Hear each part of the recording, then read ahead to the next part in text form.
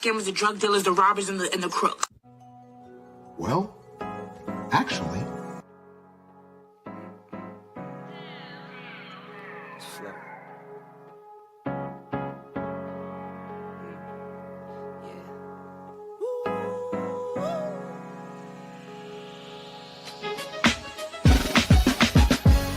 Yeah, I'm watching the rise, and I wouldn't say I'm shocked, cause I'm hardly surprised. This one's for the ride, this one's for who knew I'd make it, just needed some time. This one's for my wife, could've left 1,000 times just to by my side. This one's for the grind, I knew it would happen, just had the strength in my mind. To the videos, they thought I was a black guy. That's hard to get over. I'm foreigner in this world, but I'm fully devoted. I don't take it for granted that the door's been open. I knew I was different, I knew I was chosen. A breadwinner, but I'm soft-spoken. Authentic like a 5950 and there's no cap. Let's have a toast to that. Let's have a toast for the real ones. Let's have a toast for the real. Let's have a toast for the real ones. Let's have a toast for the real. Let's have a toast for the real ones. Have a toast for the real. Let's have a toast for the real ones. Have a toast for the They done baptized the bad guy. Still don't follow religion. The fabric's not average. The cotton's Egyptian. 500 for the shoes, come dirty, but the European. Less is more and less is the bank. Up the score, I pull up from Trey. From the tray, I'm ballin' like Trey. Do what I can, I do what you can't. I wrote this 30,000 feet up. 10 toes, stay G'd up. I'm tryna get that type of wealth, like a house on the hills, can't see us. Say the money still me up. Stay humble, stay teed up. I don't tell you how to live, so don't hit me with no weak stuff. And if you know the deal, then you know the deal. If it's real, then you know. Yo, what's going on, y'all? This your man Marcus A. Brown, and I'm here to tell y'all that I just got done with my first consultation with the brother Andre of Love Crossing Borders. I just wanted to give him his praises. I need y'all to do two things if you haven't already. If you haven't, subscribe to his YouTube channel, Love Crossing Borders. Also, if you are going to Colombia, if you're thinking of going anywhere, traveling internationally, please consider booking a consultation with the OG Andre of Love Crossing Borders. You will not be disappointed. I'm a fan of the channel, so I booked a 2-hour session just to show support, just to show love and say what's up. He provided a wealth of information, way more than I was even expecting. He has an excellent presentation. So I just wanted to let y'all know you will not be disappointed. Book the consultation, subscribe to the YouTube channel if you haven't already. Dre, man, I appreciate you. I will be out in Colombia, and I look forward to linking up with you. And y'all, get in tune with him if you haven't already. Tell him MAB sent you. And I'm glad I'm able to help raise up a community of black men. Theo had this crazy idea of teaching black men what he had learned in the tech field. If you're resistant to change, you only want to do one thing or one way, yeah, you're not going to make it. This is about taking men, black men, and making them better men. Where are all the black men? And I'm not talking about the scammers, the drug dealers, the robbers, and the crooks. Well, actually.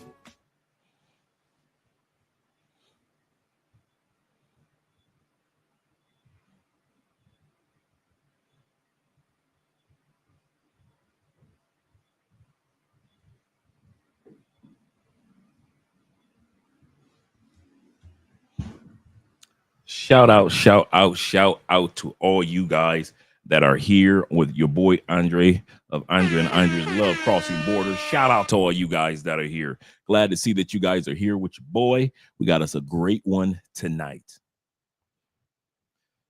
Since the time period of the COVID, the end of COVID in 2021, 2022, there has been a rapid, and I mean a rapid growth of men relocating outside of the United States. There were those that told themselves, well, I'm going to stay around for family. Told themselves, I'll stay around for my comforts. I'll stay around for my finances. But then there were men who decided no matter what's taking place, I'm leaving the United States. To where now between the United States, Canada, as well as UK, there are over 18 million individuals that consider themselves expats, passport bros, digital nomads. 18 million people have decided to relocate out of these countries. And there's a reason why. We're going to discuss and talk about and look at videos in regards to why are men, just men, deciding to relocate out of these strong, amazing countries such as Canada, such as the United States, and such as UK. My name is Andre of Andre and Andre's Love Crossing Borders, and we're glad to see that you all are here. Let's get some music started and these intros. Shout out to all you guys that are coming in right now. We were supposed to do this live stream last night, but we ended up watching some Bruce Lee movies over there on Rumble. Shout out to all 70 to 80 of you guys that met us over on Rumble, watching the karate movies. We had such a good time yesterday. Glad that you guys were able to make it.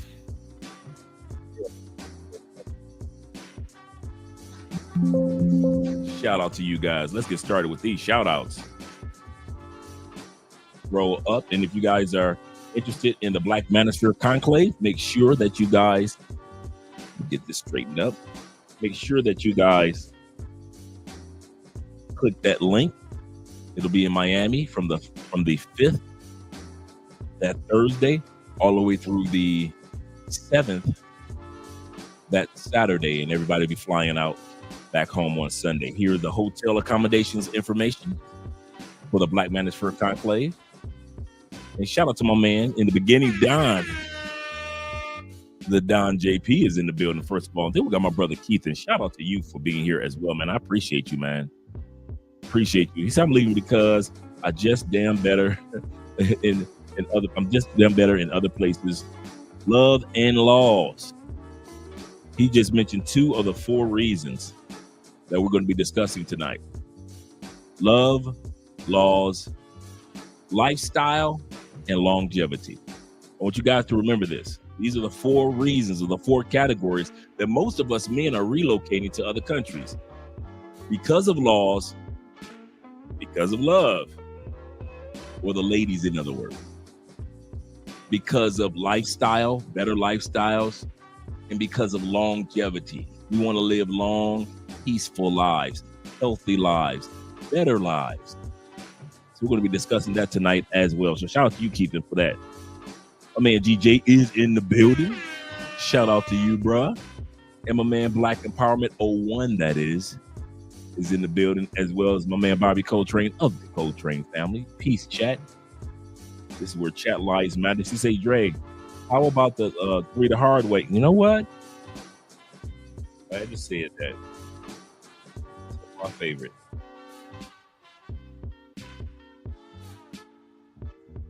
Read the hard way with Jim Brown.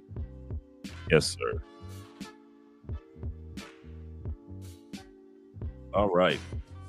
That's a good one. That is a good suggestion. 3 the hard way for next week.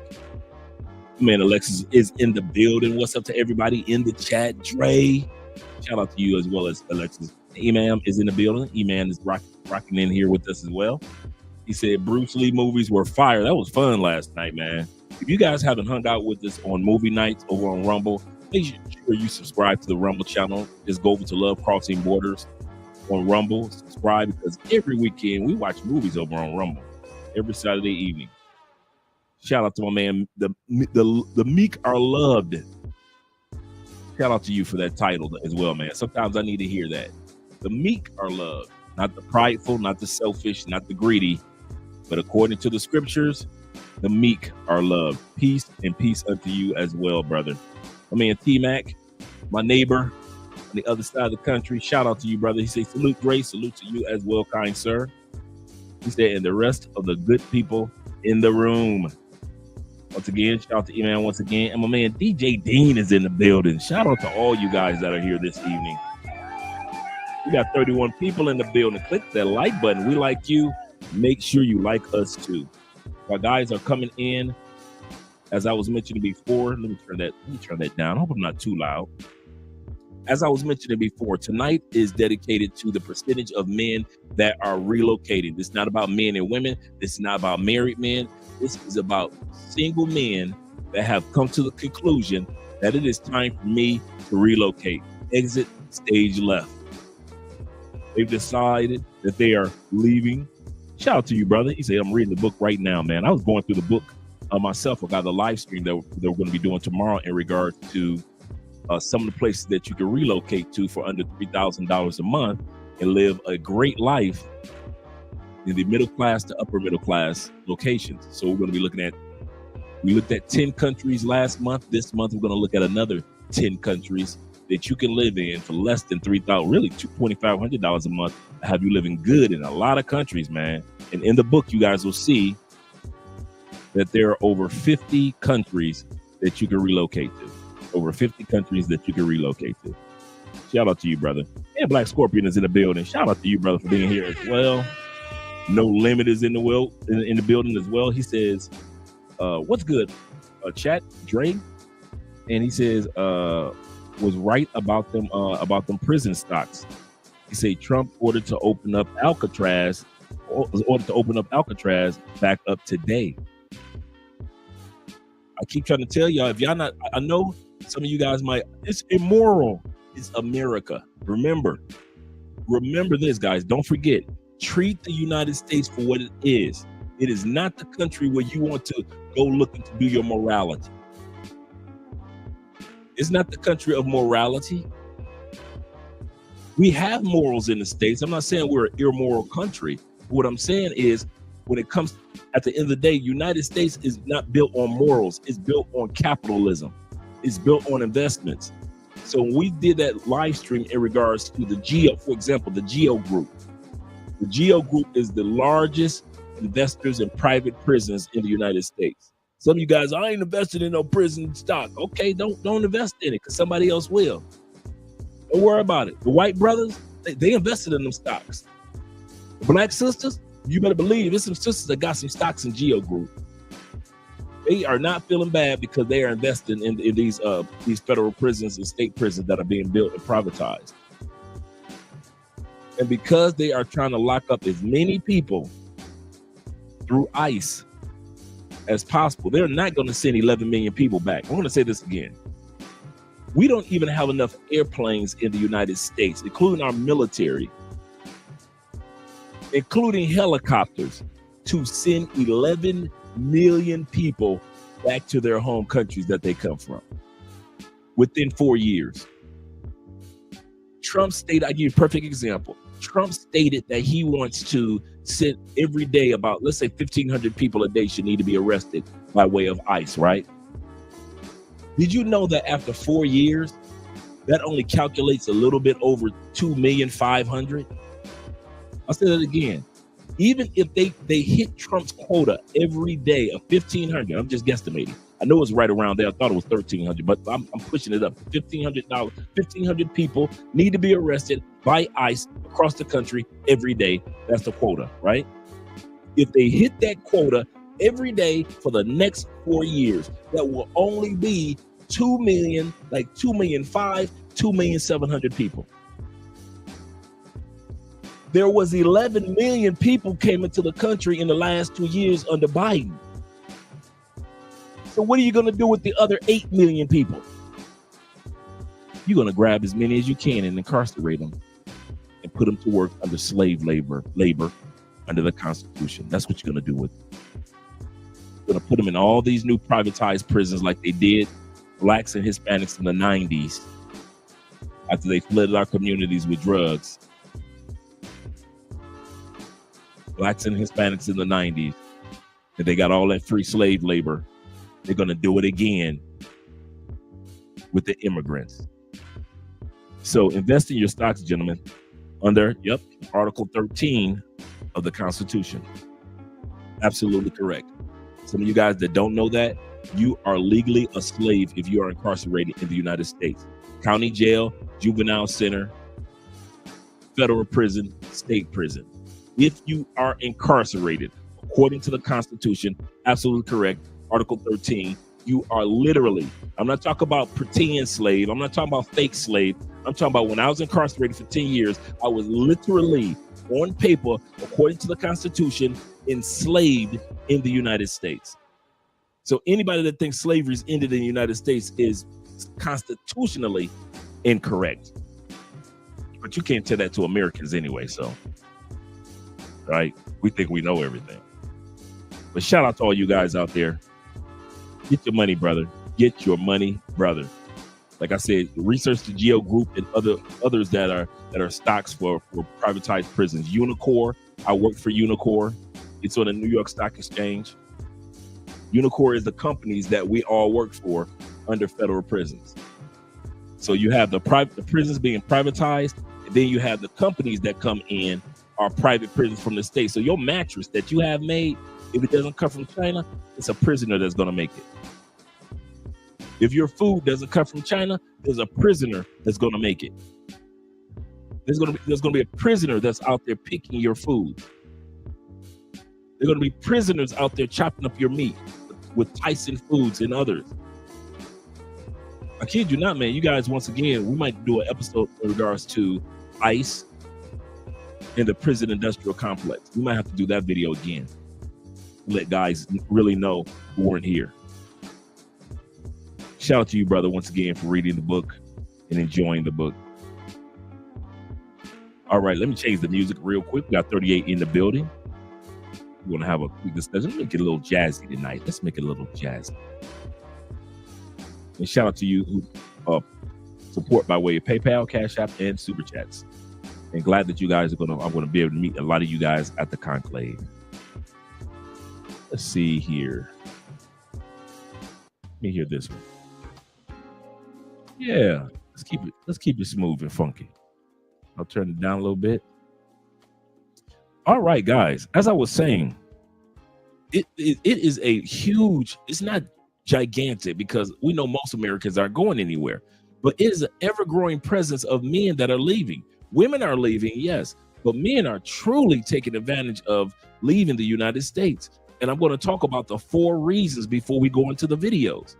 If you are a man and you're on the fence of relocating to the United States, you're like family members that I have. They're on the cusp of finally getting their youngest out of the house. Or you're a guy that, you're 5 years from retiring. Or you're a person that's taking Theo's classes, and you know that once you get done, an opportunity may come where you get hired.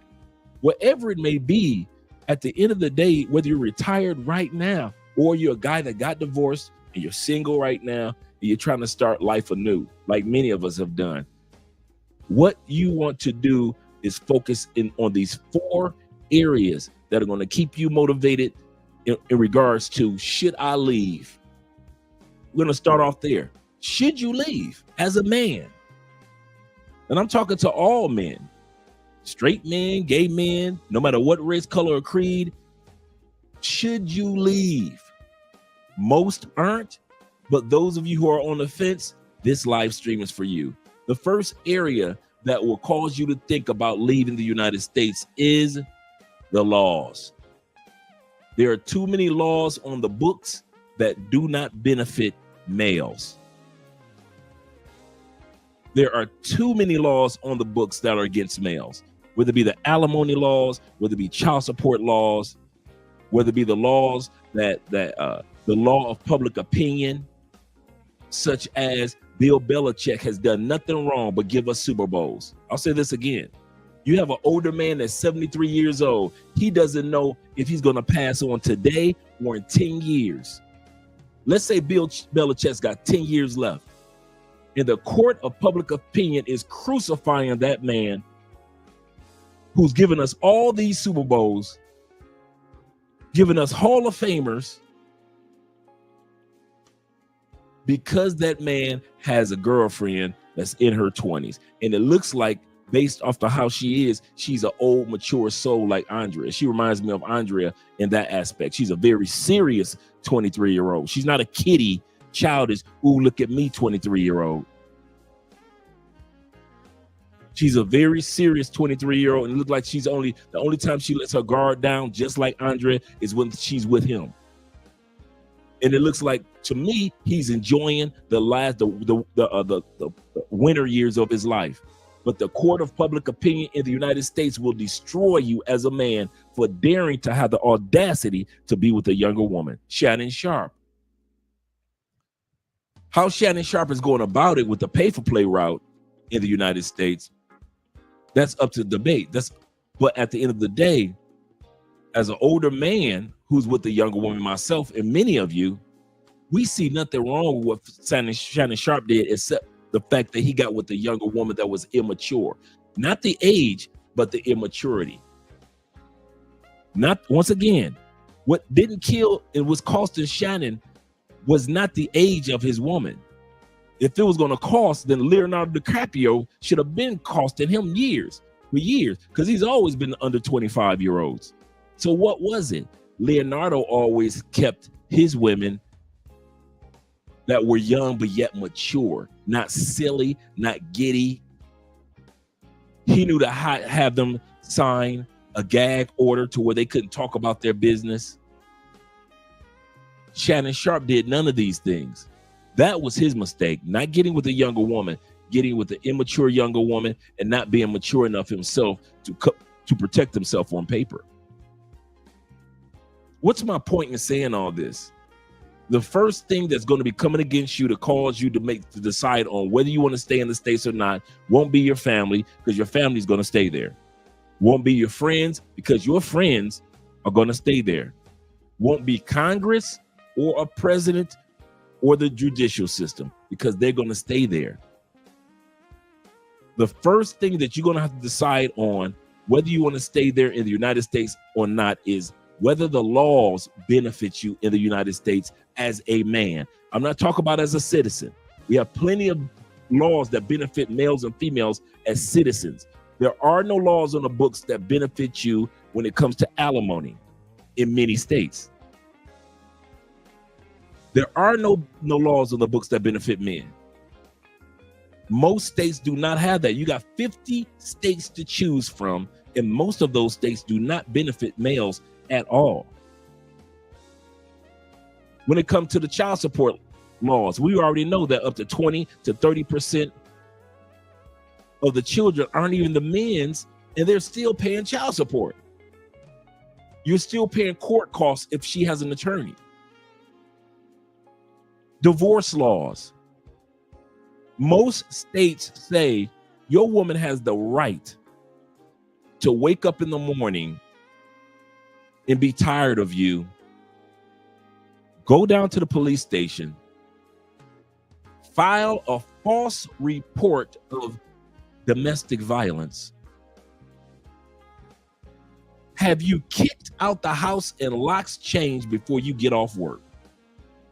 Those are the laws in most states in the United States. And if you think it's not real, you can Google it. All you got to do is Google men being, you can Google false accusations from wives, men getting restraining orders put on them, or men being kicked out their homes. Go ahead and Google either one of those, and then just pull up the videos, and you'll see video after video after video of men, no matter what race, color, or creed, being kicked out of their homes before they even get off work or before they even get out of the bed in the morning. You do not have laws that benefit you as a man. Women will sit back and say, well, there are no equal rights. Prove it. Name one right in the United States that women don't have that men have. Name one. Well, the pay gap, the only reason the pay gap is different in the United States for men and women is because men do we already looked at this the other day. Men do 97% of the outdoor jobs that pay most. Men do more jobs that have to do with the plumbing, the infrastructure, the delivery of goods. Shout out to all you truck drivers, all you guys that work the railroad, all you guys that work the ports when the ships come in. Men do more jobs that put their lives on the line. Men do more jobs that are involved in science, technology, engineering, mathematics. Men do more STEM jobs. Women do 97% of the jobs that require an air conditioning. I'll say that again, just in case you want to research it, because we looked at it the other day. 97% of all jobs that women do in the United States require air conditioning. Require air conditioning. Only 3% of women's jobs do not require air conditioning. And this is why women are getting paid less. Not because the boss is holding back the money, because if you were a businessman, it would be wiser if you could just employ more women and you have to pay more or less in salary. But men are taking on the jobs that are the true six-figure jobs that are outside of air-conditioned environments. The laws, gentlemen, if you're going to stay there, be ready to tolerate the laws. If you're going to leave, be ready to realize one of the reasons you left because of the laws. Divorce. Let's talk about divorce for a second. Like I said, we're going to be looking at videos in a moment, but let's talk about divorces for a second. Let's be honest with ourselves.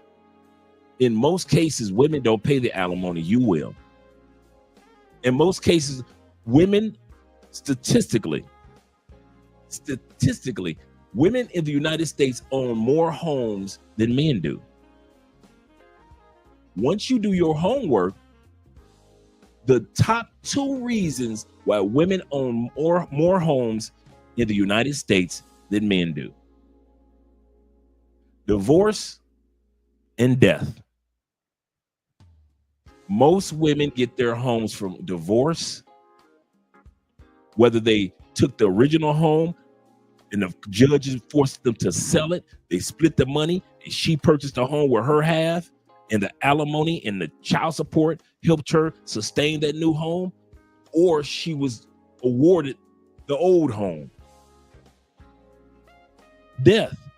Most of us are going to leave the home, whether it be in a trust, or whether it be in a will, or whether it be part of insurance, to our spouses. And since men pass on sooner than women, women who are of a certain age own a substantial more amount of houses than men do. So us men over 50, we don't own as many houses as women do, because many of us men over 50 have already passed on, and the women may live into their 80s and 90s.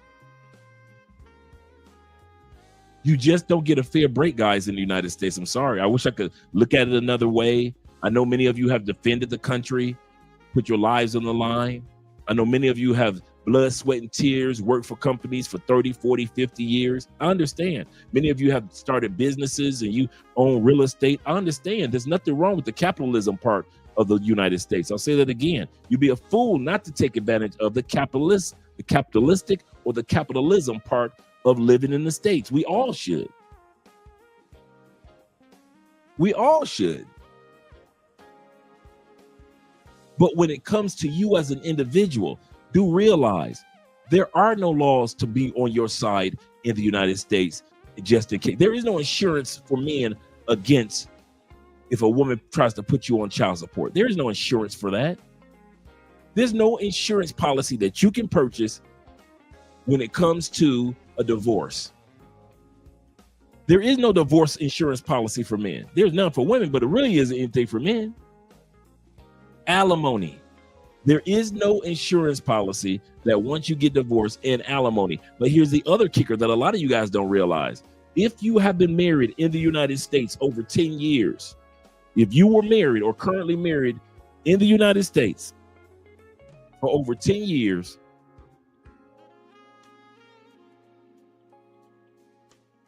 that woman also gets a part of your Social Security if she does not remarry. You can look it up. It's on the IRS website. We looked it up a few times here. If you were married over 10 years and she does not remarry, even if you do, she has the right to file for Social Security and receive a certain amount of yours. She gets to keep all of hers. And if she doesn't remarry, she gets a portion of yours. Those are the laws in the United States. Those are the laws. So the first thing that I've mentioned is, if you're going to leave as a man, do realize one of the freedoms that you're going to get is you are free. Think about it. You're free from 99 point something % of the laws in the United States All you got to think about it. Out here, as for me and some of you other guys, such as T-Mac and Jay Clyde and all you other guys, Check and Effect, Ace Live, Aaron from Passport Bros, Richie Mack, Taylor Made Dreams, all these Passport Bros and Blue Book Gentlemen, Passport Cartel, all the brothers in Brazil, all the brothers in Philippines and all the brothers in Africa, such as O'Shea and Austin Holloman and all the other brothers out there. Over 99% of the laws in the United States no longer have nothing to do with us. Our job is to focus on the tax laws and focus on how we carry ourselves as U.S. citizens in other countries, making sure we follow those countries' laws. Other than that, like visa laws in other countries, but as far as the United States, just imagine the local police in the United States cannot sit back and say, well, we're coming after you. I don't live in your country. How are you coming after me? I don't have any warrants in the United States. So they can't create a warrant. Think about not ever again being harassed by the police for a regular traffic stop. How many of us have seen a YouTube video? I want to talk about this for a second when it comes to laws in other countries. Have you ever seen a YouTube video of a brother being harassed by the police in another country? I know one, and he deserved it. Remember a few years ago, I Am Marwa, the African brother, was in DR. Police had stopped some guys, traffic stop. What did I Am Marwa do? They're across the street. I Am Marwa walked his happy tail over there with his YouTube camera and started filming as if he was in the States or Colombia. What did those police in DR do? Put those cuffs on Marwa and took him down to the station to question him. Now, fortunately, he was let go in a few hours, but he brought that on himself from walking, because he walked all the way over there and got to somebody else's business with his YouTube camera.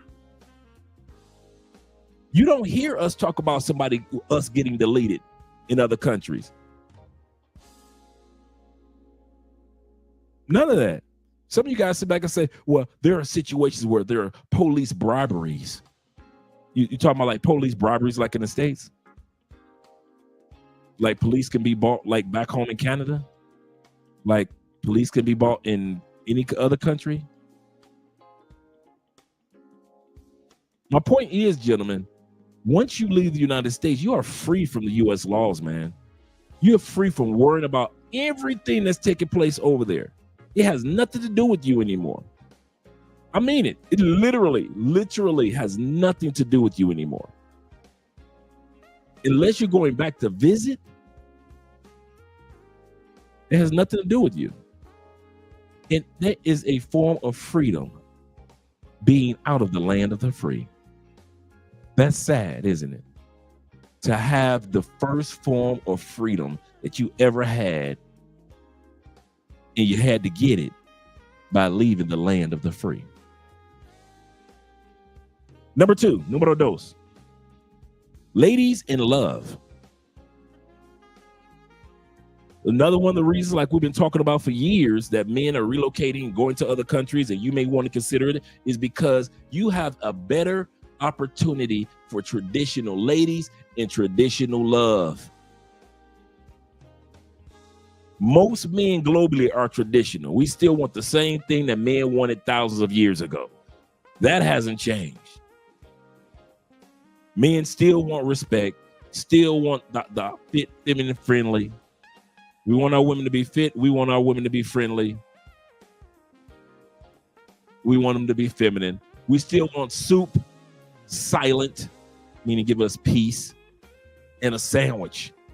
If you think I'm kidding, go to the book of Proverbs in the Bible and how many times King Solomon, the man that had over 300 wives and 700 concubines, how many times in the book of Proverbs, even back then, men wanted a woman that will bring him peace. We haven't changed, man. From the book of Proverbs in the Bible to the Quran and to other writings, men are still basically the same. Fit, feminine, friendly. Soup, sex, silence. Get us something to eat. Give us some peace. Give us some sex. But when it comes to traditional women, we looked at that the other day. In the United States, over 75 to 85% of women say they are not traditional, that are married. They did this survey with married women. We're not even talking about the single women, your girlfriends and all them. We're talking about literal, legally married American, and us as well, I could guess, Canadian and UK women. 85% said, hell no, I am not a traditional woman. That is enslavement. That is incarceration. I would never make a meal for a man. 85% said they will never make you a meal. 85% said they will never bring you a glass of water. 85% says you are not the leader of the household. 85% are saying that I want a partner. You ever notice that you don't hear that term in other countries? Nobody says I want a partner in Spanish, Swahili, Mandarin Chinese, Polish, German. They don't say I'm looking for a partner. Nobody says that. That is a Western term, gentlemen. That is a term you say when you live in Canada. You live in UK, you say you're looking for a partner. You live in Australia, in New Zealand, you're looking for a partner. Women can say that. You live in the United States, they're looking for a partner. But as for other countries, nobody talks like that because no woman is looking for that. Women are looking for masculine men so they can walk in their femininity. Women are looking for masculine men. If you're wondering, when you go to another country, what type of women you'll bump into, statistically, 65 to 75% of women surveyed in other countries, wives surveyed in other countries, we looked at it the other day, stated that they are looking for a traditional marriage. Don't bring your Western mindset of partnership to the Philippines. Do not bring that Western mindset of partnership to South Africa. They're not looking for partners. Some of you are so comfortable with being in a relationship with women that are your partners that when you come to Colombia, you F everything up. You know why? Because you're looking for something that the women aren't looking for. You're looking for a partner and they're looking for a masculine husband. The word husband in its original language means gardener. You are supposed to be the gardener. You're supposed to keep the weeds away. You're supposed to groom the plants. You're supposed to make sure everything grows into a wonderful harvest. You are the gardener of the family. You are not the partner. The word wife means sunlight or photosynthesis or the brightness of the life of the family. That's where the word wife comes from. It literally means the life or the photosynthesis or what makes the family grow or blossom. You're the gardener. She's the photosynthesis that brings it to pass. She's not looking to be a dang gardener. A partnership means it's equal. Do you need, okay, in order to have a garden, you don't need two sons, do you? You just need one son for photosynthesis. You don't need 9 clouds to rain on those plants. You just need those few clouds to rain on those plants. Same thing with gardening. You don't need a bunch of gardeners just trying to regulate the whole garden. You just need one gardener. Women in other countries have no problem with playing their position. That's in the United States. That's in Canada. That's in Australia. That's in Northern Europe, where they're trying to convince you men that looking for love means to have a partner. And remember, statistically, remember this, gentlemen, statistically, Only 4% of women in the world live in the United States. That's it. I'm sorry. That's it. While you're trying to look for a woman in the United States, and some of y'all jumping off of bridges and you're becoming alcoholics and you fighting women and you sitting up there going to jail over women and you getting arguments with dudes over women and you sitting up there all ready to delete yourself over a woman. You ready to delete her and the kids over a woman.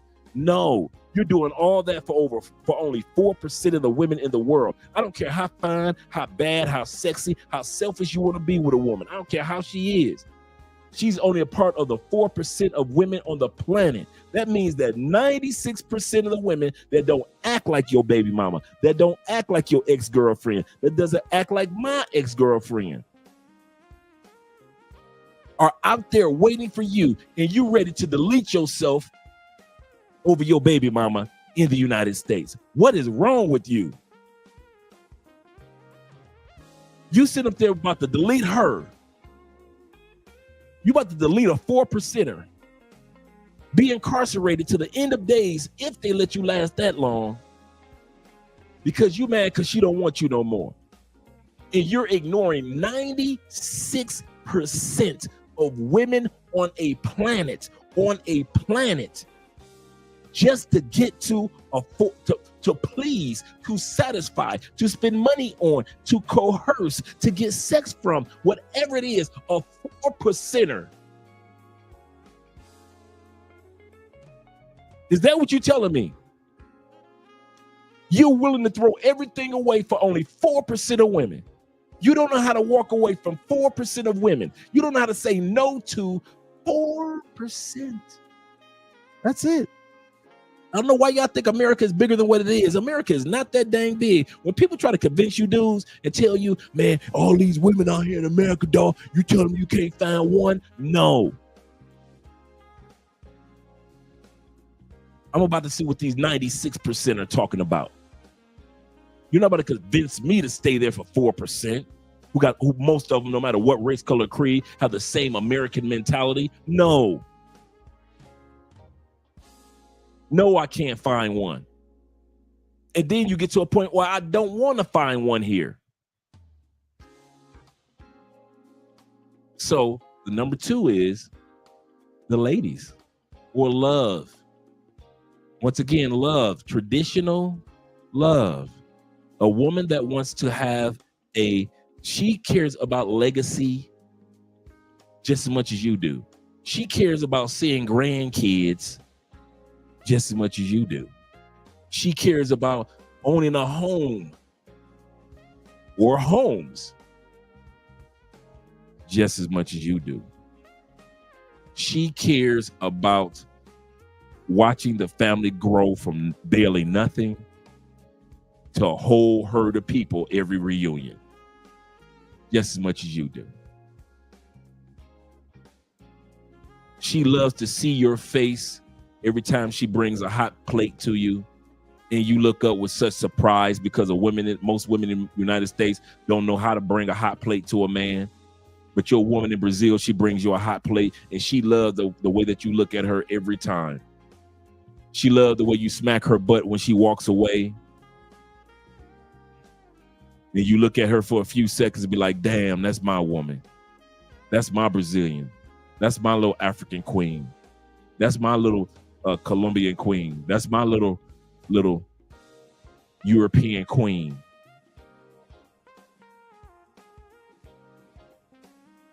Love. Traditional, historical, never was broken, always been good. Love. Women will complain about it until they need it. I'll say this again. You'll see women all over the United States, all over Canada, and many other places complaining about traditional love until they need traditional love, until they need you to take the trash out, until they need you to negotiate something, until they need you to repair something, until they need you to protect them, until they need you to help the kids with their homework, It's amazing how they don't want traditional love until they need traditional love. So you got to ask yourself as a man, while all these other brothers, such as myself and others, are leaving, and you know statistically the women have already told you, you are not. I'm going to say this again. Do not forget this. I'm not making stuff up. The women in the United States are saying this. This is not Andre. This is not Medium Man doing statistics. This is not Kevin Samuels. The statistics of what women said. 85% says, hell no, we are not traditional wives. So if you're going to stay in the States, don't fool yourself into thinking you're going to get a traditional wife. You might be able to slide into that 15 to 25%er and get you a traditional wife. But that, as you can tell, that pool ain't that big, is it? 15, you got a 15 to 25% chance of having a traditional wife in the United States. We're not talking about divorce. We ain't talking about none of that. Baby mamas, none. We just talk about a chance of finding a traditional wife because you're a traditional man for the most part in the United States. You got a 15 to 25% chance of meeting a woman that matches your traditionalism, while ignoring the other 96% of traditional women in the world. You literally have to ignore that there are billions of traditional women in the world just hoping you can get a traditional woman in the United States, UK, or Canada, and it slides in the 15th percentile. The largest one is in Canada at 28%. I mean, the UK. UK has 28% traditional women. That means the other 72% of wives in the UK are not traditional. So if you decide to stay, and that's your choice, because this channel is about you having choice, do realize you're more than likely not going to have a traditional wife. I didn't. Many of you dudes didn't. You look back on your ex-wife, there was nothing traditional about her. Most of you dudes can admit your wife probably wasn't evil. Your ex-wife probably wasn't mean. She probably was cool. And some of us have even soft-spoken wives, but she was far from traditional. So number 2 is the ladies and the laws. Like I said, we're going to get to the videos. Número 3, lifestyle. A lot of men are coming to the conclusion that the juice is not worth the squeeze in the United States, even though you served in the military, even though you helped build the infrastructure, even though you helped keep the company going. A lot of us are getting to the point where we're like, you know what? Enough is enough is enough when it comes to these prices. United States is the only country that is the most expensive medical costs. Your monthly premium, dude. You guys pay monthly for insurance. What many people who live here in Colombia in nice areas pay for their rent.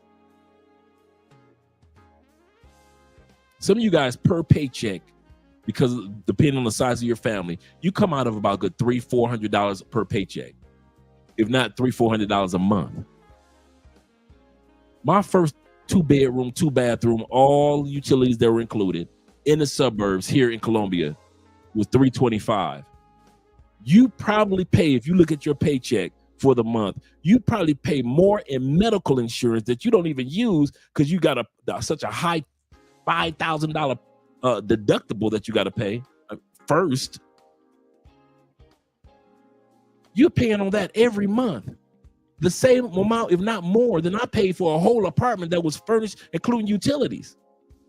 Well, it was unfurnished, but included the utilities. United States is expensive. The cost of living is going up. Gentlemen, when was the last time cost of living in the United States went backwards? Now, I'm not talking about, every once in a while gas prices go up to $7, then they drop back down to $4. I'm not talking about that. I'm talking about everything. When was the last time the price of houses, went back down from 400,000 to, let's say, 250. Hasn't. It hasn't. What happened to that $400,000 house? Went up to 415,000. That $415,000 house went up to 450,000. It's not going to go backwards ever in your lifetime. Let me repeat myself. Me. In your lifetime, gentlemen, the lifestyle, which is the third one, is never, the cost will never go back down. The cost of child support is not going to go back down in the United States. The cost of beef, poultry, pork, fish, it's not going to, or pescado, in other words, in Espanol, it's not going to go back down. It never has. It never will. Paying $1,000 for a car, that was in the 60s. It's never coming back, is it? What about $5,000 for a car in the 80s? That's never coming back. In the 90s, $15,000 for a brand new car, that's never coming back, is it? You got to get a Fiat. You can't even get a brand new Fiat in the United States for $15,000 right off the lot. It's not coming back down. So once again, you are in a position of choice. You have the choice of either going after opportunities of better cost of living with better infrastructure. That's another thing that has to do with lifestyle. The infrastructure of the United States was not just medical, it's not just the food, it's the infrastructure. I don't know whether we don't want to admit it or not, our infrastructure is so far behind, it's literally crumbling. Bridges are falling apart. You can look up article after article in Florida, especially Tampa, sinkholes that just whole semi-trucks have sunk into the ground, whole houses. You thought Poltergeist was a joke, the movie Poltergeist. No, like at the end of the movie, when the house sank into the ground, guys, I lived in Tampa. That's the norm in Florida. Sinkholes sinking in houses completely disappearing are the norm in Florida. You can look that one up. Our train system. Everybody has a decent train system, including Santo Domingo and DR, with their subway system that's far more advanced than ours. There's not a city in the United States, I'll say this again, there's not one city in the United States that has a better subway system than the one that's in DR. And that's an island. They just got brand new trains late last year. Even though the trains they had were already wonderful. I've ridden them before. Their subway system is clean. You thought they had opened it up yesterday. And they're opening it up even further to where they can travel in more places in Santo Domingo. Those of you who have traveled in Medellin, Colombia, that subway system is far more cleaner than any subway system in Chicago, Cleveland, New York. Our infrastructure is ancient, gentlemen. Our train system, Amtrak, is a joke compared to China, Japan, Europe. Take it from me. I know what it's like to take a train from Barcelona, Spain, fall asleep, 2 hours, you're in Paris. You're waking up yawning in Paris. Our infrastructure is old, gentlemen. That impacts our lifestyles. In the United States, we're set up to have a car. I own a car because it's a part of our business. And plus, we travel to other parts of Colombia. Some of you guys, you come to other countries, you will never have to purchase a car ever a day in your life. That means no more gas prices, no more car insurance. Why? Because the subway system and the bus system and the trolley car system and the Uber system are so advanced compared to in the United States. You're like, I will never have to own a car again. All I need to do is get a trolley pass. and you can go from one side of Lisbon, Portugal to the other side. All you need to get is a $25 train pass, and you can go to 5 different countries in Europe. All you need to get is a train pass, and you can travel all throughout Japan or China. All you need is a few dollars for Uber. Dude, when I was in Europe, you know what the Ubers were? Lexuses, BMWs, Mercedes. We felt like royalty in Ubers. These were everyday, regular cars, but they were state of the art to us. These weren't like Mercedes of 2005. No, we're talking about some 2023 Mercedes, black on black on black, pulling up as if a president or a diplomat was getting out of them. And it was just a regular Uber for me and Andre every trip, no matter what city we were in.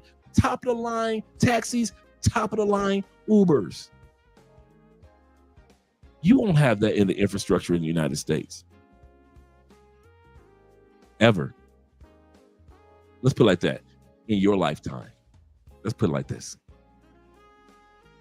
So while you're deciding on whether you want to stay and you know you have no responsibilities in the States, you might want to consider lifestyle, foods. The cost of foods in the United States are not going to go down. Andre just showed me the other day the price that you guys are paying for lettuce. Lettuce. Lettuce. me. Lettuce. I'm going to get to the comments in a second.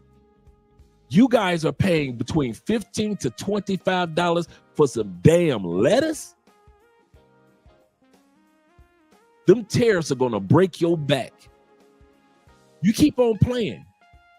Don't worry. You think these prices today are bad? Remember, in the words of Fat Joe, today's prices ain't yesterday's prices. You think those prices are bad now? Wait for about in the next 3 months when it truly kicks in with the prices. Lifestyle. We already looked at laws. We already looked at love. We already talked about the ladies. And we can talk a lot more about the ladies. But the lifestyle, the cost of living, the life that you're living. Yes, the United States is a great country to make money. Yes, it is. A great country of opportunity. But when it comes to infrastructure, when it comes to the food, when it comes to medication, do realize that China makes mostly all of America's medication. Did you know this? I mentioned this the other day. If China ever decides to just cut off America's medication, see, China ain't got to use their military. I said it again. They ain't got to use their military. If China decides we are cutting off America's medication, did you know the United States only has 6 months of medication, of all forms of medication? Your grandmother's insulin is only 6 months worth left in the United States. Your heart pills, 6 months. Any type of medication that you take, pain medication, 6 months. Advil or Aleve, you got 6 months left in the United States. It'll be all gone. That's how much we depend on China. If China sat back and said, we ain't got to pull a trigger, we just decide we don't want to deliver medication to you anymore. And nobody can get it to us for those prices. And nobody can get it to us in those in such a short time period in masses to make up for what China gives us as far as our medication. America only's got 6 months worth of medication. With all the medical companies we got, Pfizer, Lilly, and yet at the end of the day, those companies only hold 6 months worth of medication at a time. Lifestyle.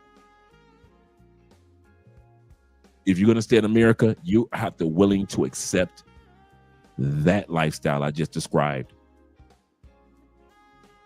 Last one we're going to look at before we get to the video, longevity. What keeps you alive as a man? A lot of men are looking for in other countries. Healthier air, less noise pollution. We Americans are loud. Noise pollution causes stress. What does stress cause or feed? Cancer. What do Bobby, the Dr. Bobby, forget his name. Bobby, I forget the brother's name on YouTube. But I do remember this. He said, if I ever got cancer, somebody asked him, if you got cancer, doc, you own all these farms with healthy food. You worked for the FDA. Brother, talk to us. If you ever found out you had cancer, what would you do? First thing, I'd leave the United States. He didn't even hesitate. He didn't question it. I leave all my acres of land, all my healthy foods, my healthy crops that I got in the United States. First thing I would do is leave the United States. The guy that was interviewing him asked him why. Noise pollution causes stress. Stress feeds cancer. And then he did the number 2 that we all know, cut out all sugars. So he didn't say cut out all sugars first. He said, I would get out of that polluted, stressful country first. United States individuals and the country itself is loud. I didn't even realize how loud the United States was until I went back after 5 years. I couldn't, being in Houston, and I'm hearing cars riding by, boom, boom, boom, boom, boom, boom, boom, boom, boom, boom. Everywhere we go, everybody's talking at the top of their lungs. We are loud people. Now, we just happened to be there during the Grand Prix races in Houston. So I'm listening to the cars roaring, all this noise. And then you go to other cities, you can go to their airport and you think that you're in a public library. Next time you guys fly into Bogota, which is one of the biggest airports in the world, listen. I want you to listen to how quiet it is compared to Miami's airport, to JFK, to LAX. We are loud, and noise feeds stress, and stress breeds and feeds cancer. If you think I'm wrong, look it up. All these things I've already looked up on my own. So when I say longevity, it's also a peace of mind. Now you've got peace. You're not worried about every time. I love the fact that I have peace now, that if I'm driving down the street, like I mentioned before, I can see 7 police cars roaring in the behind me, coming in my direction. I don't think one time that they're coming for me. Anytime I've gotten stopped by the police officers here in Colombia, whether it be for, I think I've gotten stopped one time for a ticket, but the other times were for fundraisers. They were doing fundraisers for wheelchairs for the kids in the community. I've never felt uncomfortable. I never felt stress at all. Some of you dudes feel like that when you're in the Philippines. As long as you don't cause any trouble, trouble doesn't come your way. Some of you guys feel like that. You have a great time in Thailand. You know that if you don't do anything crazy in Thailand, you will never have to worry about the police coming your way in Thailand at all. They don't have an agenda. It feels good to live in a country where incarceration is not a corporation. I'll say that again. It feels good to live in countries, gentlemen, where incarceration is not a business. Why? That's why they incarcerate so many people in the United States. It's big business. It's not. It has very little to do with the laws. It has very little to do with the laws. There is money being made off of people being incarcerated. It's money. There are quotas to be made in the United States when it comes to incarceration. There are quotas to be made. Somebody's got to be put in those prisons. Why not you or your sons? Why not? Why not you or your sons be incarcerated for 5 to 15 years? Why not? The country is set up for you to be incarcerated. They need that labor. They need the bodies in prison to get the government contracts. So they'll do anything they need to make sure that the prison industrial complex, the corporation, exists and flourishes. It's about making money for the shareholders. Shareholders are more important than sheriffs. I love being in countries that don't have that mindset when it comes to incarceration. If you get incarcerated in Colombia because you really broke the law, if you get incarcerated in DR is because you broke the law. A lot of you guys come to other countries like, well, man, they should have locked her up for this, that. This ain't the States where everybody gets locked up. I'm gonna say that again. Some of you guys are flabbergasted, mind-boggled at the fact that when you go to other countries, they don't lock people up as fast as you would like them to get locked up. Well, he did this to me. Did you get your money back? Yeah, well, okay, you got your money gone. Okay, that's it. We ain't locking them up. What, in my country? What is your country, the United States, where they make money off of people getting locked up? Well, this is the Philippines. We don't lock up every damn body that commits a crime immediately. This is South Africa. We don't lock up everybody that commits a crime immediately. This is El Salvador. This is Ethiopia, Morocco. Nobody locks up people like the United States, and you expect them to.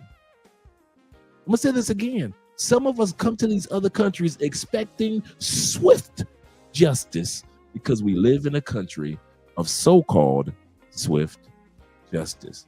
When it's, hey babe, when it's only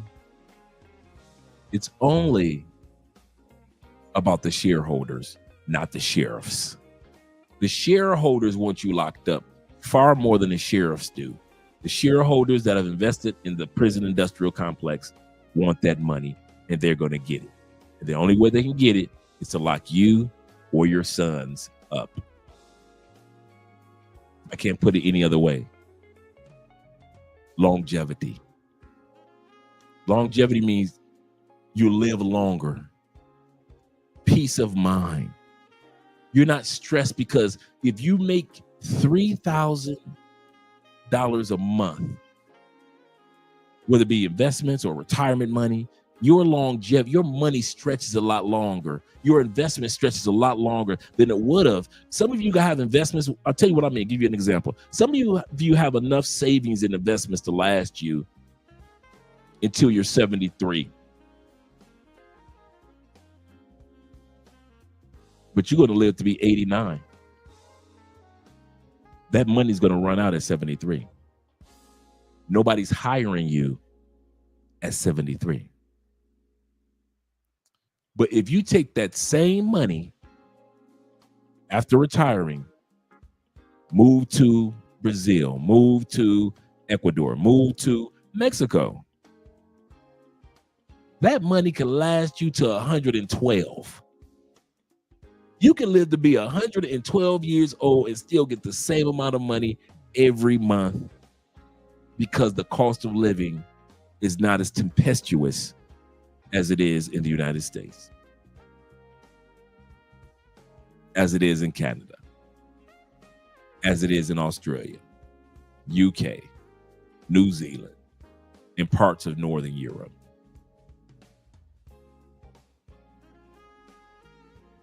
It is expensive to grow older in the United States.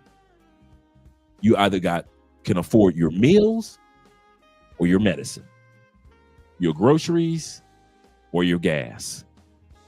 But when you grow older in the United States, they push you in the position that you can't afford both at the same time over a long period. That's longevity. Did you know that's the number one problem in the United States for the elderly? I want to say this again. Not having enough money for today is bad enough for the elderly in the United States. Not getting enough in Social Security, your pension is not going as far as you thought it would be, your investments wouldn't go as far. That's bad enough, right? You think that would be the worst thing that could happen to seniors. That is not the worst thing. The number one thing, the worst thing that happens to seniors is they outlive their money. That $900 a month that they were getting in 2010, or that let's put it like this, $1,200 a month that they were getting in 2010 does not stretch as far in 2025, does it? And yet they get a little cost of living increase of 0.5%, 1%, 2% here and there every year. And some years they don't get a cost of living increase, such as our military brothers and seniors don't get a cost of living increase some years. And so your money's still stuck no matter how high or low inflation goes. And you still got to live. And your money runs out when you're 73. And you live to be 83. And these are some of the reasons why men are relocating outside of the United States of America. Let me go to the comments and shout you guys out that are in here. Shout you guys out. Shout to T-Mac being here once again. Salute to you, kind sir. Let me scroll down. I think no limit, or let me look at what GJ has to say. He says this. He says, sold out our souls that our ancestors wouldn't even recognize us now. This is so true. This is so true. Shout out to you. I am collecting data. Shout out to you. He said, how's the weather today? The weather is pretty good. Yes, last night it kind of stormed. It was a good night to sleep. But today was a really good day. Really sunny, not too hot. I think it's been raining in Barranquilla the past couple of days. Barranquilla and Cartagena, if I'm not mistaken. But here, it's been pretty good. Shout out to David Dice of the Dice family. He say, family, Andre and Andrea, chat. How y'all doing tonight? We're having a great evening on the topic of why men are relocating to other countries. We're going to look, after we get done with the comments, we're going to look at the videos. We're going to look at the videos. Hope I had missed anybody on the Cash Apps. I haven't missed anybody on the Super Chats. Hope I hadn't missed anyone. My man DJ says that. He said, what's this I'm hearing? That Tampa is going to make things harder on dual citizen, that Trump is going to make things harder on dual citizenship? Could be. Could be. But do realize this also. I want you guys to realize this also. Don't forget this. This is very important. All the things that Trump is doing is by what? Executive orders, our executive branch. They're not by law. They're by policy. What Trump is doing is not law. It's policies. Okay, Dre, what's the difference? The next president can literally wipe everything that Trump did off the books as if it never happened before. See, if these laws or these policies had come by way of Congress, the Senate and the House had voted on it, and then they sent it to the president and he signed it into law, that's one thing. That means that it's permanent. And then Congress and the Senate would have to vote to eradicate it for the next president, right? That's how our government, our judicial system works.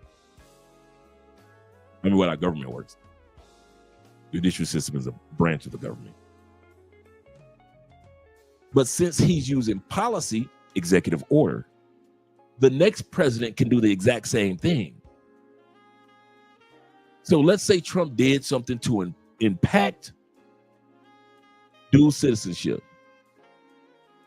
It can be wiped away by the next president in moments with the swipe of a pen. That's why, if you notice, Trump is bragging about what? With the swipe of a pen, removing all the executive orders President Biden.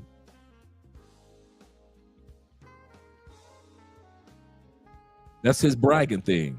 Let me wipe this away that Biden did. Yeah, let me wipe this away that Biden did. Let me wipe this. And somebody is going to come along and wipe his away.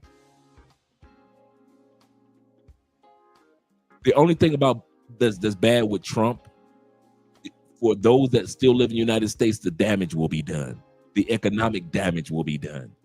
That's the problem with Trump. Trump is not playing the long. Trump is not stupid.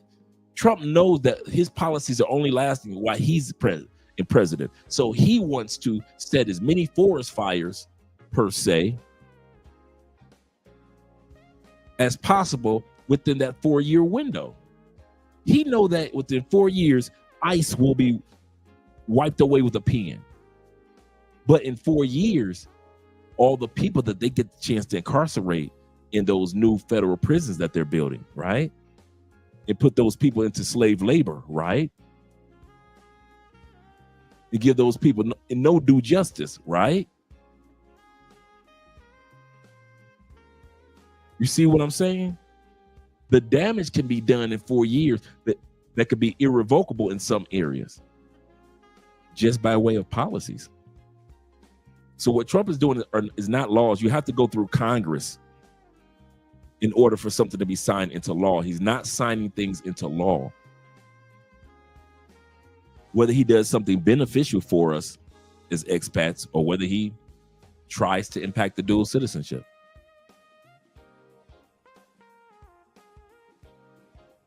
Shout out to my man E-Man. And then the other thing is Trump can sit back and say, well, you can't come to the United States with dual citizenship. Cool.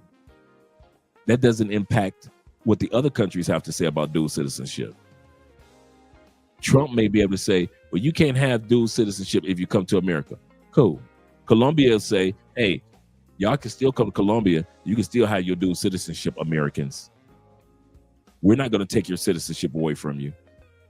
But Trump can say, if you come to the United States, Africans, you have to give up your African, your Nigerian, your Guyanan,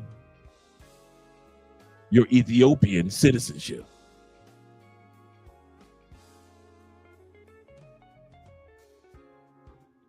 But that can only last for just 4 years. He said, us new modern day slaves now work for Massa. Yep. Massa good folk. Massa good folk. Shout out to my man Ben Dixon. He said, cost of living alone, guys. I don't see how y'all do, bro. I kid y'all not. I couldn't do it. I wouldn't care if I had $1 million, knowing that I'm wasting $1 million in the United States on goods and services that will cost me the fraction of a price for better good. This is the part that really gets me. It's not just United States is expensive. If it was expensive in quality, I could justify it. Kind of like when you live in Finland or Austria, you know, that the taxes are higher, a lot higher, but you ain't gonna see no homeless on the streets. Medical is a lot better. College, free college, anyone? Daycare for families. Women get weeks upon weeks off. If not even the father gets weeks off for the birth of a child. So they may pay higher in taxes, but the quality that they get in exchange, you can't beat it. In the United States, you're paying high prices for trash. How is it that the United States medical is number 37 in the world? In Colombia, where you're paying a fraction of that, is number 22 in the world. How is that? Colombia? You got Thailand is in Taiwan and I'm trying to think of the country over there. Malaysia, Philippines. These are islands and small countries. They don't have the fraction of the infrastructure, and yet their hospitals, as far as quality, far outweigh the United States. And they rank in the top 10s and the top 20s. Taiwan and Thailand, Thailand never leaves the top 10, top 5 of the best medical in the world. Never. They're always in the top 10 list, top 5 list. But yet you guys are paying as if you're paying for medical and medicine and surgeries into a medical system as if you're getting Taiwan's quality, as if you're getting Colombia's quality, as if you're getting Malaysia's quality, as if you're getting Finland, Austria, in that Northern Europe area, as if you're getting their level of quality. You're not even getting that level of quality. Even mental. Let's just talk about mental therapy. Do they call the United States the happiest country in the world? Do they call the United States the land of smiles? No. The United States doesn't even rank in the top 20 of the happiest countries in the world. I'm gonna say this again. You can look it up. United States, I think they fell out of the top 20 this past year's listing. They may have revamped it, but last year, United States was not even the top 20. All that money that you spend as if you would have mental health. You would think you live in a land of mental health, to where they say America is the most emotionally intelligent, land of smiles, happiest country in the world. You would think that, wouldn't you? Far from it. Longevity, lifestyle. There is no hope for your mental stability in the States. It's just adaptability. I want to say that again. There is no hope for your mental stability compared to the mental stability that we all have who have left the States. You think you're at peace? Leave the United States. I'm not talking about visiting. I'm talking about really at least live 2 weeks in one location in another country. Watch how much mental peace you have as a man. And you'll sit back, you'll look like, wait a minute, my country got this, we own that, with America the Great, with Canada, oh, Canada. All hail the king in UK. You would think, based off of how expensive these countries are, how much it costs, that you will be receiving the best of the best, because you're paying as if you're supposed to receive the best of the best. You're not getting anywhere near the best. You're not getting anywhere near the best. Anywhere near it. You've got patients that come down. I'll tell you how strong Cali, Colombia is in the medical tourism, and how strong their doctors are here in Cali, just Cali alone. We got doctors that come down here to study from Johns Hopkins and Cleveland Clinic. We have patients that come from Cleveland Clinic. If Cleveland Clinic, we know Cleveland Clinic and Johns Hopkins, some of the best hospitals in the United States. Anytime your patients have to come to Cali, Colombia for help, your doctors have to come to Cali, Colombia for training, but you're paying as if you're getting Cali, Colombia's, Thailand's, Taiwan's quality, and you're not. Longevity and lifestyle. It's crazy. I don't see how y'all do it. I couldn't do it again. He said, I'm a global citizen. Yes, sir. He said that has no loyalty to one borders. That's why this channel is called love crossing borders, plural. We don't just love crossing one country, we love crossing many countries. Absolutely correct. Shout out to my man GJ in the building. GJ also says this. He said there are too many males in the United States that are against manhood. Mama said so. There are a lot of men that are happy with their definition and their version of manhood and masculinity in the United States. Very happy. There are a lot of men that are happy with the definition of masculinity that they've gathered from their mother. If 80% of men over the last 50 years have been raised by their mothers, that means you learn the definition of masculinity initially from mom, who knows nothing about masculinity. That's why, if you ever notice, let's be honest, guys, let's be honest. This is why when we go to other countries and see how men and women interact, it kind of throws us for a loop. We're scratching the back of our heads. What the? But how she? But he doesn't own her.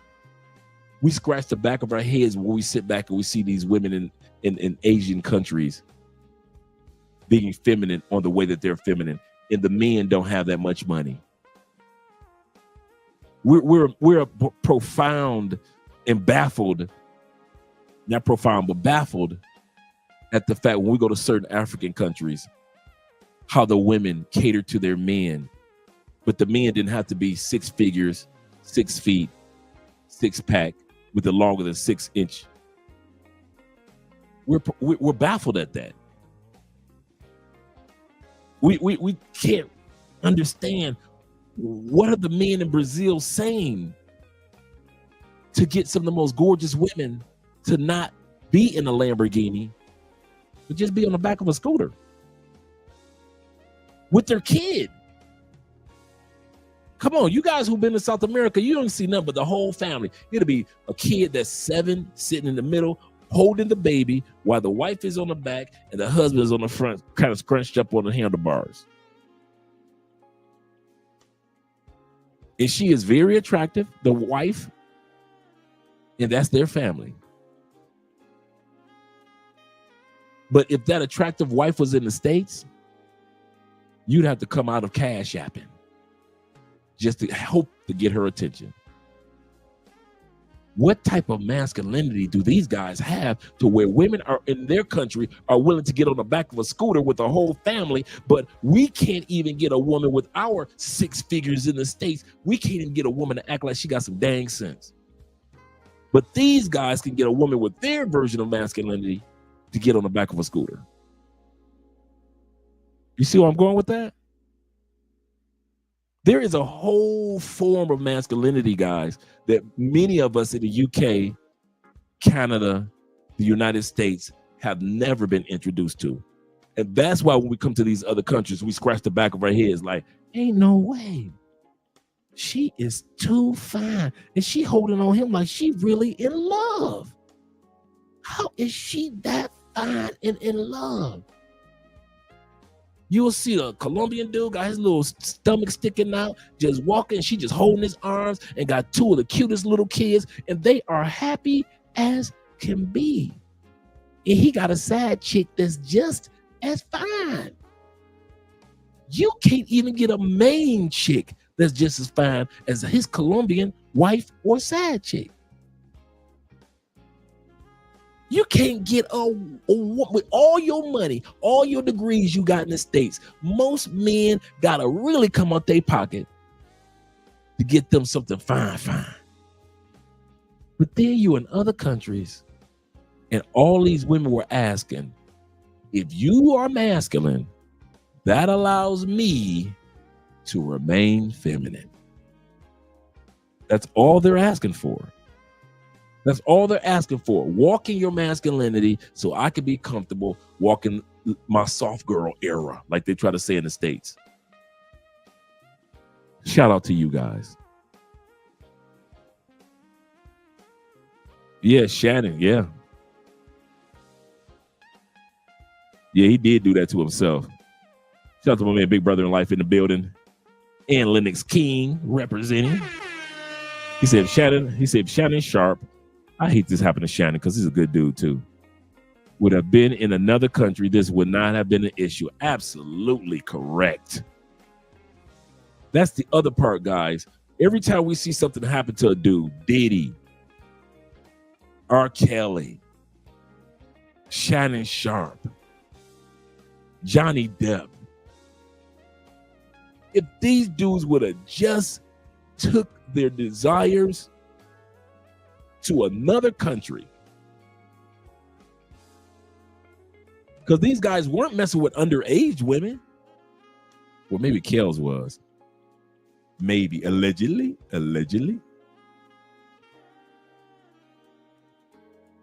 But if these guys would have took their desires to another country, if Bill Belichick was in another country, this would have never even made the news. If Robert De Niro was in another country, he was just a regular old dude, him having a baby at 70 would have never made the news. Al Pacino having a baby at 70 would have never made the news. Who cares about an older dude, another older dude with a young woman having a baby? And that's the norm in these countries. That is the norm.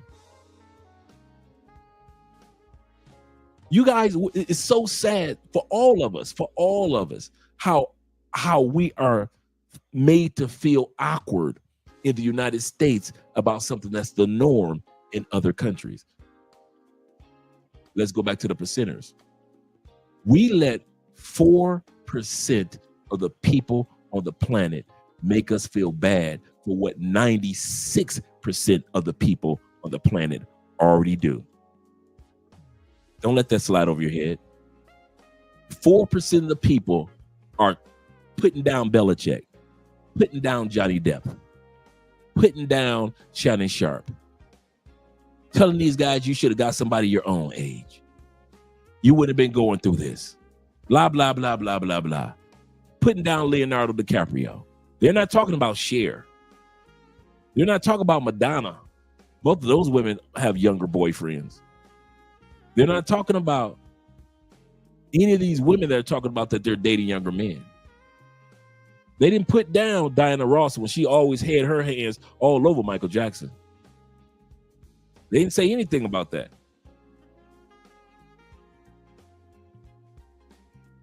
What they do is put you down as a man for doing what 96% of the planet approves of. That's why I'm so disappointed in any time a man gets caught up. Puffy would not have been in jail in another country. For freak-offs? Really? There's some of us that have some Colombian freak-offs. Not with dudes, of course. R. Kelly, it would have been a country and the parents in that country that would have said, you want to be with our daughter? Well, the legal consent in our country is 16. So,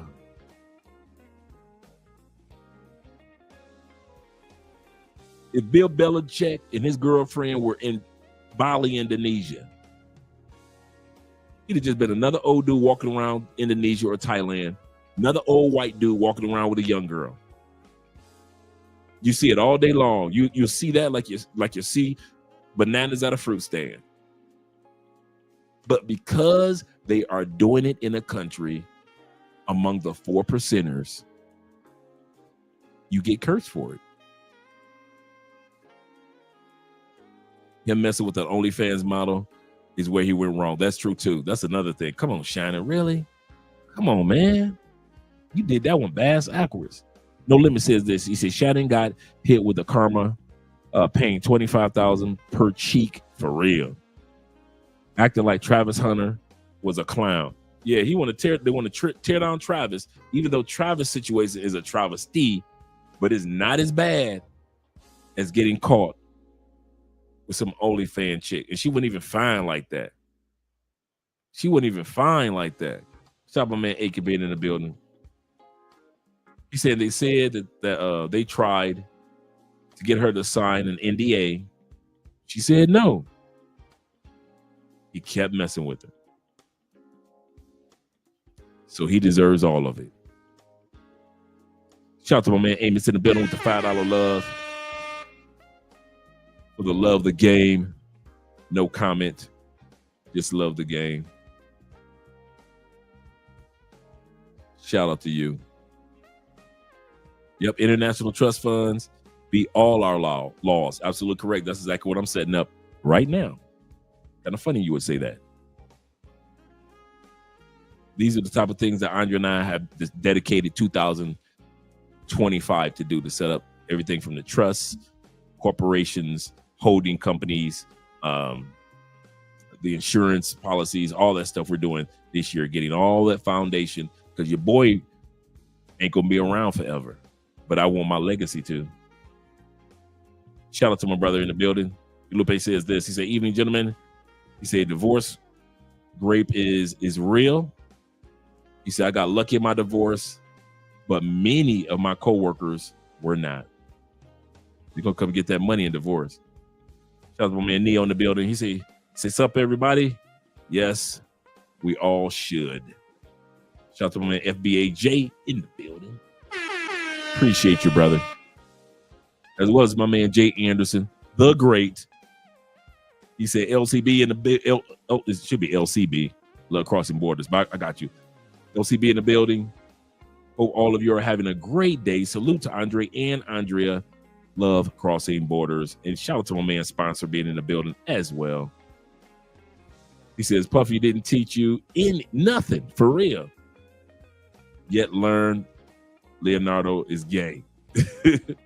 You know, either way, we all should have enough sense to not do it like they did it. My man DJ says this. He said, when I was 13, I remember my mom saying that she gets a piece of retirement from my stepdad later on in life. I didn't understand them, but now, he said, but now he understands. Yes, if you were married over 10 years in the United States and that person, that lady does not remarry, she gets a portion of your Social Security. She does, legally, by law. It's in the you can look it up, it's in the IRS. I've seen it, man, I've seen that policy 100 times over. Yep. Men in the United States keep each other stupid. Yes, we do. If we don't do anything else, we keep each other stupid. I was on a panel today. Well, I'm not going to talk about it. I'll let it go. DJ says this. He says, since the beginning of time, women have never had the ability to enforce any laws. Not at all. He say, so don't blame females for you, gentlemen, being stupid. Stay out of local business. Yeah, man. I don't mess. I don't meddle. I don't try to put my nose in U.S. business at all. The Cook Island Trust Fund cannot be breached. Let me write that down.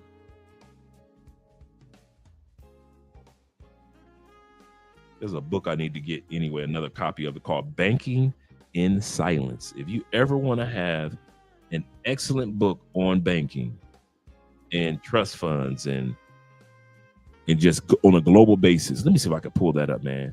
That Banking in Silence book, that is a life changer. It is about, I think it's like $250, $300 for a book.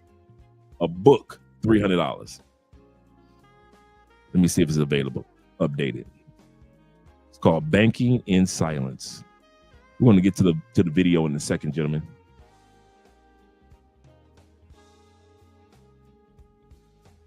Let me see if I can pull that up.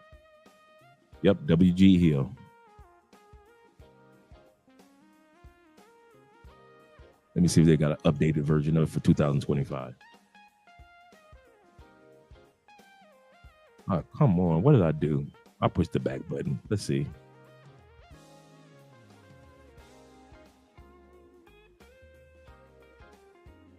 Oh, the latest one that they have is 1994.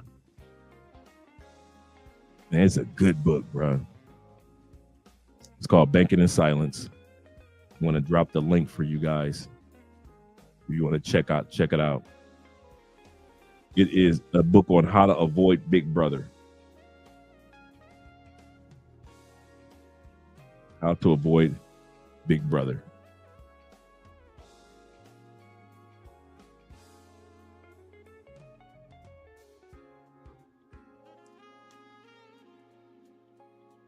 Banking in Silence.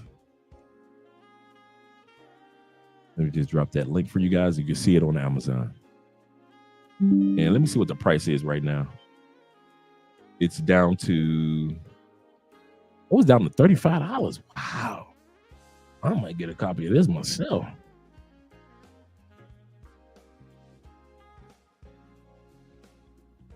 I might get a copy of this myself. He came out with another one in 96. The Perpetual Traveler in 96. Let me add this to my cart. Let me not even play. That's for $50. Banking in Silence.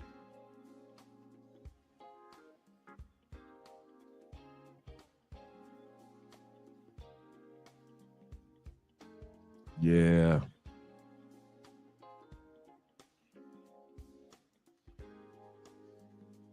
Okay. Let's go ahead and get started with the video, gentlemen. I know a lot of comments that I'm kind of like missing out on. Shout out to my man, D Payne in the building. Appreciate you, brother. Having sex in America, period, is dangerous. Yes, it's dangerous, man. Not even the fact that you could get so many type of diseases, but man, bruh, you get caught. You talking about dream deferred. You get somebody pregnant in the United States in today's climate, you want to. I'm serious. You go ahead and keep on having babies in the United States, you want to. Man, they're gonna bust your tail on those child support. I love that the fact that T Mac informed us that when it comes to child support in Colombia, the first thing is you and the young lady negotiate, and then you go down to the notary and get your negotiation notarized. Like, we decided that we agreed on this, judge. You can't do that in the United States. You can't sit back and talk to your baby mama and say, well, we decided on a certain amount per month, judge. No, judge gonna be like, I want her to have more. Because the state gets paid more because she gets paid more.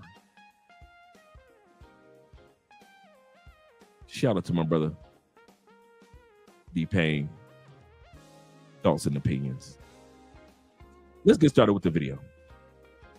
Why are men relocating? Let me turn the music down a little bit. We got two sets of videos.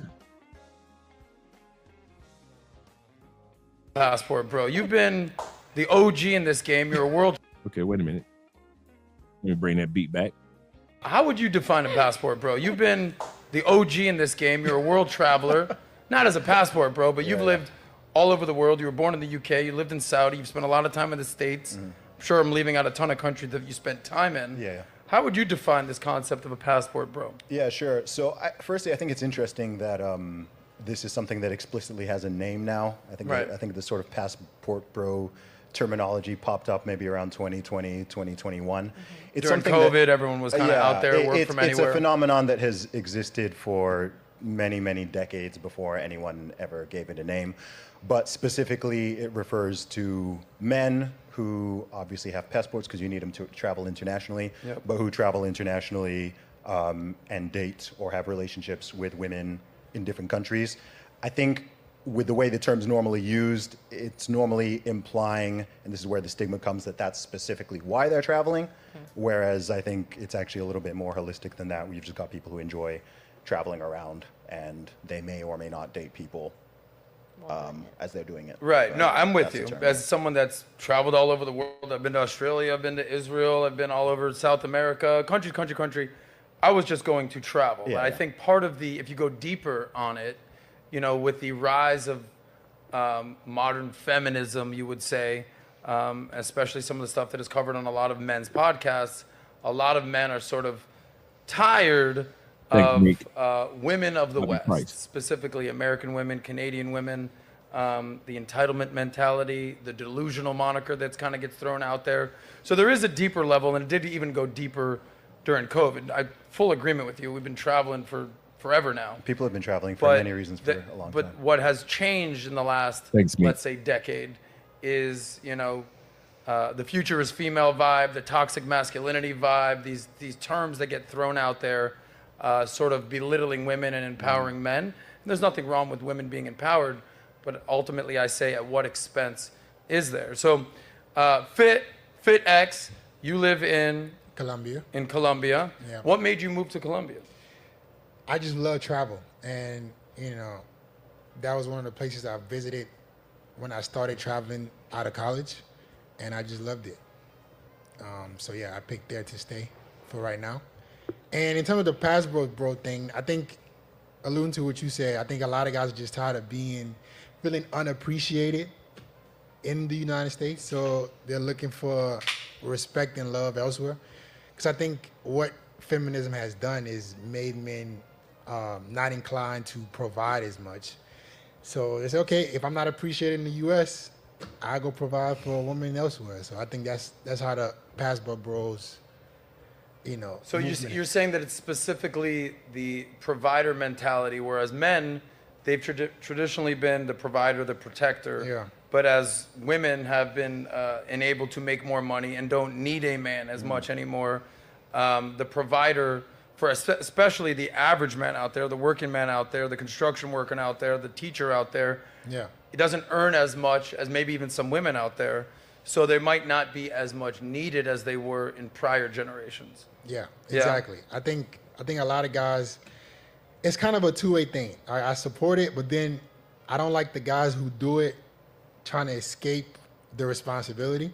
Okay. So I think some guys, they don't want to put in the work to evolve and become a better man. So they try to escape to another country. So they take the easy route out. Right. But there are guys who are on this stuff, like who are working on themselves and want to just explore. And I commend those guys. Yeah. I just don't think you should do it because you want to escape. Right? Okay. And well, you actually had a viral clip, Malik. I think you have that ready to go. Sort of explaining exactly this. It might have been on my friend's Fresh and Fit podcast. I'm not sure exactly. But you were basically saying this, because there's going to be a theme of this show about men having purpose, fulfilling a higher level of achievement, being useful. So that will be a theme, and obviously we're going to get the ladies' perspective throughout the show. Before he goes any further, shout out to my man Fearless. And he made a statement in regards to guys having everything in order, and then you can either stay in the States and or go to other countries. But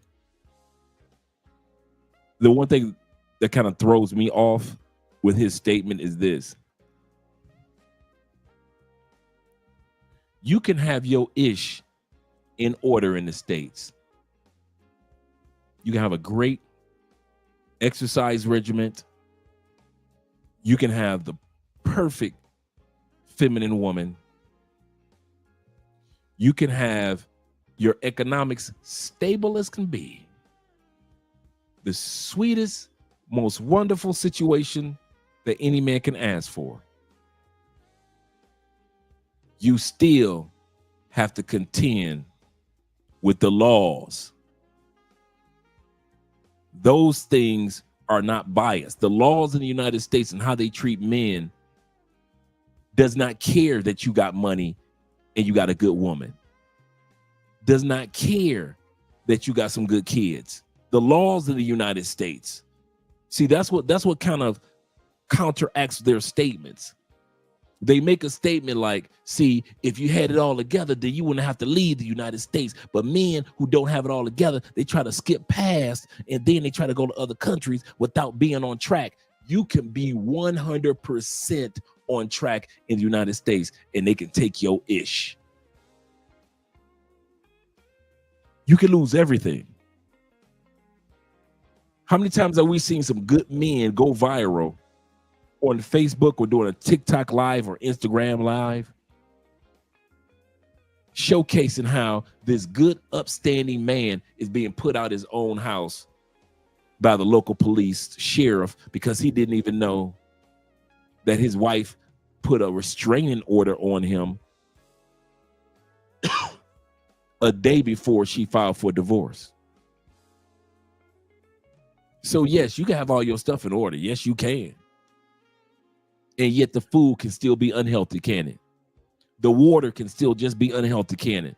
The noise pollution, the air pollution, the water pollution can still exist in the United States, even though you got your ish in order. The water is still trash. It's still full of fluorides. Same fluoride that they use to clean the toothbrush and you brush your teeth. That's the same fluoride that they also use to clean the side of ships. And that's the same fluoride and chlorine that they put in the water that's in swimming pools. That's in your water.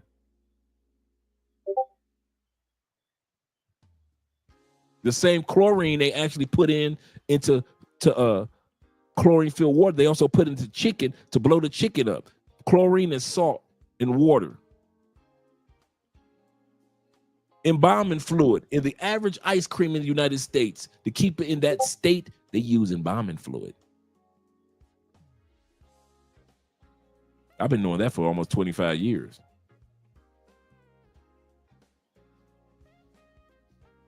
Even though you got all your ish in order, all your ducks in a row, all your manhood is just right, the laws, the longevity is not there, meaning the food,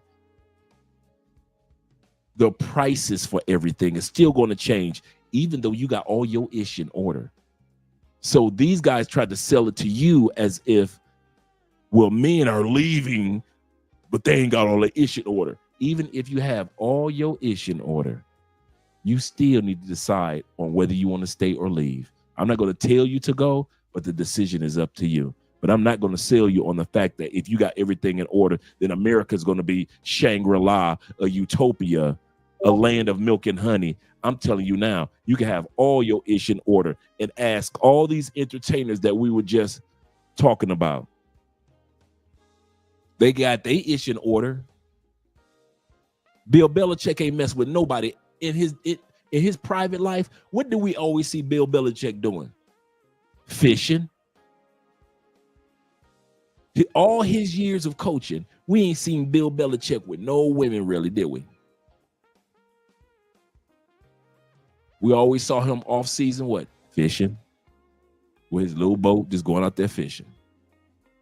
Now that this man trying to spend the last of his years with a beautiful young lady, all hell broke loose, even though you're the coach of North Carolina football and you got you're a Super Bowl winning coach. You ain't never messed with nobody in your private life.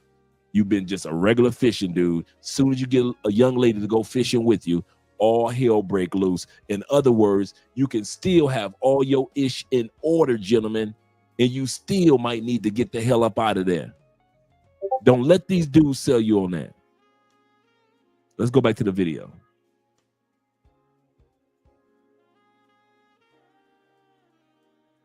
Let me remove this right here. So, ladies, we'll be with you. Let's play this clip, and then we'll open up this conversation with the ladies. Don't do the work and they come to Colombia expecting the women to just bow down for them. I do say it's a more feminine culture. Like, you don't have to fight the women to be women, opposed to here. 100%. Like, I feel like in America it's more of like even though I like this guy, even though he's the guy I want to be with, let me play difficult. I feel like that's not so much there. But if you come to Colombia and you're not in good shape, you don't dress well, you just think girls are just gonna like you for you, then they have every right to finesse you. Facts. Thank you. You can find good girls anywhere, bro. It's just there, I believe there's more feminine essence. Gotcha. Right, that you don't have to fight for. Gotcha. A lot of guys, they don't do. Okay, so Zuby, let me go back to you and then I'll open it up to the women. Go to the most basic level of men looking for a wife. We're past just travel and just seeing other cultures. Why do you think the passport bros this? Let me see something. Can you put a 1 in the comment section if you guys saw everything? You said video is not playing. Let me. Give me a second. Put a 1 in the comment section if you guys can see the video playing as well. Okay, there we go.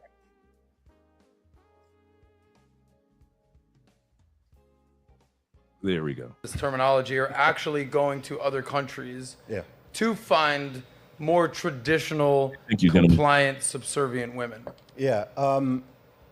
I wouldn't even use the terms compliant and subservient. How about the mad villainy in the I think building? really what it is, it's essentially globalism applied to the dating and relationship market, right? So it's much easier for people to travel now than it has ever been in human history. It's a lot cheaper, more affordable.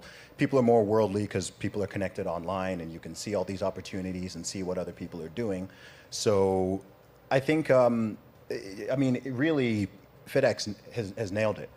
If, depending on the type of man you are going to find a greater percentage of certain types of women in different places. This is true at a state level, a city level, an international level, and so on.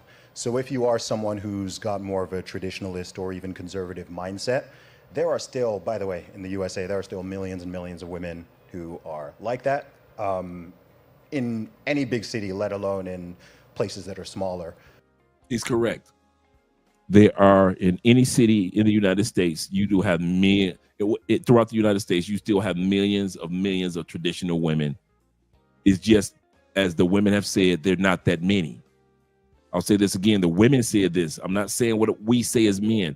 The women who were interviewed said that over 75% of them have said that they are not traditional.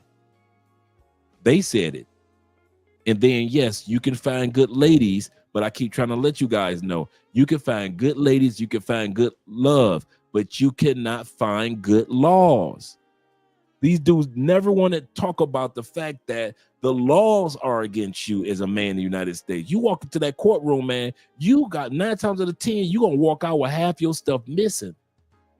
You're going to walk out paying child support.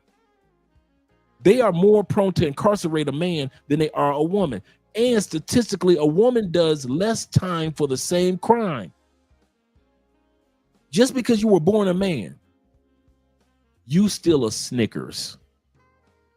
You're going to do more time than a woman that steals a Snickers. Now, you can look that one up too. So while y'all try to sit back and try to sell us on, you can find all the lovely ladies, you cannot find all the lovely laws. You can find good women. Yes, you can. You can't find good laws.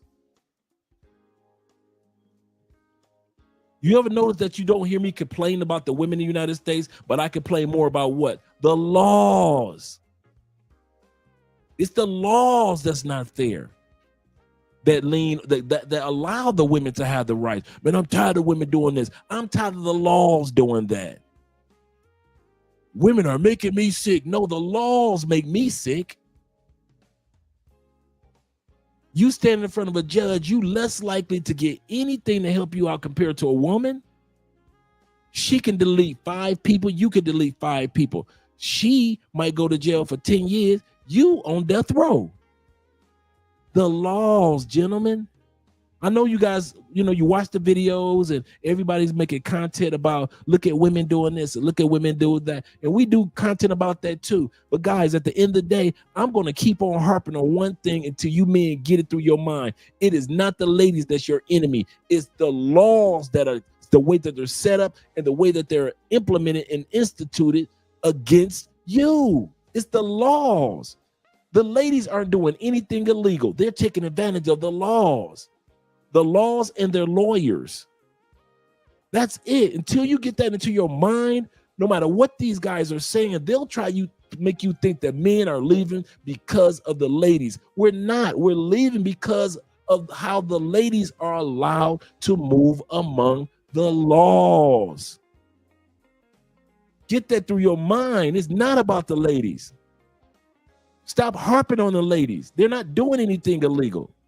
They're not the ones that standing behind the podium with a gavel in their hand and telling you, boom, $500 a week. Boom, sell the house or give it to her. Boom, I don't care that's not your child. You're still paying child support. Boom. I don't care if it was the same crime. You're still going to give me an extra 10 years more than what she gets. It's the laws, guys. I don't know how many times I need to say it. I don't know why y'all want to keep blaming the ladies. I don't blame the ladies at all. I blame the laws. And if anybody want to say Andre left for the ladies, yep. I left. One of the reasons, the laws. But the truth is, feminism, not even the weird sort of third, fourth wave type of feminism, has heavily, heavily infected the USA and every modern Western country, especially in the Anglosphere. I'm talking about Australia, New Zealand, Canada, the UK, USA.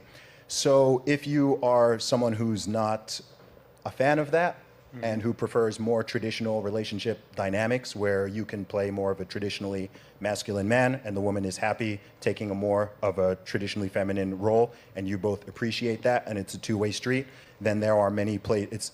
It's basically like the cat's kind of out the bag now that there are many, many places in the world. In fact, the vast majority of countries in the world, the women are more traditionally feminine than they are in all these Anglo countries. So if that is what you're looking for, you're more likely to find that elsewhere. Yep. This doesn't mean that if you're a complete dork and a loser in your home country, you're going to magically fly out somewhere else and you're going to be the man. Right. I think some people have that kind of By the way, bingo, this is the answer I was looking for. You said feminism has infected the Anglo-Saxon countries of the world, United States, water, Canada, Australia, certain Scandinavian countries. Sure. And if you're looking for a traditional relationship dynamic, you might find it in other countries. All right, ladies, you're hearing this conversation go on, okay? Feminism, infecting certain countries, traditional relationships. You're from Colombia, or your family's from Colombia, but you lived in the States, right, Stephanie? Yeah. Do you notice an actual difference between the relationship dynamics in the States versus Colombia, with the role of a man, the role of a woman, protector, provider, especially on the financial aspect? What have you noticed? I feel like in Colombia, it's true. Women are more feminine and they look for a man to provide for them, rather than here, a lot of women tend to be like, oh, like I don't need a man to do anything for me. So I feel like he's right. And that's the end of that. How would you define a?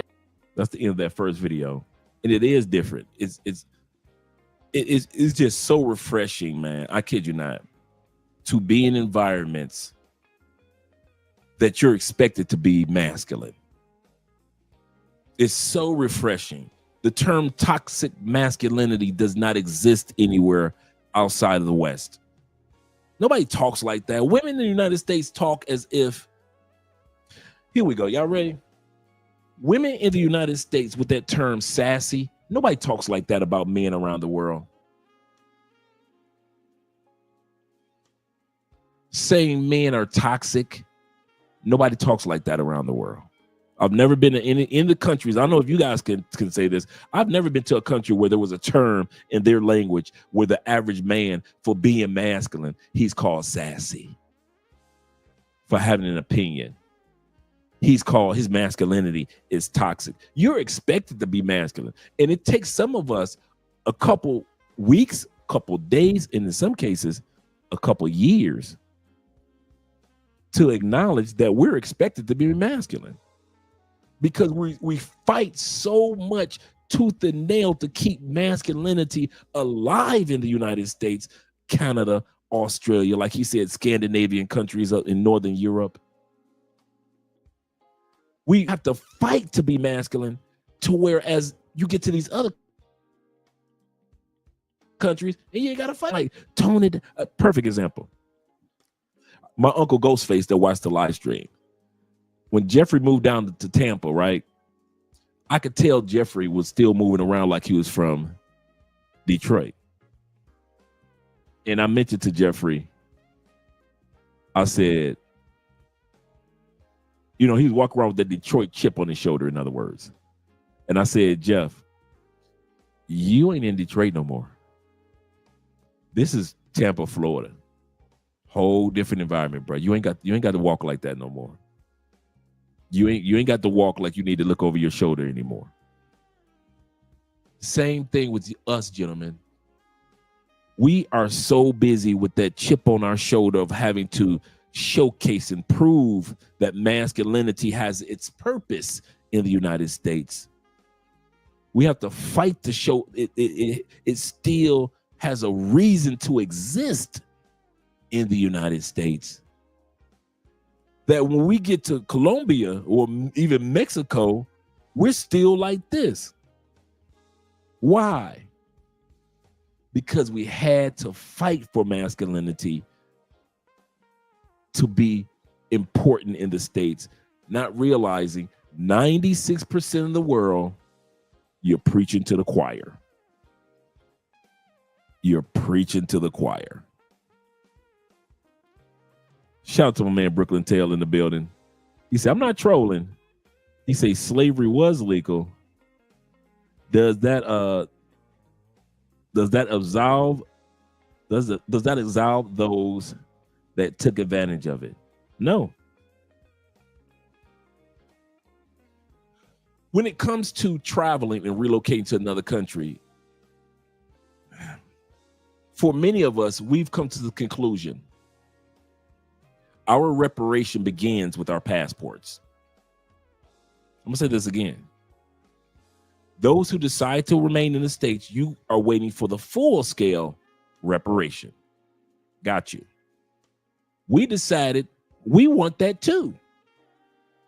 We just are going to start our own form of reparation with our passports.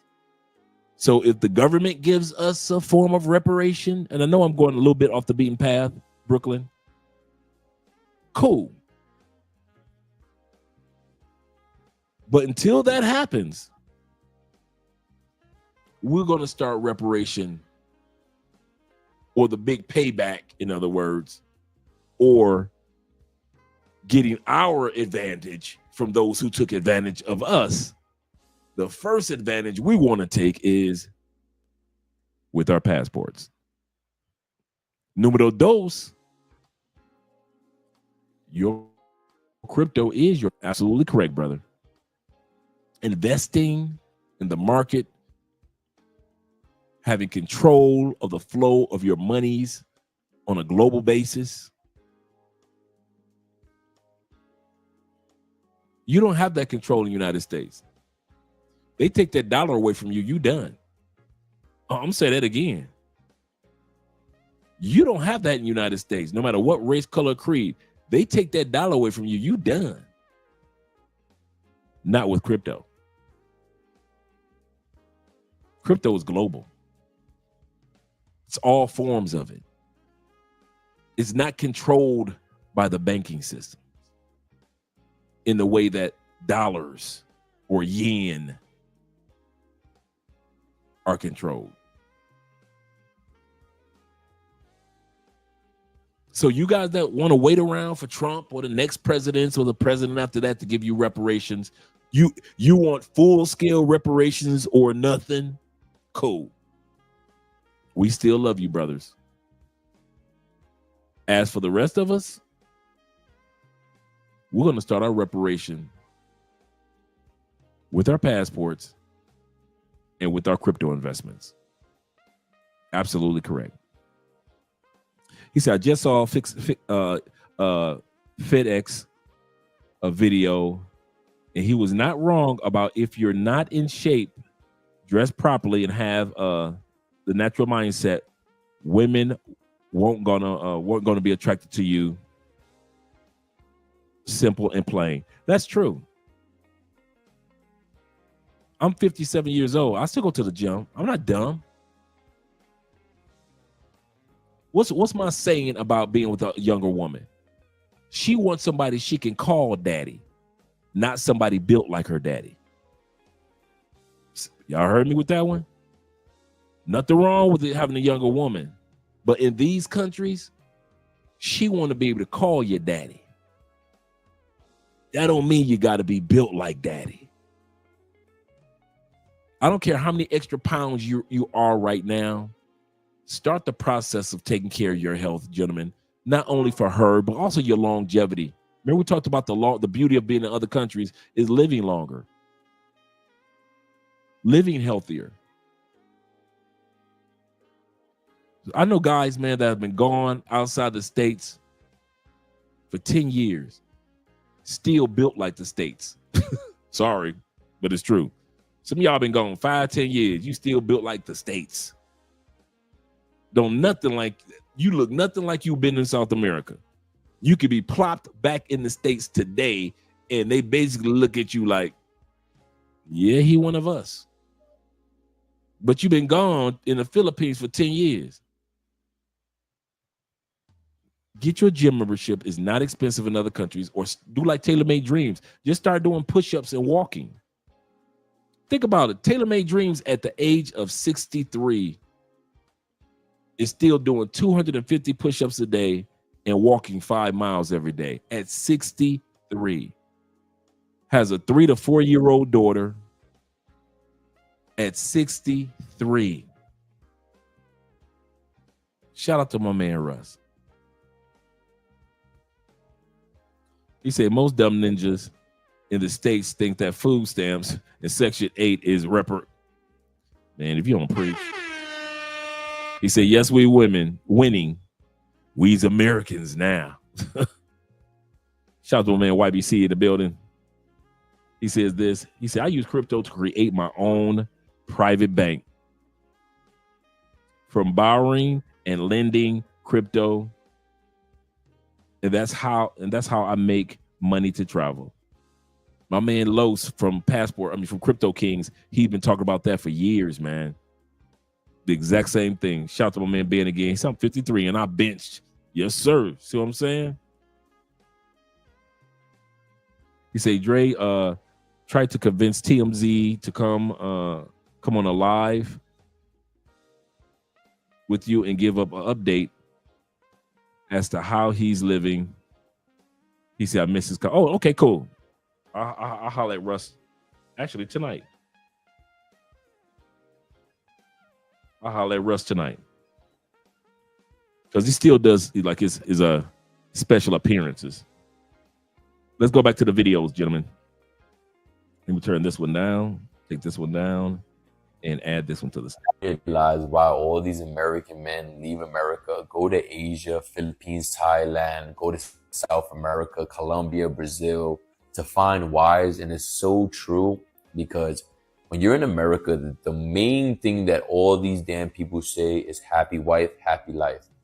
But what I realized, when you go to Asia, when you go to South America, the men are put on a pedestal because they understand that when you're a provider, you bring so much to the plate, so much to the damn table, that they'll rather respect, give you loyalty. They're not expecting you to control them. They're not trying to get manipulated, but they know that if they're with you, they're going to value and they're going to have a better life than just being by themselves. Women in America, they want to be, oh, I don't need no man. I could do for myself. Oh, yada, yada, yada. If you can't pay my bills, I don't want nothing to do with you. Go to Asia. These girls would gladly go 50-50 with you. If you are willing to pay all the bills and give 100, because even in America, they want you to pay 100% of their bills and give them more than above. They want you to go on trips. They want you to get restaurant. They want you to go so much and above. But go to Asia, go on a date for $5, $10 and see the reaction of that girl. Go to South America and go get some food and ask her, yo, do you mind if you cook for me some rice, beans, chicken? And the happiness of these girls. Ask a girl in America to cook you a damn meal. Ask a girl in America, yo, you want to go 50-50? Yo, can you at least get me some coffee? Can you give me, bruh, telling you right now, go to South America, go to Asia, and I promise you, you could find an amazing woman, beautiful, loyal, respectful, and actually cares about you.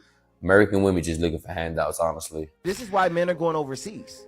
This is why men are leaving and saying, look, it's all good. Do y'all. Hey, we support you, sis. We support you, sis. It's all good. And going overseas to get one who could handle all of that. You know what I'm saying? Yeah, good wife, good mother, cook, clean, make sure you good and everything. Yeah. The woman in America wasn't no cheaper. But the one it wasn't no cheaper. But once she get the visa, how you know she gonna stay with you? But I'm just saying, to me, it's a bigger risk to marry someone who, like you said, don't have the skills to do the things that you're looking for in a wife. Yeah. Why am I gonna marry someone who don't have the skills and Right. using No, that as that's an true. excuse? That's a point. Not even saying, hey, let me go and get the skills. Yeah. Let me go get with grandma. Yeah. At grandma, can she get the dust off of that cookbook? You could have had a good man. You didn't want him because he was a cornball. You go, you mess around with a bozo, have a baby by the bozo, and after you have a baby by the bozo, now all of a sudden you want to spin the block to the that you didn't want to begin with. There are, and I'm not saying all, but there are a lot of single mothers who go after weak men. Right. So A lot of women will tell you, being a stepdaddy is honorable. And a lot of them, they know damn well that man ain't gonna get nothing out of it. They know damn well that they can up and leave, take half of his income, get alimony, depending on if they are able to swindle him into legally adopting the children. They can put him on child support. In certain states, you don't even have to have the man legally adopt him. If you can prove that he played a father figure role, you can put that man on child support. Yep. When men decide to take on responsibilities, Once again, the laws. You see how it all comes back down to the laws. It's not the ladies as much as the laws, man.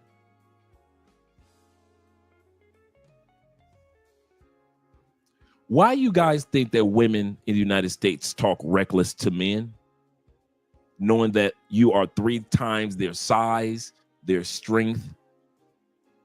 You got at least 4 to 5 inches in height on them. Why do you think women talk reckless to men in the United States? Because they know they are backed by what? The laws. Don't put your hands on her, because the law gonna come get you. You know why you don't hear women in the other countries talk mouthy? You can have a police officer standing right there. Let her talk crazy to that Colombian dude she want to. He will knock her damn head off. And that police officer was staying right there. In Colombia, when a woman get deleted, and I'm not saying that is a good thing, but if a woman get deleted by the boyfriend, you know what they say in Colombia? What did she do? They don't, oh my God, I can't believe he's did that. He's a monster. That's in the United States. In Colombia, the first thing they say is, what did she do? Well, it's her fault for getting with him. This is how the ladies talk. Ladies say, what did she do? Well, she should have this, that, and this. She should have that, this, that, and this. It's the laws in the United States that keep women having big mouths and run off at the mouth the way that they want to. It ain't the fact that they stronger than you. It's not the fact. Not notice. I'm not condoning anything. What I'm saying is, a lot of times these women talk reckless and talk about your mama because they know they can call 3 numbers 911, and who comes? The paramedics? Nope. Cousins? Nope. 911 is for what? The law. Captain American, he said, Captain America ready to jump in there with his Simp shield, yep, and fight you even if you're the victim. Absolutely correct. Why? Because Captain America defends the laws. Kev, the decisions you make, nothing against single mothers, because it's some stepfathers that you really got to salute because they step up. Because it's a lot to take on, you know.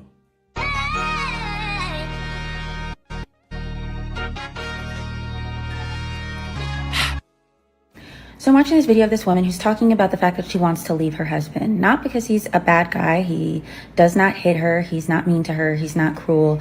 As far as I can tell from what she has said in the video, he's a good guy. She calls him a good guy. She goes on to say that she literally spends all day, every day in bed because that is the only way she can stop herself from picking her husband apart. She is so certain that she wants out of this marriage with this good man that she tells him she wants a divorce. And what does this man say? This man who she has been pretty vile towards, this man who she lays in bed to avoid.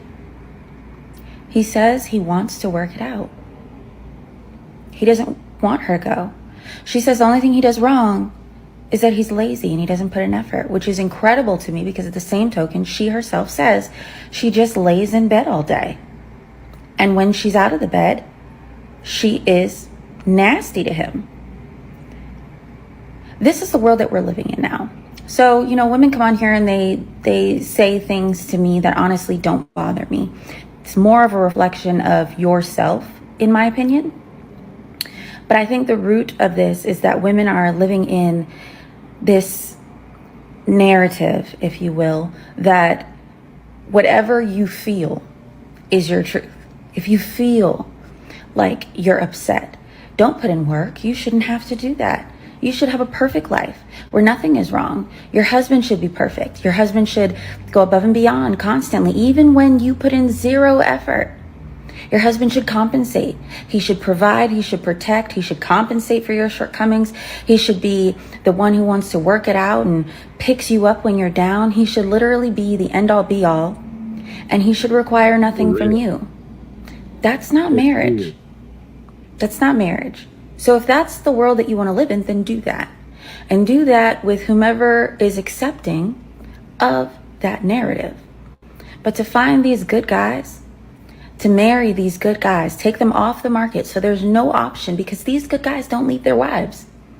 They will tough it up with you, as this man said. You put yourself first. And ladies, marriage requires selflessness. Now, this young lady is married. She always talks about her marriage. And I want to say something piggybacking off what she said about the man not leaving. You know, he wants to work it out. We're built like that, gentlemen. Many of us are built to ride through the storms. Since you are built like that, you need to be in a country with women that are built for men such as you. The problem with the modern woman, she's not built for a man that is built for longevity. I'll say that again.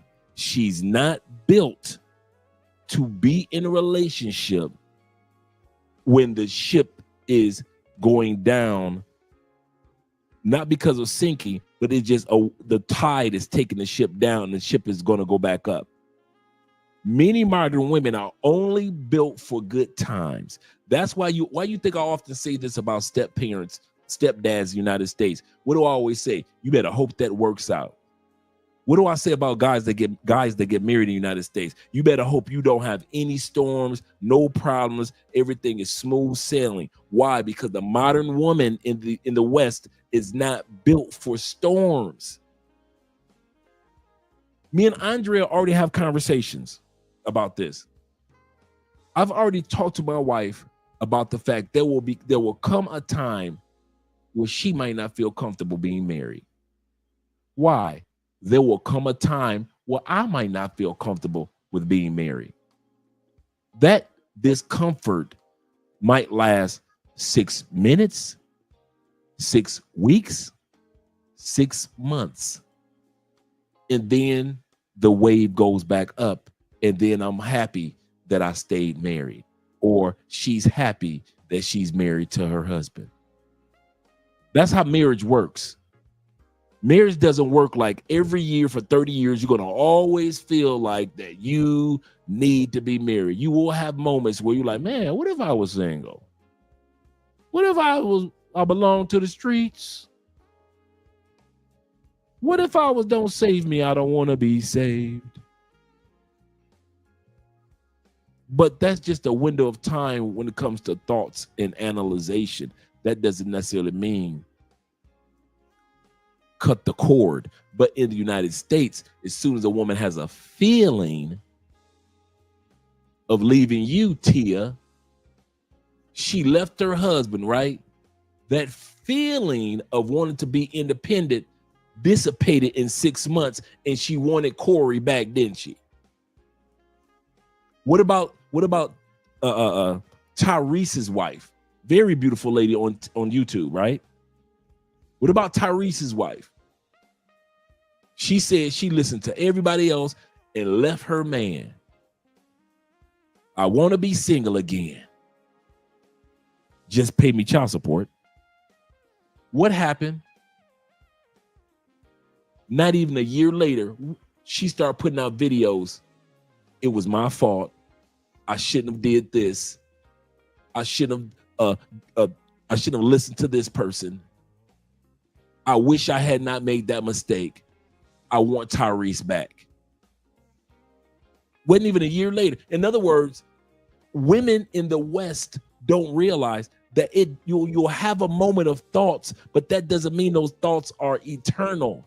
It's just a moment. Like I said, it can last 6 months, 6 days, or 6 minutes. But it's just a moment where those thoughts of, what if I was single? Should I break up? Blah, blah. That happens. You with somebody for 30 years. You're not going to think about, I'm going to be with them for 30 years. 30 years, every day is going to be perfect. Everything is going to be great. No. You will have a moment where you're like, man, what if I divorce my wife? But that's a moment in time. But women in the States think that is the actual bottom line thoughts and not just a moment in time. Since you guys are like me, you know that there are good times and bad times in a marriage.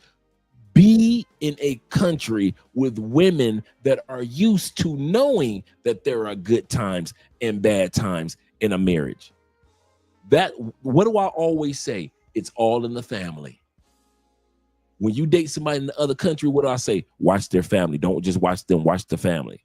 Are there any wives in that family? That means that they went through this and that together. Andrea's mom and dad been married for almost 32 years, 33 years. You think they've been through this together? Both grandmas on both sides were with their husband to death do they part. You think they've been through this together? What about Andrea's aunties that are married? You think that they've been through this together? Since I saw this family of married women, guess what Andrea's prepared for? That's why I keep telling y'all, look at the families. Look at the women who are married and not women in that woman's family. Don't just look at her. I know you like her. I know she's attractive. Look at the family. Don't just look at her mom and dad. Look at every question that you'll need answered about a woman. It is all in the family. All of it. Every answer I ever needed from Andrea, I see it in her family. Everything. There's nothing different about Andrea than most things about her family, except for Andrea has an interracial marriage. But as far as her traditions and her ladylikeness, I can see a part of her grandma. I can see a part of her aunties. I can see a part of her mom. I can see a part of the family, the female family friends. I can see all that in Andrea. So if the other ladies went through, what do you think Andrea's prepared for? But if you get with somebody in the States and she ain't been around no women that have been married that have gone through, or you get with women in other countries and she didn't have no married women in her family that have gone through, what do you think your woman ain't gonna be ready for? Why do you think divorces are so high in the United States and women file them? Because most women have never seen their mother go through, right? Mom ain't never been through nothing with no man. Mom went through troubles. Her mama got smashed by a few men over time, but mom ain't never. Mama complain about men, whine about men, but mom ain't never had no ring on. Mom been with dad for 7 years. Mom been with dad for 17 years, but he ain't put no ring on it. Why? Dad knew mom ain't built for this.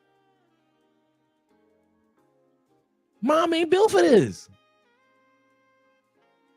She is not built for the ring. What they were together 17. Mom was good to take care of them. Mom was good to. Some people don't want to admit that some people, mama was just good for smashing. Sometimes we don't want to admit that our mama, because she 50. The reason why dad didn't marry mom, because dad only saw mom was good for smashing. We don't want to admit that. Why? Because mom is older. That's mama. That's milk and cookies. That's kiss my boo-boo. That's mama, man. Don't be talking about my mama, dog. I'm talking about from the relationship, the perspective of when mom was young in her youth. What dad saw. You're a son. You don't see what dad saw and why he didn't put the ring on mom. You didn't see that. Even if you were there, you're still a son. So you're only going to see mom from the perspective of being her child. Dad saw her from the perspective of a mate. And dad saw, That's all right. I love her, though. I love her. I love her. Ring? She ain't built for that. Why? Because your mama ain't built for a divorce. What you mean, Dad? Your mama built, if I put a ring on her finger, she built for a marriage. But if that woman ever leave me, she'll take everything I got. I know your mama, boy. That's why I didn't marry your mama. Not because she wasn't built for marriage, because your mama ain't built for a divorce. Your mama will take everything, and I ain't crazy, son. But that's my mama. She ain't my mama. And she ain't my wife. That's why I didn't marry your mama. Your mama was made for marriage. Your mama wasn't made for a divorce. I would be broke. I would be in these streets. I would be an alcoholic and the drug fiend after all the hell your mama would put me through, the type of woman I know that she is, if we ever got a divorce. I wasn't worried about marrying your mama. That's why I was with her for 17 years. She's a good woman for marriage, but she is not made for if it don't work out. Your mama ain't built for a divorce.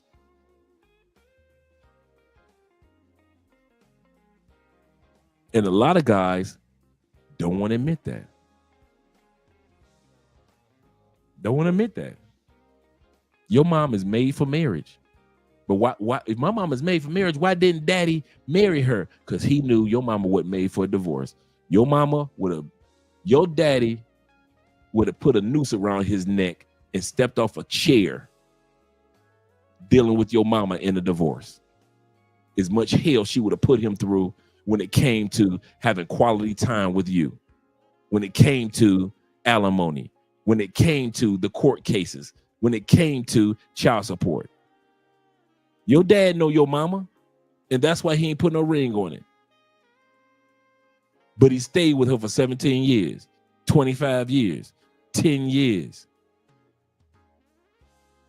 But he knew I ain't about to lose everything if this woman get mad one day. And some of us don't want to admit that. Let's go back to the video. If you're not ready to put someone else before you, don't get married. He had no money, you left him. You failed to remember that all that we have are points in time. And he can outshine you at any minute. And when he's up, you will have wished that you'd stuck around. There is no higher quality of a woman than a woman that sticks by her man and gives him the drive to make the win. And those are the women that are loved and cared for unconditionally for the rest of their lives. Open your eyes. You gave up on me. You gave up on me when I needed you the most. That's okay. Just remember, I met you at your worst, and you left me at mine.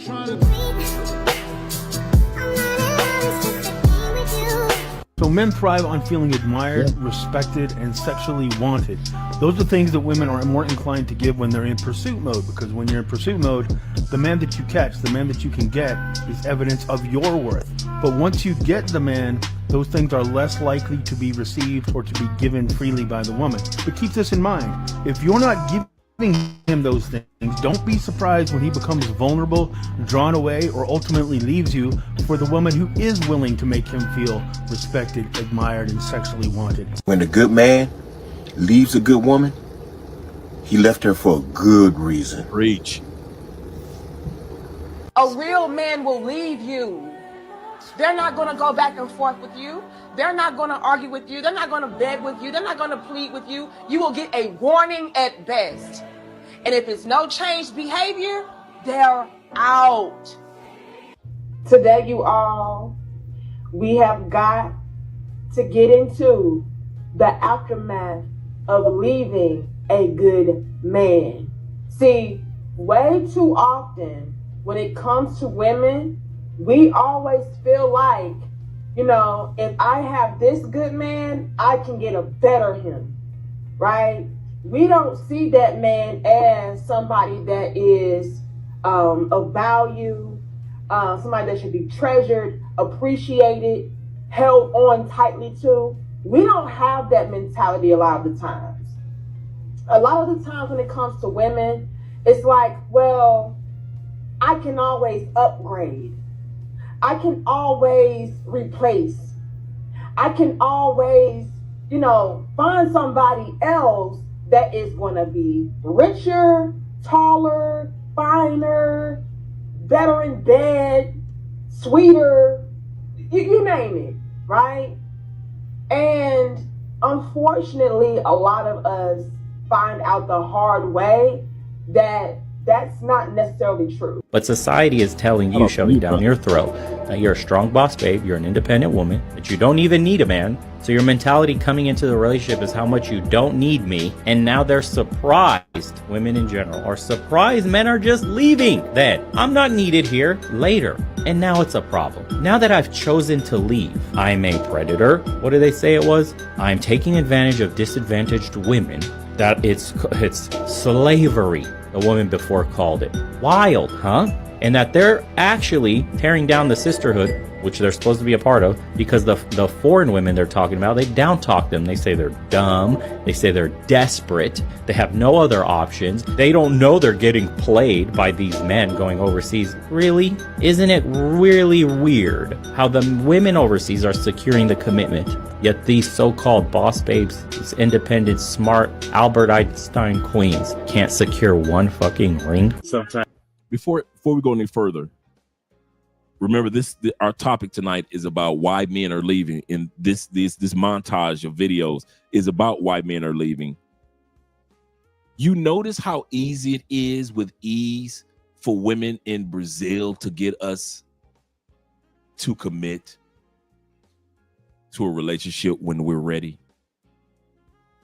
You see how easy it is for the women in Japan to get us to commit to a relationship when we are ready.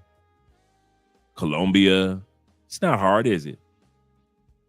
When we're ready for a relationship as a man getting off a plane, we'll get into one with ease, no problems.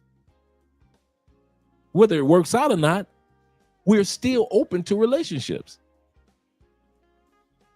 But you let it be sold and told in the United States, we aren't open to relationships. Men don't want to date women anymore. Men don't want to marry women anymore.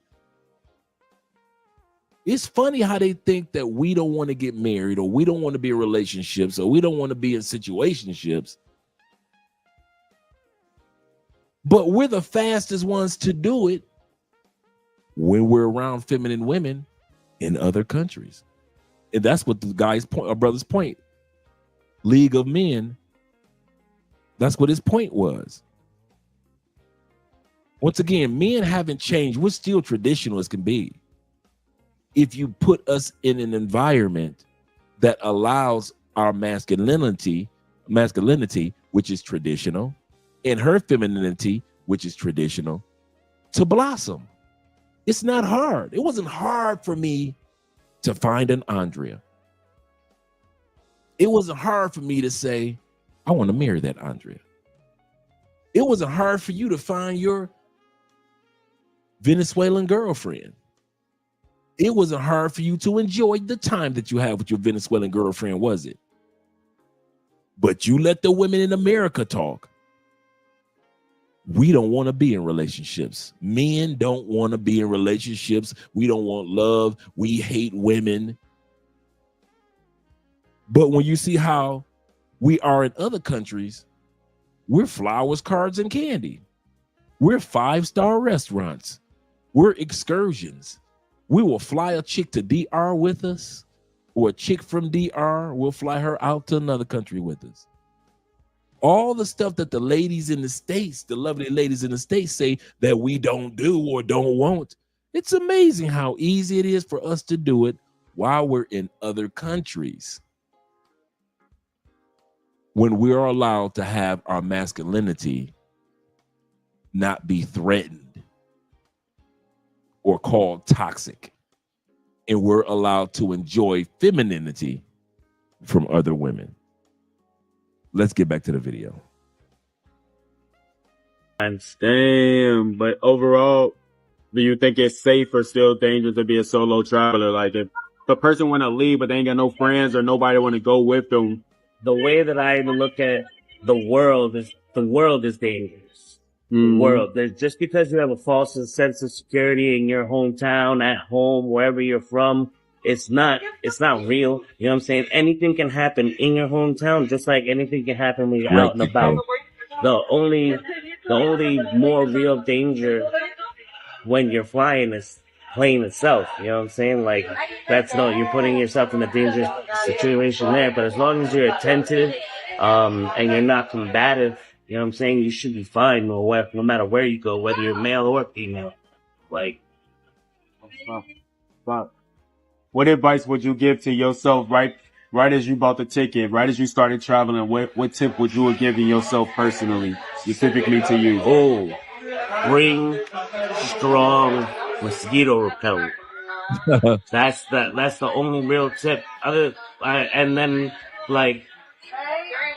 I would say spend more wisely, but at the same time, sometimes you gotta ball. You know what I'm saying? Even if you don't got it, sometimes you gotta ball just for the experience and the experience. Word. Appreciate that, bro. No problem. So I've been traveling the world for almost a year now, and the main question I get is, why won't I come back to America? Hold on, let me show you guys why. Man, I find it crazy that in America we are brainwashed to believe luxury only exists in countries such as Atlanta, Miami, and Houston. Oh my bad, those aren't countries, but people in America act like they are. But I'm here to tell you that you can find that lifestyle anywhere, just like here in Malaysia. And I've learned a lot while traveling over the past year, but the biggest thing I've learned is that America is living in the past. Like, look at this, bro. I got a remote to turn on my fan and my AC. It don't get no better than that. And a lot of you may think, oh, I need to save a lot of money. I need to be making a lot of money. You honestly don't need to make that much money. You can travel the world on a budget. They just don't want to tell you that because they know they'll see a lot of you guys traveling the world and being successful. Like, look at this Come view, on, look man. at that view, You man. can't get this in America. Come on now. $24 a night. You would probably be spending like $200. Come on and I just now. know you work your butt off every single day. Yes, I'm talking about you. And it just doesn't feel like you're getting anywhere because you're not at peace and you're not able to enjoy your benefits of working hard. And it sucks. I know. I've been there. That's why I made this move, and it has honestly been the best move of my life. This is why I'll never come back to America. This man is in Malaysia, young head, young brother. This brother, come on now. This brother is look like he's in his 20s, mid 20s. Young brother has already said he used the N word. He just used the N word several times. This is why I will never come back and live in the United States. How often? Never. I'll come visit, but I will never live in the States. Same thing for me. There is no amount of money y'all can offer me to live in the States. There is none. I don't care how much money you offer. I'll give you 100 million. You can keep your 100 million. I had to use that for medical. I'll die before I get a chance to spend most of it. And I got to be stuck in the States for $100 million. I'm stuck in the States for the rest of my life. Hell no. I got to tell myself a lie every day for the rest of my life. I have to lie to myself for $100 million. No, food isn't better in other countries. No, women aren't more feminine in other countries. No, the medical system is better in the United States. I gotta lie. All the stuff that I've learned, I gotta pretend that it ain't happened for $100 million. You can keep that 100 million, Jay-Z. I said you can keep it, Beyonce. Dr. Dre, you ain't got to worry about me asking for it, Eminem. I feel like right now, man, I kid you not, I have so much peace. A lot of you guys have so much peace, so much joy. Every time you turn around, every photo we take is full of smiles. You got dudes that's worth $100 million United States. You can't find a picture of them with a smile. When last time you saw a picture of Jay-Z with a smile? I'll wait.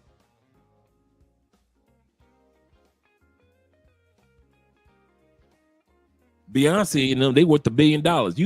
You find Beyonce with a half-ass smile. She smiled for media, not for happiness.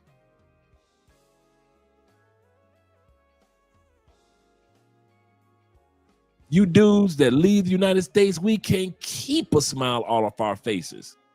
We just smiling this mother.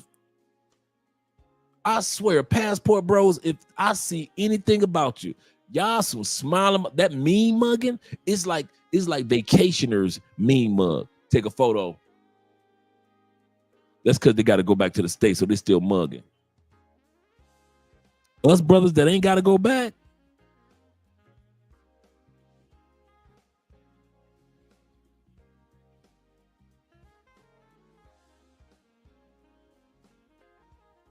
we all cheesing. We ain't got to get back on that plane.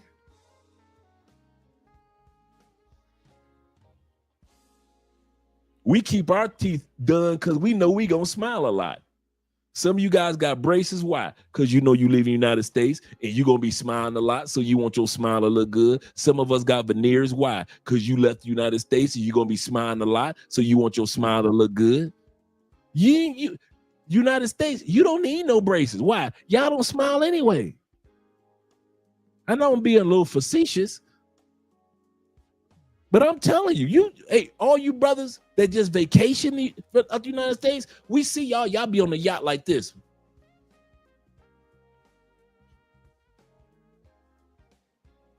On a yacht. You could be on a yacht in Cartagena. We understand.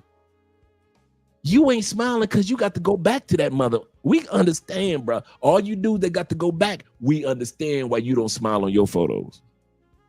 But those of us that ain't got to go back,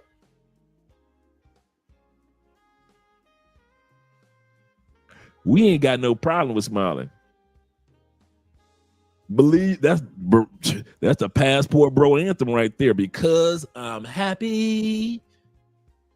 Clap along if you feel like a room without a roof. Shh. I'm walking around the house like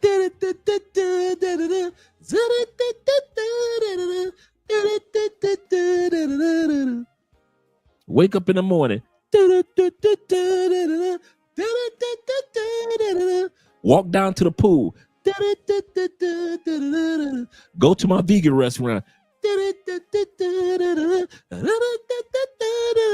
On my way to the gym while you got to go to work. On my way making plans for the next country.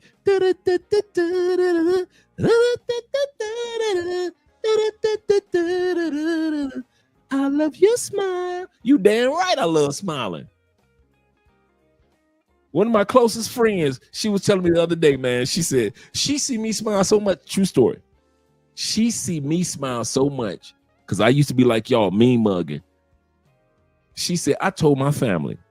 She said, I showed my family your videos. I showed my family you and your wife photos. She said, Andre, we coming down within the next 6 months to get our teeth done. She said, I told them, I've been knowing this man forever. He ain't never smiled. You thought he was in the Nation of Islam. He ain't smiled. She said, man, listen, you can't keep that man from smiling now.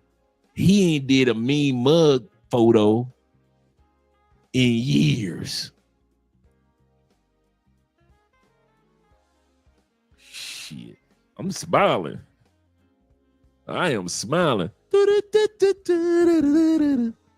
That's one of them Passport Bro anthems. Shit. Shout out to you guys. Shout out to you guys. All you guys that ain't got to get back on the plane. I'll be like, Jay-Z got worth $1 billion mugging.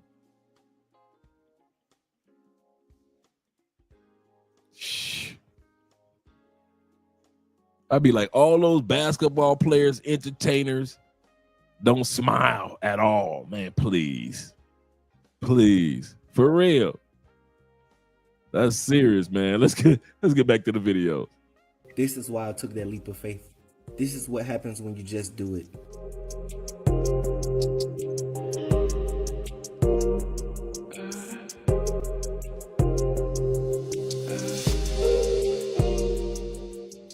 Why is it that so many Americans don't leave the United States of America? I was in my 30s when I got my first passport, and my mother was in her 50s when she got her first passport. And that's another thing, guys. That's important what he just said. He said he was in his 30s when he first got his passport. That inspired mom to get her first passport. Some of you guys are inspirational to a lot of people that you just don't realize. Like I just told you about my best friend, or one of my closest friends. How now I inspire her to come down and to bring her family down. My Uncle Jeffrey is coming down. My closest cousin Michael, he's coming down. Some of you guys have had your mom and dad come to DR who had never come to DR before. Some of you guys have had your mom and dad go to Honduras and El Salvador and a lot of great places, Mexico for the first time, because you were the one that actually used the passport on a regular basis in the family. You guys are inspirational, man. You really kind of take that for granted. Don't. Shout out to my man No Limit with the $5 love. He says, study the game, Dre. Study the game. Dre is given from recon to lifestyle choice. Just hit my first 1,000 sub. Learning as I go, no excuses. Shout out to you, man. Congratulations in regards to that. Getting that Towie. It is more work getting to 1,000 subs than it is getting to 100,000. I'm gonna tell you that now. You would think it was work to get to 100,000. No. Getting to 100,000 is just a word of mouth getting out there. That 1,000, it is work. Let me put it like this. A lot of guys don't know this. Did you know that over 65% of the people that got a YouTube account and drop content on a regular basis do not have 1,000 subscribers? 85% of YouTubers aren't even at 10,000 subscribers. 85%. Do you know what percent of people drop videos that have accounts on TikTok, X, Instagram, YouTube, so forth, Facebook? You know what percentage of us drop content on a daily basis or on a weekly basis? Of all those accounts, 2% of us. It is not that many of us on social media of all these billions of accounts. We are smaller. We think that it's a lot because everybody we know are YouTubers, right? Or do social media. So we think everybody's doing it. There's a lot of room to make a lot of money. Yep, 2%ers. That's it. Out of the people that have a plaque in the United States, they're just crossing 100,000 people in the United States that have a plaque. I think it is. I'm gonna have to look it up while we watch the video. Yeah, shout out to my brother, man. Man, Dollar said, he said, feel good to have genuine smile. It really does, bro. Ain't nothing fake about it. It ain't like the cameras go off and the smiles get fake. Nope. I'll drop y'all off at the airport. Guess what? I'm smiling on the way back. I'm sorry. I drop you off at the airport. What my famous line is, you ain't got to go home, but you got to get the hell up out of here. Text me when you get home. That's what I be telling y'all. Hey, dog, do me a favor, man. Good to see you, my brother. Love you. You ain't got to go home, but you got to get the hell up out to Cali and text me when you get to the house. And I get back in the truck and I put some music on, let the sunroof back, and I drive on to the house. So yeah, man. Shit. I ain't gonna even pretend. Yeah, the 2%ers. 2%ers, not that many of us. So take advantage, man. If you want to do social media, if you want to do a YouTube channel, do it, bro. There are a couple of guys down here that have started Cali, Colombia YouTube channels. I'm happy for them, dude. I support the dudes. I'm not down here talking about some, man, there's some brothers down here making Cali, Colombia. No. There's enough room for all of us to make some money, man. It's some room down here for everybody to make some money. It's some room down here for everybody to encourage each other. So shout out to the guys, man, that's doing social media. Yeah. Yeah, he said I was growing up and I thought everybody in the world had a passport. Yeah, you would think that, right, GJ? You would think that, but nope. That's why it's so inspirational right now for, like he said, you know, his mom and himself. And I think it's a combination of things. I think that the United States of America is so big, for one, so you can have deserts, beaches, mountains, snow, everything all in one country and different areas, right? You think of like Miami, Colorado, Los Angeles, Arizona. You have rain and stuff out of the Pacific Northwest.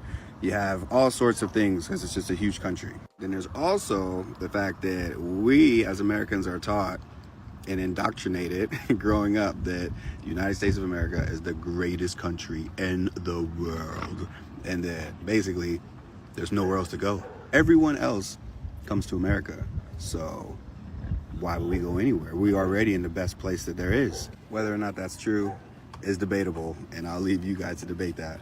But I think it's getting better. I think a lot more Americans have passports now. I heard that it's like 30% of Americans have passports. And I know that, I feel like not that long ago, it was only 10%.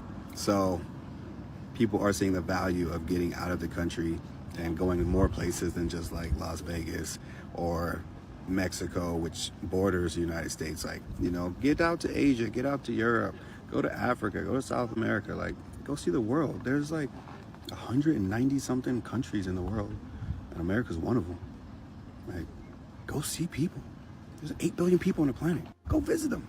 Here's some of the reasons why I left America to live in the Philippines. This is my condo. It's 1/4 the price of what you would pay for in America. Has a massive pool, decent gym, a room full of PS5s with a bunch of games, along with a co-working space, sauna, views. It goes on. The studios in this building are only $500 a month. I splurged on the 1 bedroom for $670. My favorite part is that it's attached to a 5-story mall. You could basically run all your errands without ever stepping foot outside. Pharmacy, dentist, groceries, ATM, clothes and appliance shopping, all right there. But if you do step outside, you could literally walk to like 3 different clubs, a ton of bars and restaurants. No need for Ubers or DDs, but take an Uber anyway for $5 to BGC. This area has amazing events going on. I'm not rich in America, but when I moved here, I realized rich means so much more than just yearly income. And the most ironic thing is, once I got my free time, I was able to pursue a passion which eventually started making me money, which I would have never found out if I stayed as busy as I was in America. Statistically, the people who leave with remote jobs end up making more than the people who stay, and their money goes further. But America... That's true. Now that is true. People that usually leave the United States and start making money remotely, whether it be a job or whether it be a remote business that you build or you purchased a remote business, tend to make more money than what you would have made with a salary in the United States. That is true. That happened to me. Kid you not, man. I was making 87 a year, between 83 to 87 a year in the United States. And I kid you not, within 2 years of being outside the United States, I had crossed the threshold of 100K. 2 years. Andre and I didn't need to be in the U.S. to make U.S. dollars. We didn't need to be in the U.S. to make U.S. investments in the market. We didn't need to be in the U.S. to invest in crypto. We didn't need to be in the U.S. to invest in international markets. He's 100% correct. And from studying other people that I've traveled that aren't social media, but they just had an online job that they're not a part of, nobody's ever see them, or they have a online career or online a business that they purchase that makes residual income. I kid you not, guys. I kid you not. There are a lot of individuals that are doing good, real good, better than they would have if they would have stayed in the States making that salary. And in that case, in that instance, I'm not rare. It's very common. Americans don't understand. This comment got over 3,000 likes from people I know have never been here. More people need to be talking about this. Send this to someone who needs to hear it. I don't mean to blame this all on the dudes, but it's an epidemic. Because I think, and when I talk to women, I'll go to a daily mass at noon downtown in some city while I'm speaking, and you see all these attractive, young, single, professional women there, devout, and the guys aren't anywhere around. The women are amazing. It's all the men's fault. See this? Keep We go to going. Catholic young adult communities sometimes, and it's 4-to-1, young single women, and But why are the men leaving the church? Why? This is what they're not talking about. It's all on the men. Always on the men. Why are they leaving? And I think what's going on is in China, they've had this one-child policy for decades. And as a result, if you can only have one kid in China, you want a male. Passes on the family name. The males are esteemed so much more highly than the women. So the female babies are being aborted at an exponential rate compared to the male babies. Now that this has been going on for enough generations, you have a lot of single young Chinese males that are looking for a mate, and she's not there, because they were aborted by the millions, and they're looking around and they're gone. Ran into a friend of mine today at lunch. He's an active duty United States sailor, and he is worried about his family being deported because his wife is on a visa, and her application's coming up. She needs to renew her visa. He is talking about leaving the United States permanently because of this administration. That once his time in the Navy is up, he's going to collect that retirement check and he's leaving. How toxic does a country have to be for its veterans to decide that it is better to go live somewhere else? I met this African guy not too long ago. I was cutting his hair, and he said what he makes at his job in 1 week, he can pay off his rent for the rest of the year where he come from in Africa. And he got a regular old little job. What are we still doing here? Why is we here? Think about this. Brittany Griner just got released from prison for the Russian prisoner dude, and he responsible for firearms, or providing firearms for like Al-Qaeda and things of that nature. He's a dangerous man. We just gave him back. I don't even think I want to be here anymore. And Africans come over here all the time, and they work hard to funnel money right back into their country, because our money converts maybe triple the times the amount here. So they using our land to get rich over there, and we steady stuck over here broke. Come on, man. Let's go to Africa. They love us over there, black people. They love us in Africa over there. We think not, because we see the stereotypes, what they show us on television. You know, TV control the narrative. What we think of when we see Africa: AIDS, rape cases, kidnappings, murders, senseless murders. That's what we think of when we see that. That's what they show us. It's pretty cities over there too. It's cities just like over here. You wouldn't even notice the difference except for the language. Maybe they lifestyle or how they wear clothes and things of that nature, but you wouldn't even be able to tell the difference. Same thing with them over there. They come over here, they don't really mess with black people too much. You got some of them that do, but you got some of them that don't. Why? Because of what they see on TV. And you know how they televise us black people. They gonna show all our negative stuff. They don't show nothing positive. So they come here thinking we all negative when it's positive people within our community. And man, that's a gateway for our polygamous relationships. You feel me? We can have all the wives we want if we go over there. I'm talking threesomes, foursomes, fivesomes. You name it. I think I'm going to Africa, man. I'm waiting for my kids to get grown, and I'm I'm out of here. No. I don't even care if I find a wife here. I go solo and I find me something over there. All that free land. They ain't gonna charge us nowhere near as what we getting charged here to buy some land and property. I'm gone, man. Leave the U.S. Do it. I'm doing it next week. If people are saying it makes them want to leave the U.S., they're feeling correct. They should. I am doing it in 7 days. Facts. They are welcome to join me. Message me privately for my flight information. I'm going to Tanzania. Is it going to feel better there? You got the white boy going to Africa. Because nothing that is here is there. What are the things here that are making you feel bad that are White not people. White people and everything that white people make and do and say. Am I hearing correctly?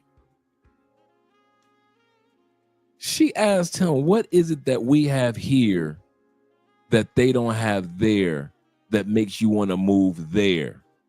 He said white people. He said everything that white people represent, I ain't got to deal with it there. Let me bring that beat back. He said, do it. I'm doing it next week. He didn't even flinch. He said white people. And I'm out of here. I don't even care if I find a wife here. I go solo and I find me something over there. All that free land. They ain't gonna charge us nowhere near as what we getting charged here to buy some land and property. I'm gone, man. Leave the U.S. Do it. I'm doing it next week. If people are saying it makes them want to leave the U.S., they're feeling correct. They should. I am doing it in 7 days. They are welcome to join me. Message me privately for my flight information. I'm going to Tanzania. Is it going to feel better there? Yup. Because nothing that is here is there. What are the things here that are making you feel bad that are White not people. White people and everything that white people make and do and say. I've said this over the past couple of years, and a few guys looked at me like I was crazy. I said that there are white people that are tired of racism in the sense of having to be accused of something that they aren't currently doing, even though they may benefit from it, and are tired of having to hold up this white is right flag. They're tired of it. It's some white dudes that's like, man, enough is enough. Just like brothers are tired, it's some white dudes that are tired of having to deal with every day somebody got to remind you, you're white. You got to stand up, be white. Hey, you can't get caught not being white. You better take advantage of being white. Hey, you got it better because you white. If it wasn't for you being white, it's some white dudes that's like, man, enough is enough of that, man. Enough is enough. You say I got all these white privileges, but I don't make no more money than you. You say I got all these white privileges, but the best thing I can do is worry about a cop in the States. He gonna put something on top of my head. He gonna put something on top of your head. Ain't no, right now, it's getting smaller and smaller, the benefits of being white in the United States. I'm gonna say that again. The benefits that white people had of being white is getting smaller and smaller in the United States. And I know a lot of you brothers, nah, Dre, the white people still got, no, it's a regular white dude that's just telling y'all right now, I'm done with trying to pretend like everything in white world is perfect. It ain't. I'm moving to Tanzania. That's what he's telling y'all. Everything in white world is not perfect. I'm out of here. White people are tired of white people trying to portray this perfect image, try to continue to put down other nations, trying to control other nations. It's some white folks that's done. They ain't got no more money than us. Then they looking at their pockets like, and they looking at their kids. They're like, man, I'm struggling like the black dude. Y'all trying to tell me that being white got some privileges. I can't tell. It's some white dudes just saying, I can't tell. Man, my bills coming in every month like yours, and I don't know how I'm going to afford these bills. Just like you know how sometimes you're going to afford your bills. And I'm tired of pretending like I'm a white dude and I got all these extra benefits. I tried to see what my white privilege was going to get me. And my white privilege got me sitting on the couch telling this young lady that I'm moving to Tanzania next week.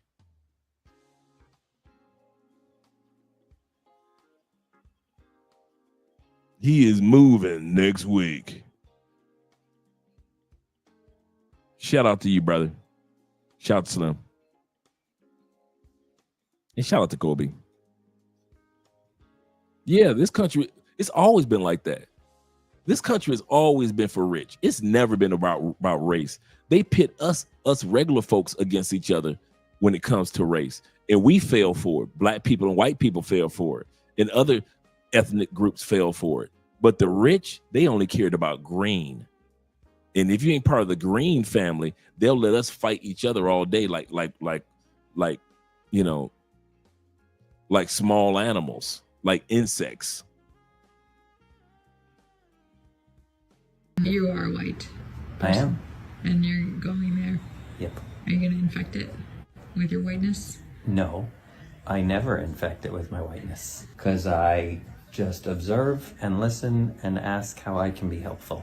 I don't put my business in anybody else's business. So I just go, hey, I'm just here hanging out. If anybody wants help with anything, let me know. And that's what I've been doing for 8 years. And everybody there welcomes me and I feel very welcomed there.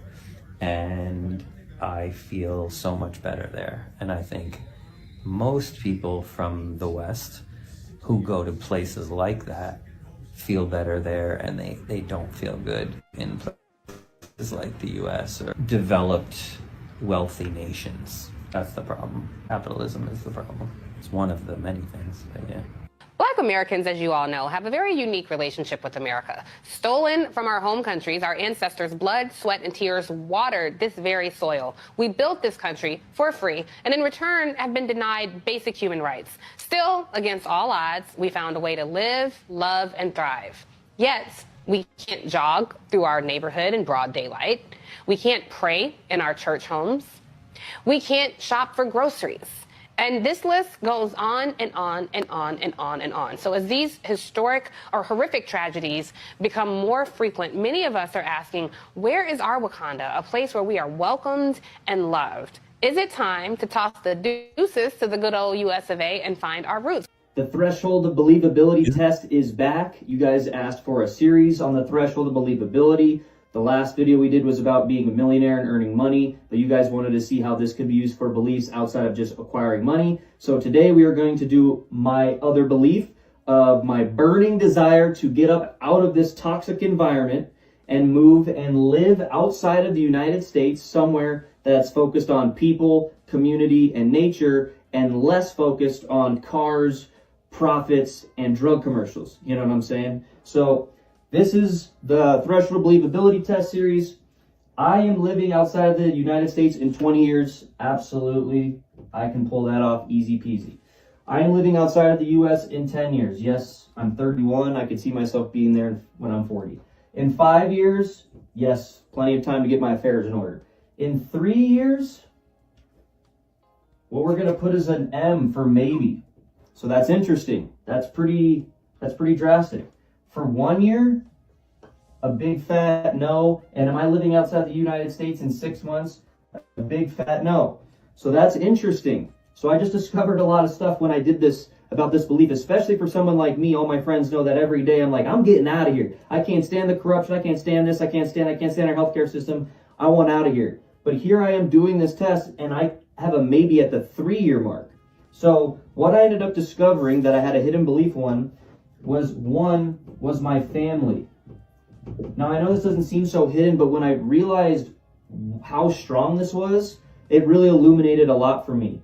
Of course, my mom, my dad, my sister, I'm very close with, but I have 2 cousins who are like my brothers, and we do everything together. We hang out on the weekends. We have bowling leagues, golf leagues. We play video games. We talk. We hang out. I work with one of them at my job, and I realized that my bond with them is so strong that I would actually not want to leave them so soon. And this was profound because what I actually realized for me by doing this exercise is that they are actually filling up my cup more than I thought. And they're actually filling up my cup more than this toxic environment that we're living in is depleting my cup. And that was really powerful, and it was really happy for me to know that and to feel that. They're starting families, so in that 3-year range, they're going to be having babies and kids. And I think during that time, while they're in the thick of that, I won't be spending as much time with them. And then I can give 2 to 3 years a try living abroad. Another hidden belief that came up for me that I was doing this was my things, my possessions.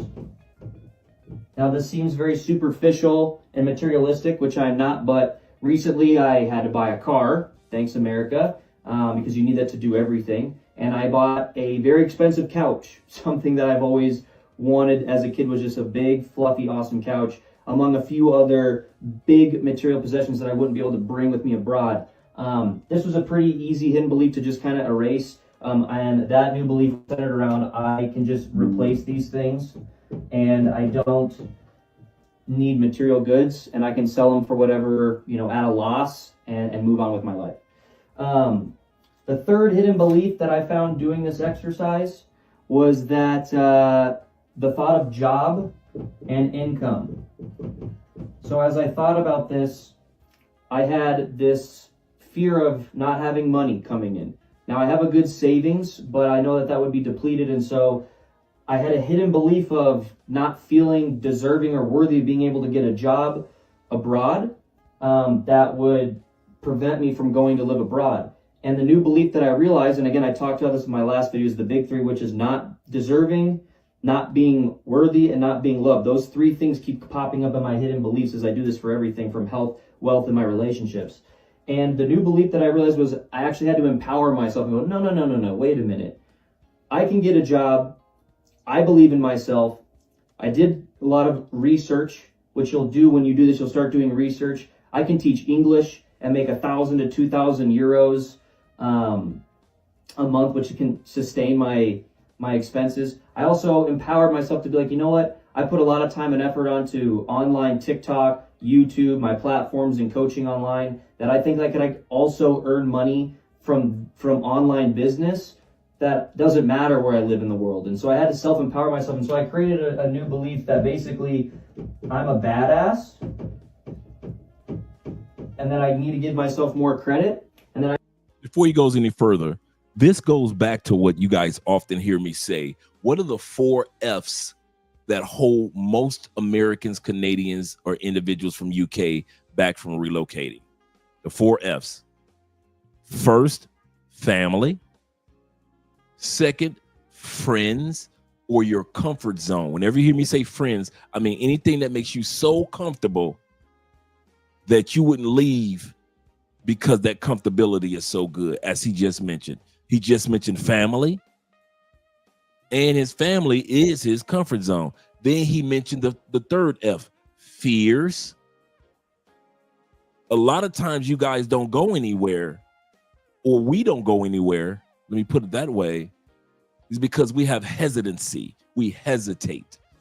If it's not made easy and we don't get a cup of lemonade that goes along with it, if it's not smooth and it doesn't feel as cool as the other side of a pillow, we're not going to do it. We rather worry about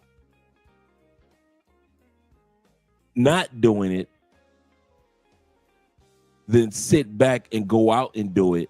And if it doesn't work, you can always go back or find another country. But we would rather just don't do it at all. Don't even bet on ourselves, believe in ourselves. Like he said, to get over the fear, he decided to think of himself as a badass. I'm going to make it.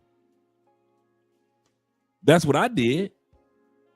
Dude, none of this stuff was pre-planned. I don't think y'all realize that with your brother.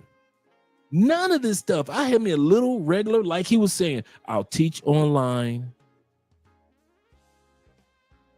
I was like everybody else. I had me a little regular online job. I dropped down from $87,000 a year to $24,000. Kid you not. I had $30,000 in savings, and I was making $24,000 a year online. And I had a hell of a belief in myself that it wouldn't be forever. I knew I was living in a country that only took like $15,000 to live a good life anyway. So I was ahead of the curve, $10,000 ahead of the curve living in Colombia. But a lot of dudes They don't believe in themselves like that. There is no way in the world. Most guys will not leave an $87,000 a year job that they've been doing for 20 years to believe in themselves, to basically start from scratch, take your measly $30,000 and your $24,000 job, and say in a couple of years you're gonna make something of it. Most guys gonna do that. So number 3, fears. Number 4, your finances. Family, friends, fear, finances. Those are the reasons why people stay in the States. If it wasn't for family, if it wasn't for fear, if it wasn't for friends, meaning your comfort zone, and if it wasn't for finances, most of y'all would have been gone. I can create income from many different sources of revenue, especially this online platform that I put so much time, effort, and energy into. And then the last hidden belief which pops up for everybody is being afraid. The fear of not being accepted in that new culture that I go to. There's always that language barrier. There's a culture barrier. I've traveled to Europe many times. I lived in Spain for a little bit, and even still, I found this hidden belief popping up that I wouldn't assimilate or they wouldn't like me. And then I had to reframe and rewrite my beliefs and stop saying that I'm not worthy and I'm not deserving to live there, and understand that, no, you know what? I'm a social butterfly. I provide value wherever I go. And even if there's a language barrier, I'm going to be the best version of myself and find those people that can help translate languages for me, that can help with visas and legal paperwork and other things that were providing some barriers of fear. And that I can have a new belief that, I'm a social butterfly, and that I can meet the people that I need to that'll take care of me in that community environment. So that's an example of a belief of me living outside of the U.S. Now, normally when you do this, you would erase these and you put yeses for all of them, because that's what you're doing. You're eradicating these hidden beliefs, writing new beliefs to make it so that you could do whatever belief is in 6 months. But I actually realized, this is a new one for me, is that this family belief right here is so powerful and so strong for me that I truly, even though I whine and complain about wanting to leave here, that my family here and the things that I do with them is so powerful and so meaningful that I'm okay waiting for 3 years. So there you go. That's the threshold of believability. Good luck. If you guys have any questions in the comments or want me to go over any specific beliefs that you have, let me know. Before he goes any further, before this person goes on next, he's exactly right. My fear wasn't finances. Mine was, will I find ladies like I found in the States? Remember how I say I only date ladies? Like women that have a ladylike demeanor, how they carry themselves, how they walk, how they behave. They just have a very ladylike essence about themselves. That was my worry. Like, man, when I get to these other countries, man, am I going to find somebody that is professional, but yet she's ladylike? Am I going to da-da-da-da-da-da-da? I had visited a bunch of countries, but I hadn't lived outside the United States. So I was worried, like, I'm going to meet somebody that's, feminine, absolutely correct. So that was mine. That was my secret worry. Mine wasn't finances. I had moved to Florida from the Midwest, so it wasn't the closeness of family. My mom had already passed on. Grandma had already passed on. So it was just me and Jeffrey, Ghostface that y'all see up here. We were the only ones in Florida. Only my sister came one time to visit us. Nobody else had ever come to see us in Florida. No, my cousin Michael, he made it down. But other than that, nobody came down. So to be too close to family, we didn't have that anymore. I didn't have that connection of daily communication with my family, in other words, even though I love them and everything, but we just talk periodically. But mine was a fear or concern. I can't say a fear, but a concern of, would I meet somebody quality? Would I meet the wrong woman? Would I only meet party girls? Because, when you're on vacation mode, that's basically who you meet, the fun girls, because you're looking for somebody to have fun with while you're on vacation. And then I started to realize, no matter what state I lived in the States, and I've lived in over 6 or 7 states, I always gravitated to ladies, and ladies have always gravitated to me. And I had to come to peace with the fact that if there are any ladies in any country, they would gravitate to me. And that's what happened. All the women that I have dealt with in Colombia have always had one thing in common. They all were feminine and ladylike. The women that wear dresses, but then they can wear jeans and look good. The women that had a certain walk about them as if they were already worth $1 million, but they weren't worth $1 million yet. The women that you couldn't convince them to be like that type of woman because they were like this type of woman. I was gravitating to those type of women, and they were gravitating towards me, the women I could talk politics with, I could talk business with, but then I could still have a beer with in Colombia. I was gravitating those type of women, and that's why I end up marrying a woman that has ladylike qualities, because I was already attracting that in the States, but I was worried would I find that down here. So you will have concerns and worries. You will have concerns and worries. Shout out to Rico. Shout out to Rico. T-Mac said, I did a lot of recon before I moved. I did that too before I moved to Colombia. He said, I met several locals online, did that too. He said that I talked to for years so that I could vet them. Good move. And he said a shallow person would have not wanted to keep contact for so long. That is true. That is so true. So you took the time out to do recon. I know people that are doing recon, like you're saying, meeting ladies online a year or two before they even come down to that particular country. Looking for quality women so they can tell the difference. But the shallow dudes don't do that. You're absolutely correct. He said, I hired some of the people who I've been in contact with who showed great character. When I started planning to move, they helped me organize things in Colombia. Bro, I was saying that exact same thing to somebody today. I said, every woman that you meet online before you go to that particular country, some of them you just need them to be a connection. Some of them you don't need to be intimately interested in. Some of them you just need them. I need at least 3 or 4 of these ladies to just be the women that I can reach out to on some advice. Yep, not romantic. Absolutely correct, T-Mac. Just for some advice.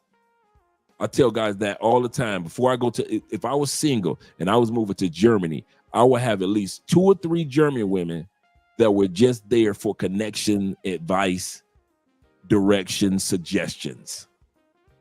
I am not going to have all women in my phone that I'm interested in intimately. I will have many in there, but at least 3 in my phone that them the ones that as soon as I land in the Philippines, they can walk me around Cebu. They can introduce me to their girlfriends and cousins. But a lot of you guys, if you ain't smashing her, she ain't in your phone. I'm telling you, you're doing it wrong. Having some women that are connections, man, boy, it saves you a world of headache. A world of headache. Like T-Mac said, he hired people. Let's go back to the video. I really do think it's important for us to remember that climate change does not have borders. I know several people who have left the country in the last year or two because things are getting dicey. And honestly, even though I felt on the fence about it before, speaking personally as a black person, I don't really feel like I owe this place anything. I think being bound by duty to stick shit out is a real thing. I just don't think I have that particular duty. But that doesn't mean that we bear no responsibility. Like I said, climate change has no borders. It is not a national problem, it's a species problem. You could start your permaculture journey this year in a city or in the suburbs. You can make it work, you can start accumulating the knowledge now. Although, if I'm being honest, when I have these long-term ideas about having a permaculture setup that's more permanent and centering my lifestyle around that, it's hard for me to imagine it happening in the US. I think one complicating factor in that is, like, as an American, the idea of going somewhere, more specifically the types of places I'd want to go and be able to go, presents its own challenges because regardless of what your identity is, if you're coming into a foreign country with your US money, that is probably going to be inherently disruptive in some ways. Before he goes any further, I don't know if you guys knew this. when he talks about climate change and the environment and it's all our responsibility, no matter where you live, he's absolutely correct. Did you know that the United States uses 40% of the world's natural resources? The United States, the small 4% of the world, yet we use 40% of the world's natural resources.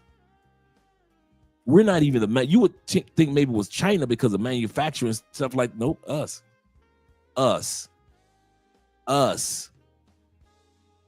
We use 40% of the world's natural resources.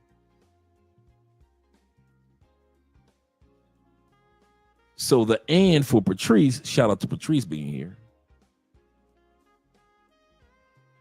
is the fact that we as Americans need to be focused on climate change just as much as any other country. He's absolutely correct. There are certain things, no matter where you go in the world, you need to kind of like be aware of, be alert of, and care about. And since we as Americans use 40% of the world's resources, we should still think about climate change, even though Trump said, I don't want to be a part of the climate accords, and I don't want to be a part of this, and I don't want to be a part of that. I got you. We still bear responsibility no matter what country we live in. He said 40%. He said, Andre, say it again. I couldn't comprehend. Yeah, that part blew me away too. That blew me away too, man, because I didn't know that. Because, you know, like I said, United States is not that big compared to other countries. Dudes, don't trust a map. When you see the United States on a map, man, that is one of the false forms of advertisement and propaganda that you will see. The United States is not as big as Africa. The United States is not as big as South America. But if you look at the map, the average everyday map that the United States shows you, you would think the United States was the size of Brazil. No, you could hide the United States in Brazil and never see the United States again in the history of the universe. Brazil is that big. And I mean, you can have the United States with Hawaii and with Alaska and put it in the middle of Brazil, and it will disappear, fade away, never to be seen again. That's how big Brazil is. North America, just black people, between Canada, the Caribbeans, and the U.S., 50 million black people, 50 million strong. Brazil alone, 114 to 116 million people, black. We just talking about the black folk. The United States got Canada, the Caribbean, together, 50 million black folks. Brazil alone, 114 million to 116 million black people. Just Brazil. We ain't talking about all the black people in Colombia. We ain't talking about all the Afro-Venezuelans. We're not talking about the black country of Suriname or French Guyana. We are not talking about the country of Peru, the black Peruvians. We're not talking about the black Ecuadorians. We're not talking about the black Ecuadorians or Chileans. We're not talking about them, or the black Argentinians. We're not talking about none of them. We're just talking about Brazil got almost, actually over twice the amount of black folks. If all of the Caribbean and all of America and all of Canada were combined as one, that 50 million, that goes to show you how large these countries actually are. But they've been giving us that propaganda, trying to make it seem like the United States is this gigantic country. It is huge. Do not get it twisted. It ain't as huge as Africa. It is nowhere near as huge as Brazil. But they'll sell it to us like that. They'll sell it to us like that. And a lot of us don't even know that. Yep, Brazil, 114 to 116 million black folk. We use 40% of the world's resources, and most issues that we have in the world were caused by us in the United States. We don't want to admit that we cause problems. Man, U.S. ain't gonna, we do not cause problems in the U.S. ever. We are the most problem-free. We don't get nobody else's business. We mind our own business. Shout out to man Zeta being in the building. We mind our own business. We don't bother nobody, man. United States is pure as a driven snow. Brazil was my first trip into South America, and it turned me out. I don't blame you, brother. He said, I never knew life could be so good until I took a business trip to Brazil. He said, I knew that life would be much, much more outside of the United States. I kid you not, man. Once you leave the United States, bro, the feeling,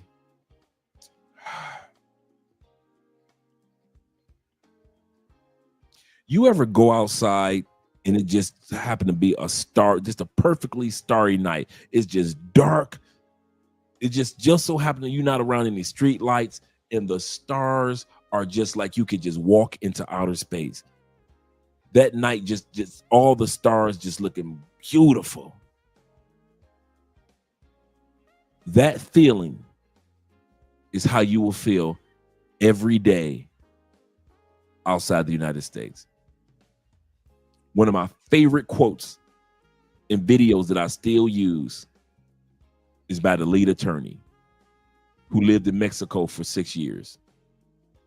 And he said, you can live 1,000 lives 1,000 times in the United States, and you will never be treated as good as you get treated outside the United States. That's probably one of my favorite travel quotes of all time. You can live 1,000 lives 1,000 times.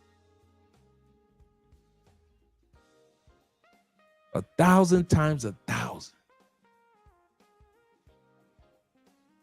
And you will never get treated in the United States the way you get treated outside the United States. Shout out to T-Mac with the $10 Cash App love. Appreciate you, brother. I really do. I really do. He said, you said that the CIA have been running rampant for years. Yeah, man. Listen. Yeah.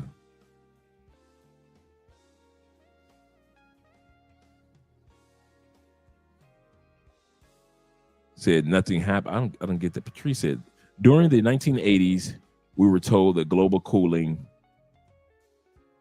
will kill us. Nothing happened. You trying to tell me that you haven't noticed the weather change in extra tornadoes since the 80s? You trying to tell me you haven't seen the extra floods / tornadoes / lightning storms with snow? And you can look that one up. Since the 80s. You telling me that people in Florida who have lost their houses to more sinkholes than any time in human history, that ain't happened since the 80s? You trying to tell me that the snow that they getting in Texas now over the last few years ain't more snow than they've been getting since the 80s? It's snowing in Florida, and you telling me it was always snowing like that since the 80s? You telling me cold chills are making its way down to Tampa to where you feeling like you in the fall of Detroit. It was like that in the 80s. The coral reefs off the coast of Australia are all white and dead. But they were dead in the 80s. So ain't nothing changed. Certain animals have become almost instinct. But hey, those amount of animals were going instinct in the 80s. Parts of California and Florida are slowly going underwater. But hey, those parts were underwater in the 80s. Certain cities in the United States, you can't even drink the water. But hey, it's always been like that since the 80s.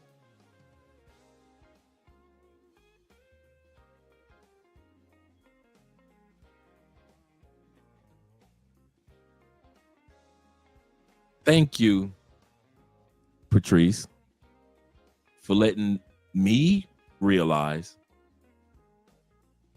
how stupid I used to be when I used to live in the States.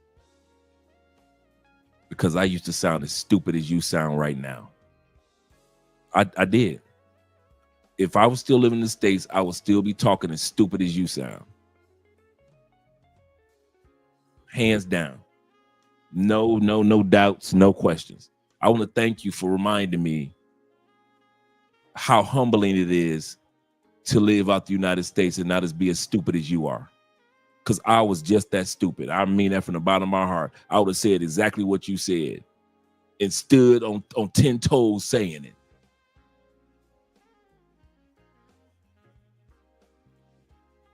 That's why I have officially said I will never get on another panel full of Americans.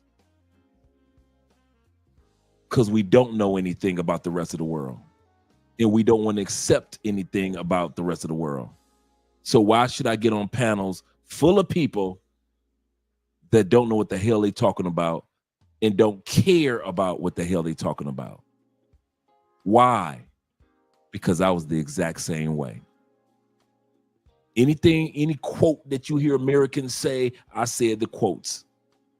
Any buzzwords, any terms that Americans use, I use those same buzzwords and terms too. I thought I knew everything about the world, didn't know a damn thing. I'm traveling here and traveling there, still didn't live there just because I traveled there. Didn't get a chance to meet the locals. I just met the local waiter, and I met the local person that was part of my excursion, and I met the local person that was getting on the plane with me and getting off the plane with me. But I didn't get to know the local people when I was traveling. But when I decided to relocate,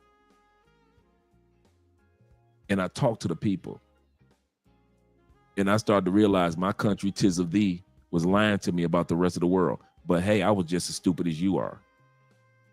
I was. I'm not going to lie and pretend that I wasn't stupid. You stupid, and so was I. And you, right now, the difference between me, I was stupid. You are ignorant. And I'm not mocking you or putting you down. You're being ignorant. What does ignorant mean? The word ignorant also coincides with the word to ignore. It means to know something and to purposely ignore it, to be ignorant or not aware of. You're trying to act like you're not aware of something. You're ignoring. You're being ignorant. If I put it in my Detroit slang, I was doing the same thing. Patrice, I was doing the same thing. All the stuff that you're talking about, whether you're trolling or not, I said the same thing. And come to find out, just like many of us, we didn't know what the hell we were talking about. And Americans hate to realize that we don't know what the hell we're talking about. Especially when it comes to other countries. So once again, I say thank you for letting me know that I was a dumbass, because that's how you sound, like a dumbass.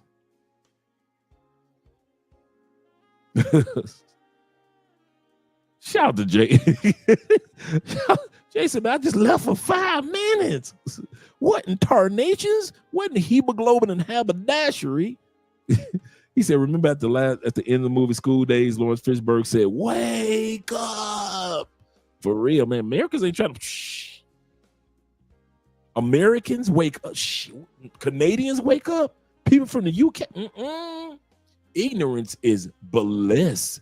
Ignorance pays, and ignorance pays well. Ignorance pays well in the United States. Man, please, to act like you got some sense, to act like you really want to learn more about the world, to act like you really have a choice, man.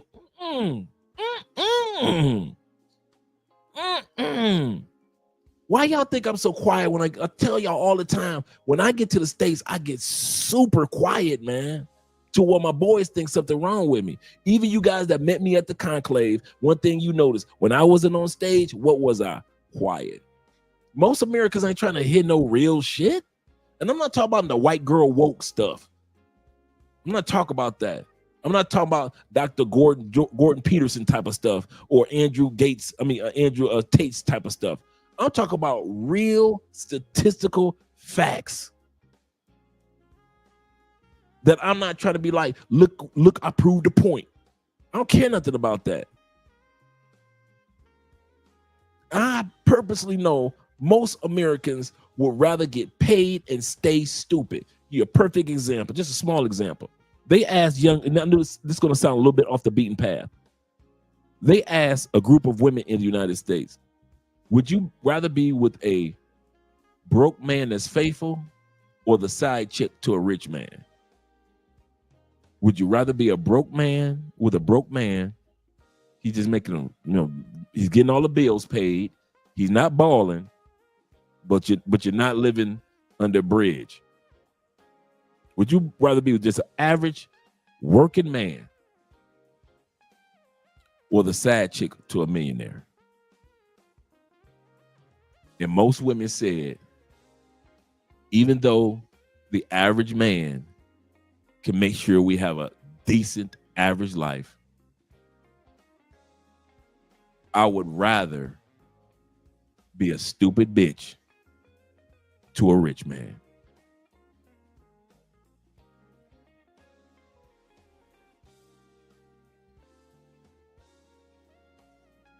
Ignorance pays.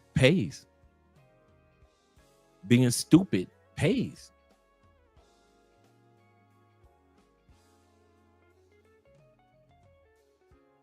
I saw what selling drugs did to destroy my community. I decided to what? Ignore it. Be ignorant for the money. I'm going to sell crack to that baby mama. I'm going to sell crack to that baby. And if that baby have a baby and that baby want to have baby crack, I got baby crack that look like Flintstone vitamins. The baby going to be having Flintstone vitamin crack. The baby going to be in there with a bottle, drinking a bottle and a crack pipe. Yep. Donald Trump literally told them everything he was going to do. And now they want to picket and riot. But I bet this.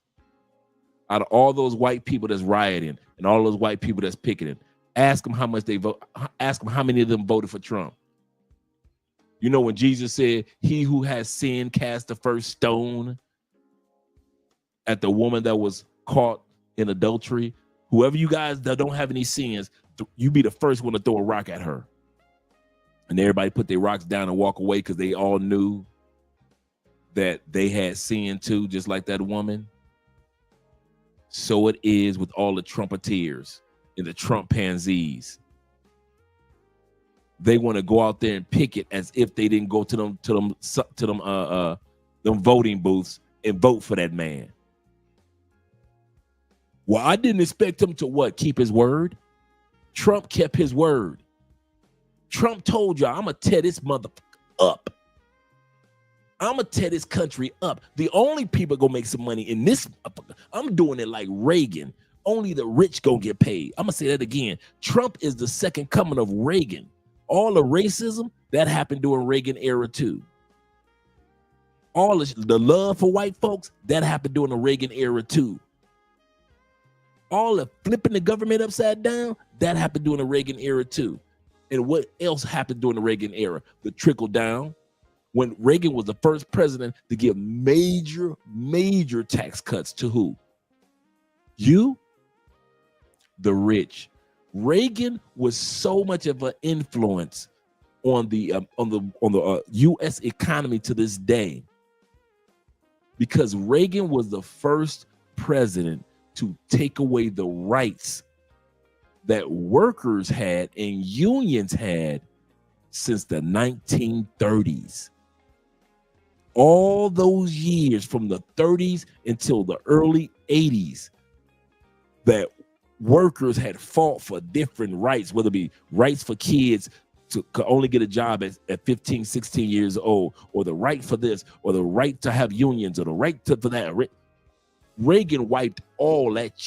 Notice, after the Reagan administration, the slow demise and fall of the union.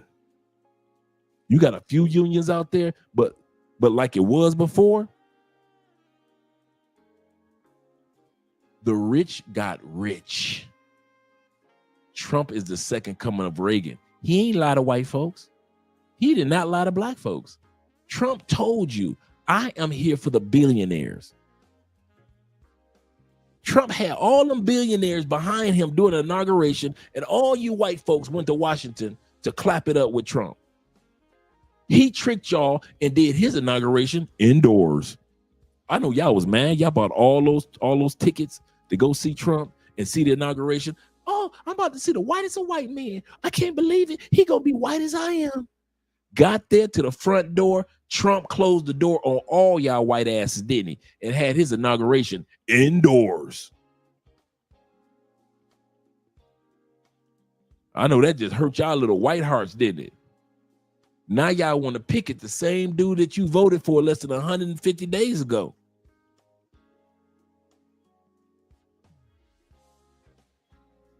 Now you want to, yes, sir. Yep. Absolutely correct. A lot of people don't know that.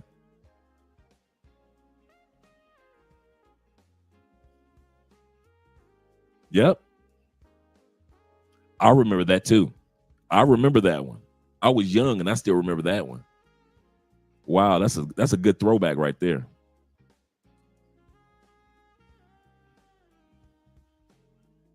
Based on Nazis. Come on, yes, sir. Yes, sir.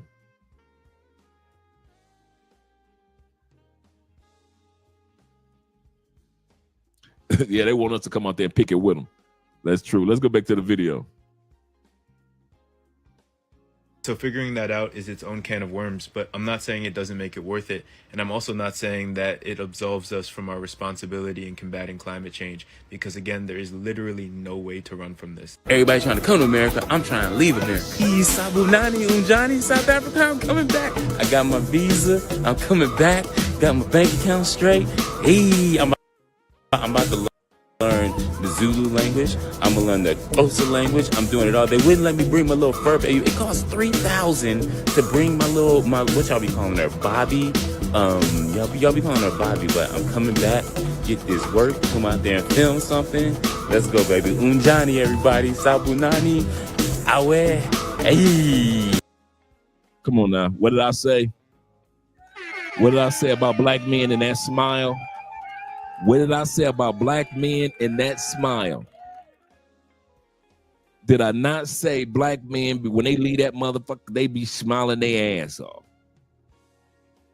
A lot of black women don't like you guys, not because you going to other countries. They don't like your black ass because you sitting up there smiling while you leaving. looking all happy, full of glee, looking like the Lord is on your side, looking like God and blessed you with something other than them. There's a lot of women can't stand your smiling, happy ass. And you got the plantation bros can't stand you either. Who the hell are you to lead a plantation and be smiling while you're doing it? You supposed to look like us, grieving. You supposed to look like rest of Americans. We look like we at a funeral every day. We look like we should be going to work in black. And here your ass go, getting on a plane, showcasing your passport, talk about, I'm going back to South Africa. I got my visa.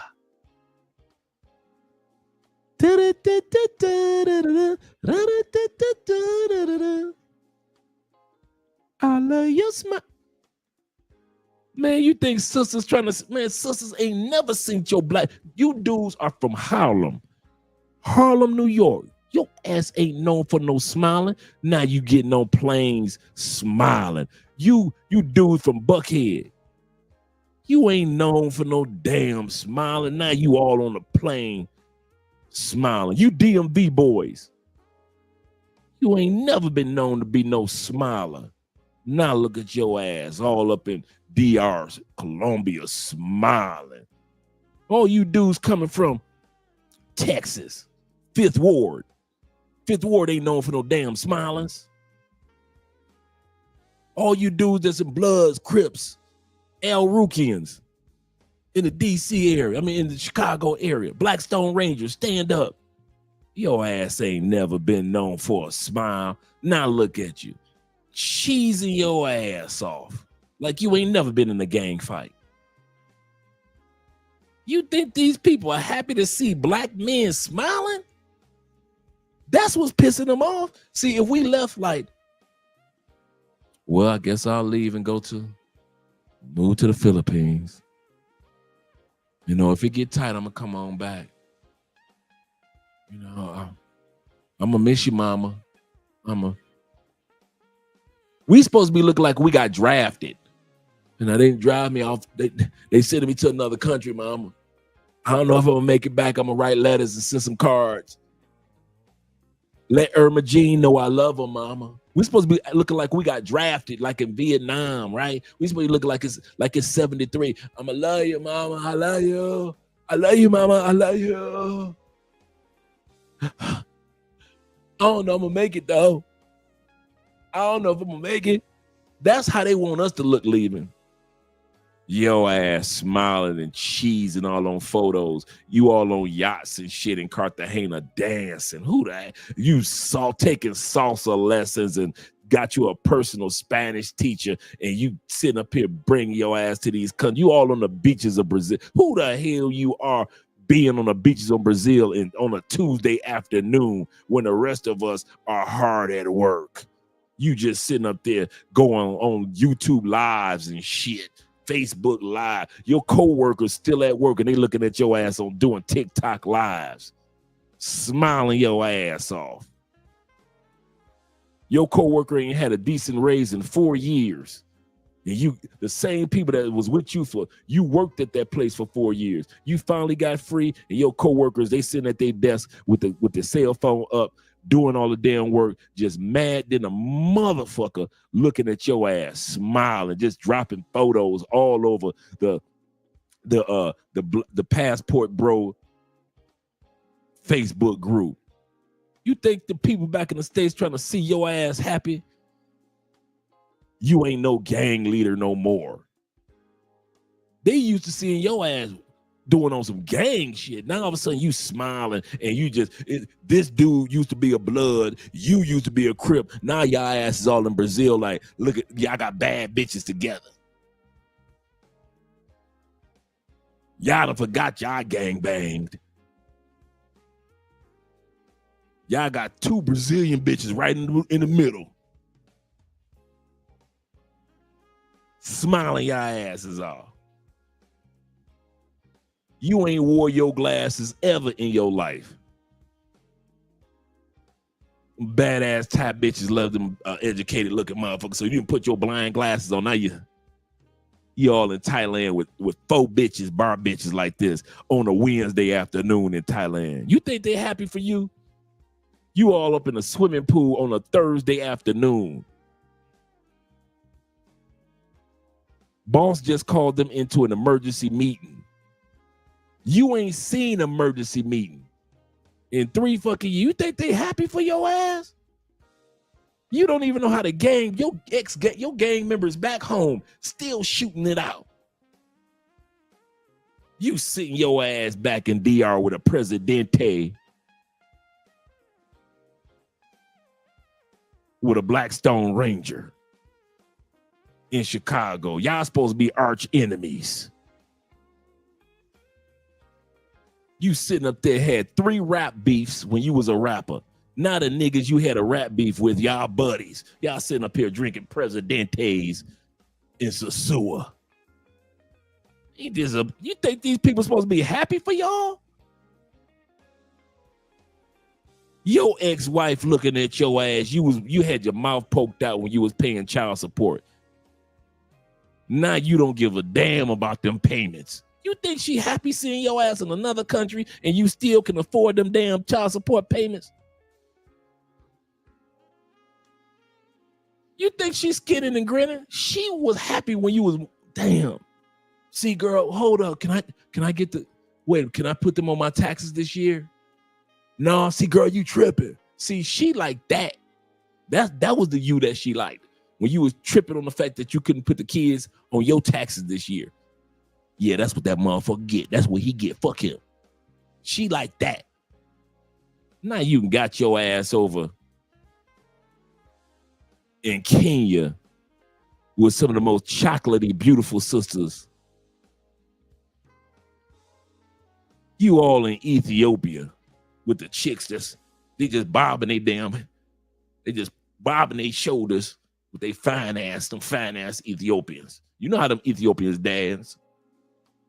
You think your ex-girlfriend and your baby mama happy for your ass smiling and shit? Man, they ain't mad. Well, go on, just leave. No, they mad because you motherfuckers are leaving happy. You happily leaving. That's what's pissing them off. Y'all know it's true. That's why y'all laughing. Because y'all know it's true. If you had the damn mouth poked out, half the damn TikTok would have been shut down because there wouldn't have been enough females on there complaining. If y'all would have left with your mouth poked out and acting like it was a damn exploration and shit, I don't know if I can make it out to Thailand. I'm gonna try. No, y'all ain't making like it's difficult. Y'all making it look like, damn, I can't wait to leave that mother. I got coworkers, man. I've been here damn near 10 years. I still got coworkers that be looking at me like, look at this happy motherfucker. It's a Thursday afternoon. I gotta drive through this damn traffic, and this motherfucker's in a swimming pool. Talking about, look at where I stay for $600 a month. They ain't happy for your shit. Hell no, they ain't happy for y'all. Y'all better quit that. I'm serious. If you expect American folks to be happy that your ass leaving America, they happy when people come to America. They ain't never happy when somebody leave that motherfucker. They don't never be happy with they happy when people come to Canada. They ain't never happy when somebody leave Canada. They happy when people flood UK. But all the millionaires that are leaving UK, they ain't happy about that yet. Man, please. I'm serious. Y'all laughing, but I'm serious, man. I'm serious. You got dudes that's been beefing since they was 12 years old on Crenshaw. Man, you let them 2 Crenshaw dudes get them a ticket to Vietnam? Shit. Them dudes that forgot what they used to beef about. You got a white boy that used to be racist than the motherfucker in Kentucky. Got him a ticket to Brazil and met one of them young, crazy ass dudes that used to be a YN in Memphis. And we know how them crazy YNs in Memphis are. The YN in Brazil on the beach forgot how to be a YN. He cool now. He laid back. He 24, matured than a motherfucker for his age, enjoying and taking everything in. The white boy that used to be a racist in the hill of the Appalachia of Kentucky is like, fuck Kentucky. I ain't gonna be no racist no more. He's sitting back and they playing dominoes on the motherfucking beach together. That YN from Memphis and that racist white boy from the hills of the Appalachia in Kentucky wouldn't have never been friends in the States. Now them motherfuckers drinking partners every time you turn around, sharing bitches. You think they happy about that? You think America is happy that y'all left countries and y'all ain't walking around being racist no more? Y'all, you think Americans are happy? Black America ain't happy with y'all ass, so y'all ain't running around hollering Umar no more? Oh, so y'all done forgot all about Malcolm X and Muhammad Ali, huh? So now y'all hanging out with the white man? Oh, so now you in Thailand. Now you fucking Asian bitches now? You ain't never fucking no Asian bitch in the States. Now you fucking Asian bitches? You think they are happy that you fucking bitches from Poland to the Philippines, from motherfucking Austria to Australia? You fucking bitches from Thailand to Tanzania, Southeast Asia to South America, don't matter. You can fuck whoever you want. You think they happy that you getting that type of... This dudes in your neighborhood mad than a motherfucker. They still ain't got no Colombian pussy. You been gone 15 years. You been telling them dudes for 15 years to come down. They ain't never came down, but they will walk around with their mouth poked out complaining about the women in the United States. You think your boys happy for you. Them Negroes, your boys ain't happy for you. Oh, that nigga think he done something. You think he done something. He done moved down to that third world country dealing with them broke ass bitches down there. They only want him for the money. Nigga, them bitches in the States only wanted me for the money.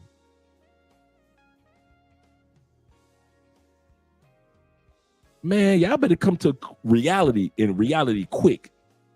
The only people that's going to be happy for you that you got a passport are people that are using a passport. That's it. That is it. Those of us who are a part of this passport bro, blue book gentleman, expat movement, we the only ones. Everybody else, they better not see your ass smiling. Get caught smiling you want to in the United States. Trump will be coming with your ass for ICE. Motherfucker, you been in another country. Why? You a black man smiling. I know you been somewhere. Where you been? Black man smiling. He said, when I travel, I leave the U.S. and never look behind me. Yep, that's for real. That's for real. Let's get back to the video. I know I was just running off at the mouth, but goodness gracious. Hey, make sure y'all go watch the movie Some with the Guys. Click the link in my bio. Peace. I'm coming back, baby, from America to South Africa. The top 3 reasons why you should leave America. Number 1, there are parts of the world that are much more affordable to be in than America. Take this villa, for example. I'm literally paying half for this villa of what I would be paying in my hometown for a studio apartment. Where I'm from isn't New York. It's not Miami. It's in the Intermountain West in the middle of nowhere. Let your dollar go farther. Reason number 2 is that you'll leave your safety nets behind. As men, something that we're lacking in the modern world is a male rite of initiation. We don't put young men in a position where we put them out into the world to go and experience something new and something dangerous. It will make you more tenacious, more resilient. It will make you stronger. Reason number... Before he goes into that, I want to say this in all sincerity. I say this. One of the things that you're going to discover about yourself when you relocate to another country is that you have superpowers. Some of you guys have the powers of Black Panther. Some of you got Captain America powers. Some of you got the powers of the Hulk. Some of you got the intellect of Reed Richards. Some of you got the abilities of Namor. But while you in the States, he's absolutely correct. Remember in Africa, they would say, we need to prove your manhood at one point in time. I'm just exaggerating or elaborating. To prove your manhood, go up to the top of that mountain and bring us back 3 eagles' eggs. You like, what? I'm a 14-year-old boy. Get your ass up that mountain, because you're going to come back down what? You're going to come back down what? You're going to come back down a man. Rite of passage. Remember in the movie, the Spartans? They send the boys off. You got to fight wolves and shit. But if you make it back, you come back what? You come back a man. United States ain't no rite of passage. You just turn 18 or 16 and that's it. Nothing challenges your manhood. In other words, you don't need your spidey powers, your spidey senses. You don't need the integrity of Captain America. You don't need the tenacity and strength of the Hulk. You don't need the intellect of Reed Richards in the Black Panther while you're still in the States.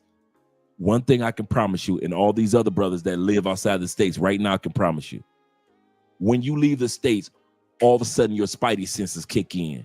Your intellect of Reed Richards in Black Panther kick in.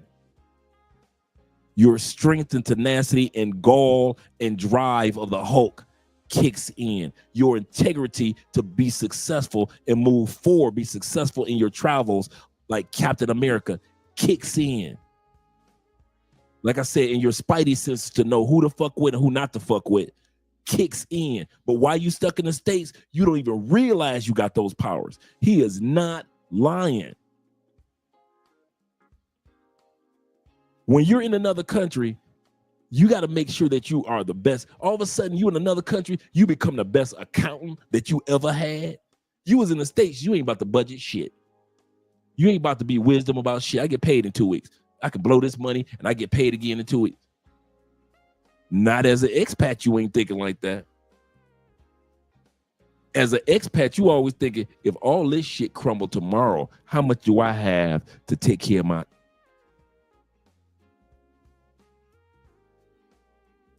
What businesses can I create?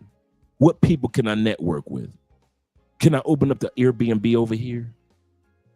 Let me do consultations. Let me write books. Let me do this. Let me do that. Let me create this. Let me create that. Let me do online businesses. All of a sudden, dude, from out of nowhere, all your superpowers kick in that you ain't never knew. You didn't know that you can run with the speed of a bullet. You did not know that you could jump a building with a single bound. You did not know that you could be the best detective like Batman. You didn't know none of this stuff about you, but I promise you, he is not lying.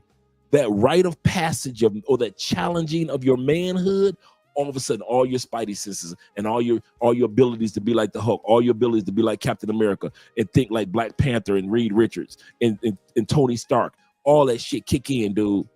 But as long as you're still in the States and UK and Canada, you don't need it. You need just enough of it to move forward, to launch your business and be successful in business. Get a job opportunity and get a promotion. You know, everything around your spidey senses, your ability goes around money. It doesn't go around life.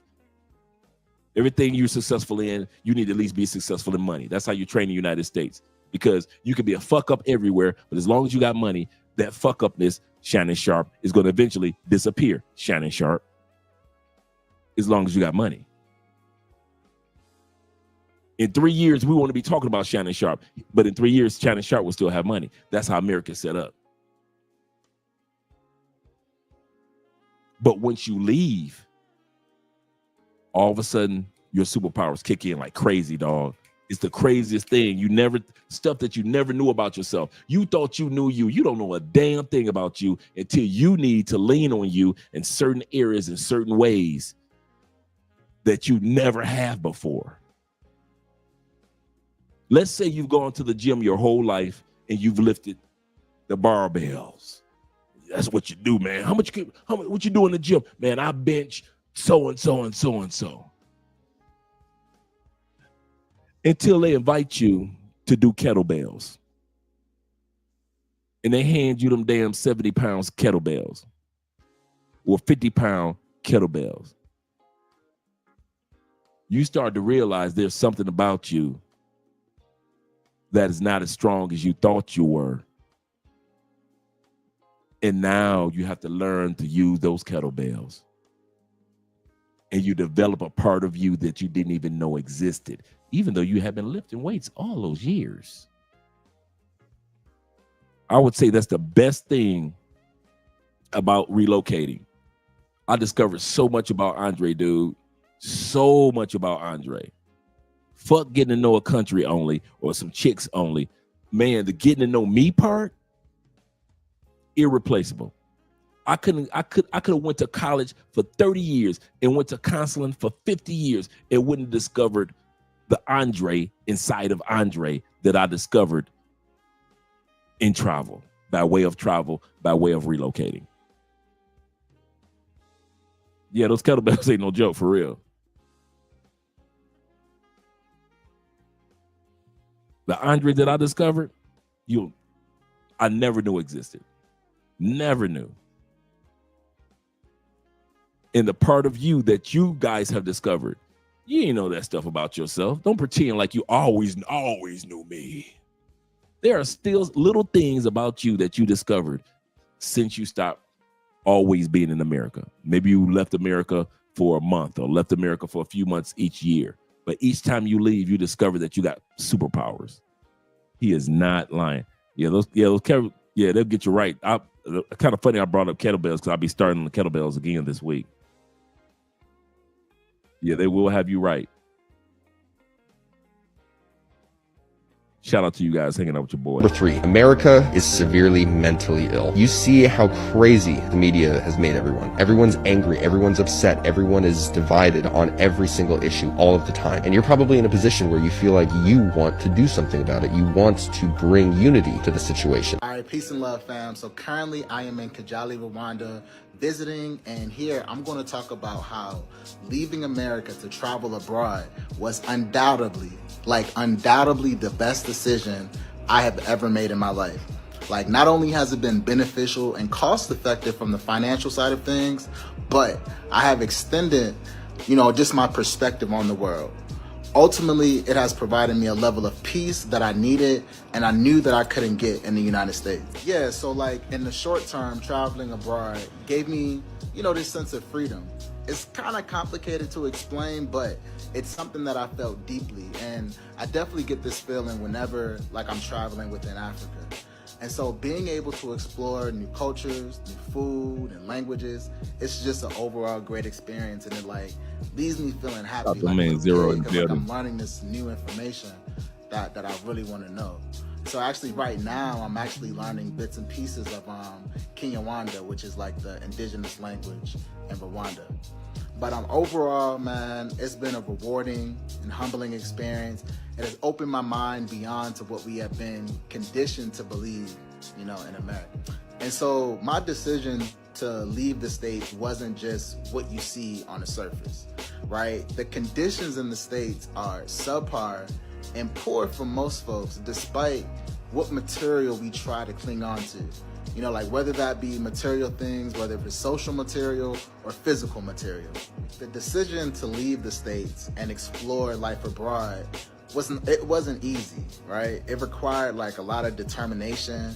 I had to get open and willing to step outside of my comfort zone. And of course, I had to plan. I plan a lot differently. So it wasn't easy getting going, but the rewards of living outside of America, it just has an immense impact on my life. I'm much more at peace. My spirit is much more aligned than when it was. And honestly, it doesn't feel like I've been gone for 6 months. Time has really slowed down for me. And right here, this is for my black folks. So I'm talking to y'all. So come on up, particularly my black folks in the States. Now, I understand that it's natural to feel attached to your comfort zone, right? But growth and change happens through evolution and discomfort. You know, things in the States are not getting better, as we know. And Black folks are, you know, twice as more impacted when things get hard or get worse in America, right? All I'm saying is consider making a change, like not only for yourself, but, you know, for your future and the future of your family. Just think about it. In conclusion, leaving America to travel abroad was the best short and long-term decision for me. Like, it allowed me to break free from the confines of my past life and embrace a more, you know what I'm saying, authentic and fulfilling way of living life. And, you know what I'm saying, I'm no longer just surviving week to week. You know what I'm saying, I've gained a lot of invaluable experience. You know what I'm saying, that's been like deeply entrenched in my life in you know, in different ways.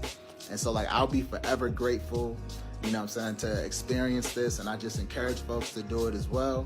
Peace and love, and stay blessed. Now I realize why American guys come to the Philippines to find a wife. You guys won't even understand. The Filipino girls, I'm not gonna lie, are fucking hot. Besides these women being absolutely beautiful, the loyalty is absolutely crazy. Coming from America, all these women always say, and this is an American thing, happy wife, happy life. In the Philippines, it's happy relationship, happy relationship. When I was in America, honestly, I used to hate when girls always say, you need to make me happy as a happy wife, happy life. This has to change because in a relationship, I'm not saying everything's supposed to be 50-50, but at the end of the day, so you're trying to tell me I need to make a woman happy and I need to be miserable to have a happy relationship? That doesn't make sense. Out here, these girls honestly cater to their damn man when it comes to cooking for them, giving them massages, going over and above without asking for anything in return. That's how a relationship should be. And again, you guys can say whatever you want in the comments. There is a reason why that there's a thing called passport bros, and there's a reason why a lot of people are leaving America to go look for wives. It's a reason. So if you're an American woman and you're watching this right now, stop complaining that there's no good men out there in America. It's because you girls has made it so impossible for us to want to cater to you, because all you want is a damn handout. All you want is what a man could do for you, and it's not supposed to be like that in a relationship. But keep on looking for a good man. My dad divorced his first wife to marry my mom, who isn't from the U.S. Now, this was a long time ago, but I'm starting to understand why more and more people in today's day and age are going overseas or outside of the U.S. to find their girlfriend/wives. And it's because you're seeing a lack of femininity in the U.S., especially because every girl thinks they're entitled. They can do whatever they want. They think their shit don't stink. FYI, I'm not saying that this is every single girl in America. I'm saying if you go to Europe or you go to South America and you meet these type of women, you can tell that they're raised with amazing morals, great values. They're very feminine at heart. It really comes down to men wanting respect, and a lot of girls here just feel entitled and demanding, and they don't want to give that to them. That's why you find these men going out of the country to find somebody that actually will respect them and be in their feminine energy, while the man can actually tap into his masculine. Shout out to the Passport Kings. May you all live forever.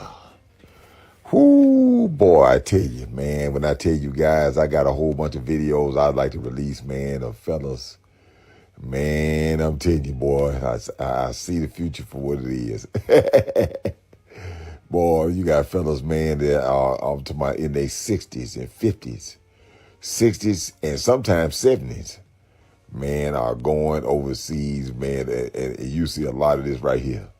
I'm telling you, they taking their retirements and everything and getting up out the West. And there's a going trend, okay? Over here, man, they gonna find out real quick that they are, the you know what I'm saying, the tolerance is real short. When you got a Operation D-Seed, that's DE-SEED, not in the West, okay? And hashtag we don't talk to them, man. But the thing is that there's a going movement, man. The West, sad to say, you know, the United States, man, boy, I I'm telling you guys, is really then took off. I have been, I'm a gig worker, guys, and I work a gig job because it gives me peace. I'm serious. I don't have to deal with no supervisors, man. Just have to deal with the customers. That's all I have to deal with. And the app that I'm working, man, shout out to that app. They know who they is. But I'm going to tell you something, guys. I have been in public, and this is what I've seen, okay, from experience, from experience. And like I say, man, I'm talking about this one I think I told you guys a few stories back about this fella. I think this one from Thailand or something, man. This woman adores her husband. You hear me? This guy, was in the Navy and everything, man. When I tell you this woman really looks out her hubby. I'm serious. The thing is that, I have seen a guy, man, lose almost half his doggone right side of his body. And I'm not going to put no names out, but I'm telling you, this woman looks out for that man. Okay. That's the way they're brought up, David. She doesn't go above and beyond to disrespect the man. Okay. If you notice their actions are not disrespectful. I'm serious, guys. She don't make you feel like you less than somebody. Man, I'm telling you, you young fellas better figure it out real quick, buddy. Real quick. And now that the cackling individual is trying to make it to them, boy, I tell you, that's a whole nother video. But you'll see a judge an individual, rest in peace, Martin Luther King. You will judge an individual by the content of their character, okay? When you lose your job, okay? It's usually one or two, three things, man. If you lose your job, you get sick or something, man, where you can't do nothing for yourself, you'll see if that individual will pop up, okay? You'll see real quick if this individual cares anything about you. Come on now. Okay. You'll see real quick. Lose your job. Hell, I'm serious, guys. Mess around and get in a situation where it's a personal care situation. Personal care, and it's really not funny. It's really not funny. Personal care. There's another one I said too. Heaven forbid, life support. You might get the plug pulled on you. It just be real. Or lose all your money. And the joker will be gone. And like I say, I have been fortunate. Some people that showed up and stuff at the time. But like I say, guys, may God be the glory that I stand, I see here this morning at 4 o'clock in the morning to tell you how things can really go left. But you want to be positive. I'm serious, guys, because over here in the West, I see it every day. You got individuals that live to make other people suffer. And so, like I say, and one thing about it over there between the Philippines, just not the Philippines, because, not just the Philippines, Thailand, you got places like Burma, you got Indonesia, man, there's a lot of different spots, where a man can really find somebody that cares something about him, and will stick by you. And that's their traditions. They will stick by their family. Not like over here. And I see why brothers are drawn to that type of stuff. Not in a situation where you trying to be somebody's overseer or anything like that. The jokers going to find a true happiness and matrimony in other places. And some places allowed you to have 2 or 3 wives. Just think about, C dash to the H, the dash to the I, dash to the N, dash to the A. I do that because, TikTok, they real funny about the words that you say. But right now, there's a YouTube channel called that word, observer. Look it up, guys. Y'all know who I'm talking about. When you have almost 1 billion feline female individuals that are looking, I'm serious, guys, they're in their 30s, 20s, and everything, so they cannot find a man. And a lot of them say they prefer a brother. Just put it out there. When you can go to Japan, I'm serious. And I said, boy, if this is one of the situations I really look at when I think about the military and why I should have stayed in there. See, this is the type of stuff, you know, if I had a father that would have been telling me this stuff, I would have been still in it right now. You know what I'm saying? And shout out to my son. Y'all keep my son in your prayers because he watches my videos too. I'm proud of your son, both my sons. And he really just stepped up here just recently on the situation. Just between me, me and him know about this. But like I say, it was my choice. I really would want my son that got all my genes and all my DNA. I wish he would marry a woman from overseas or either from the Philippines. Hey, but that's his choice. He gonna marry who he want to be. But if it was up to me, he'd get one from Mexico, Brazil, somewhere. I'm just being real. I be on him every day. I don't want him to get married over here. I'm just being real. I don't want. And I will bankroll my retirement. I listen to the retirement I've been trying to stack. I say I would take their retirement and try to make sure that he had one of the best weddings ever on my dime. That he married somebody from a whole nother. I'm serious, man. It's real talk. And everybody look at me and you see my son. He's a little Adonis. Okay, that joker got muscle. That joker work out. That joker got good grades. He's a single man. All kind of stuff. And the computers and stuff, man. The boy, hey, almost my spitting likeness. Shout out to his mama. We can't get along on that situation. Real talk. But back what I was saying about the women from Philippines. And like I say, guys, it just ain't got to be the Philippines. It could be any Asian country. You got Southeast Asia. You got Vietnam. You got, I'm serious, the list goes on. Japanese and Japan, they are paying for you guys to come over there. Okay? Which I saw the application online.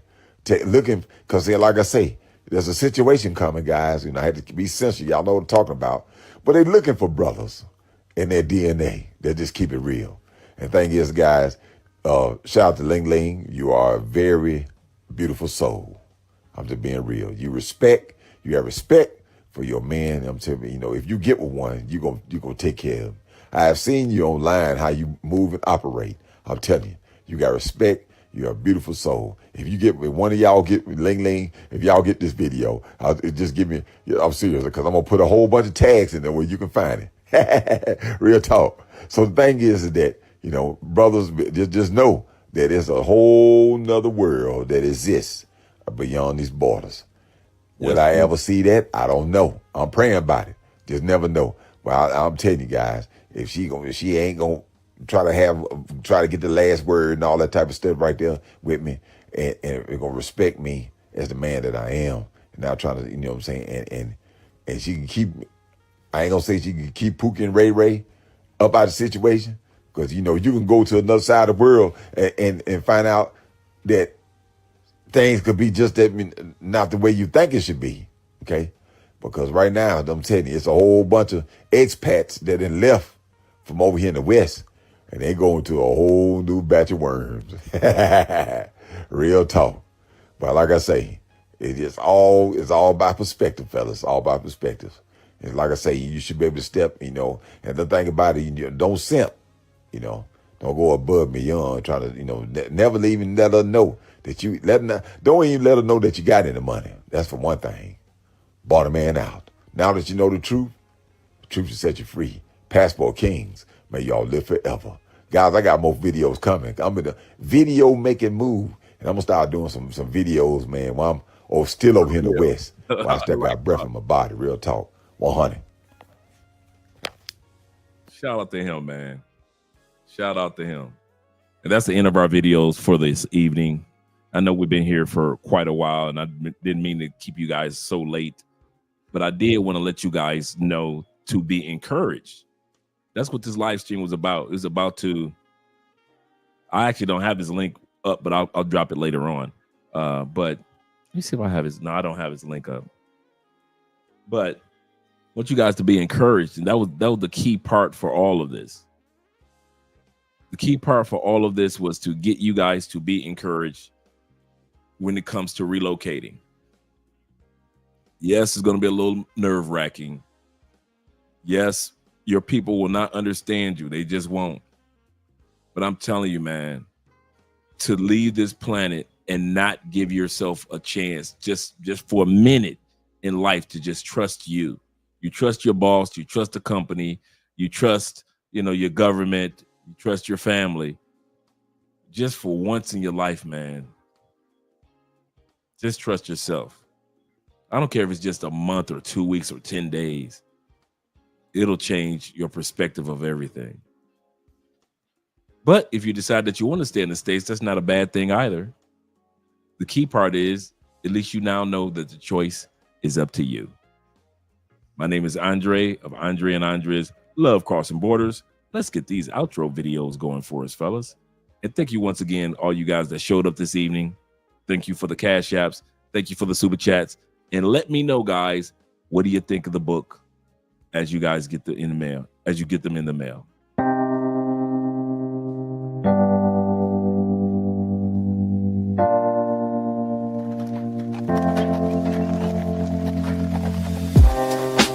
Living for weekends, wishing I could take a break from this world. Running on a hamster wheel, but searching for something I can't feel. I just wanna be a lost girl and fly. Take a breath, feel my wings spread, levitate above the ground and make eye contact with clouds.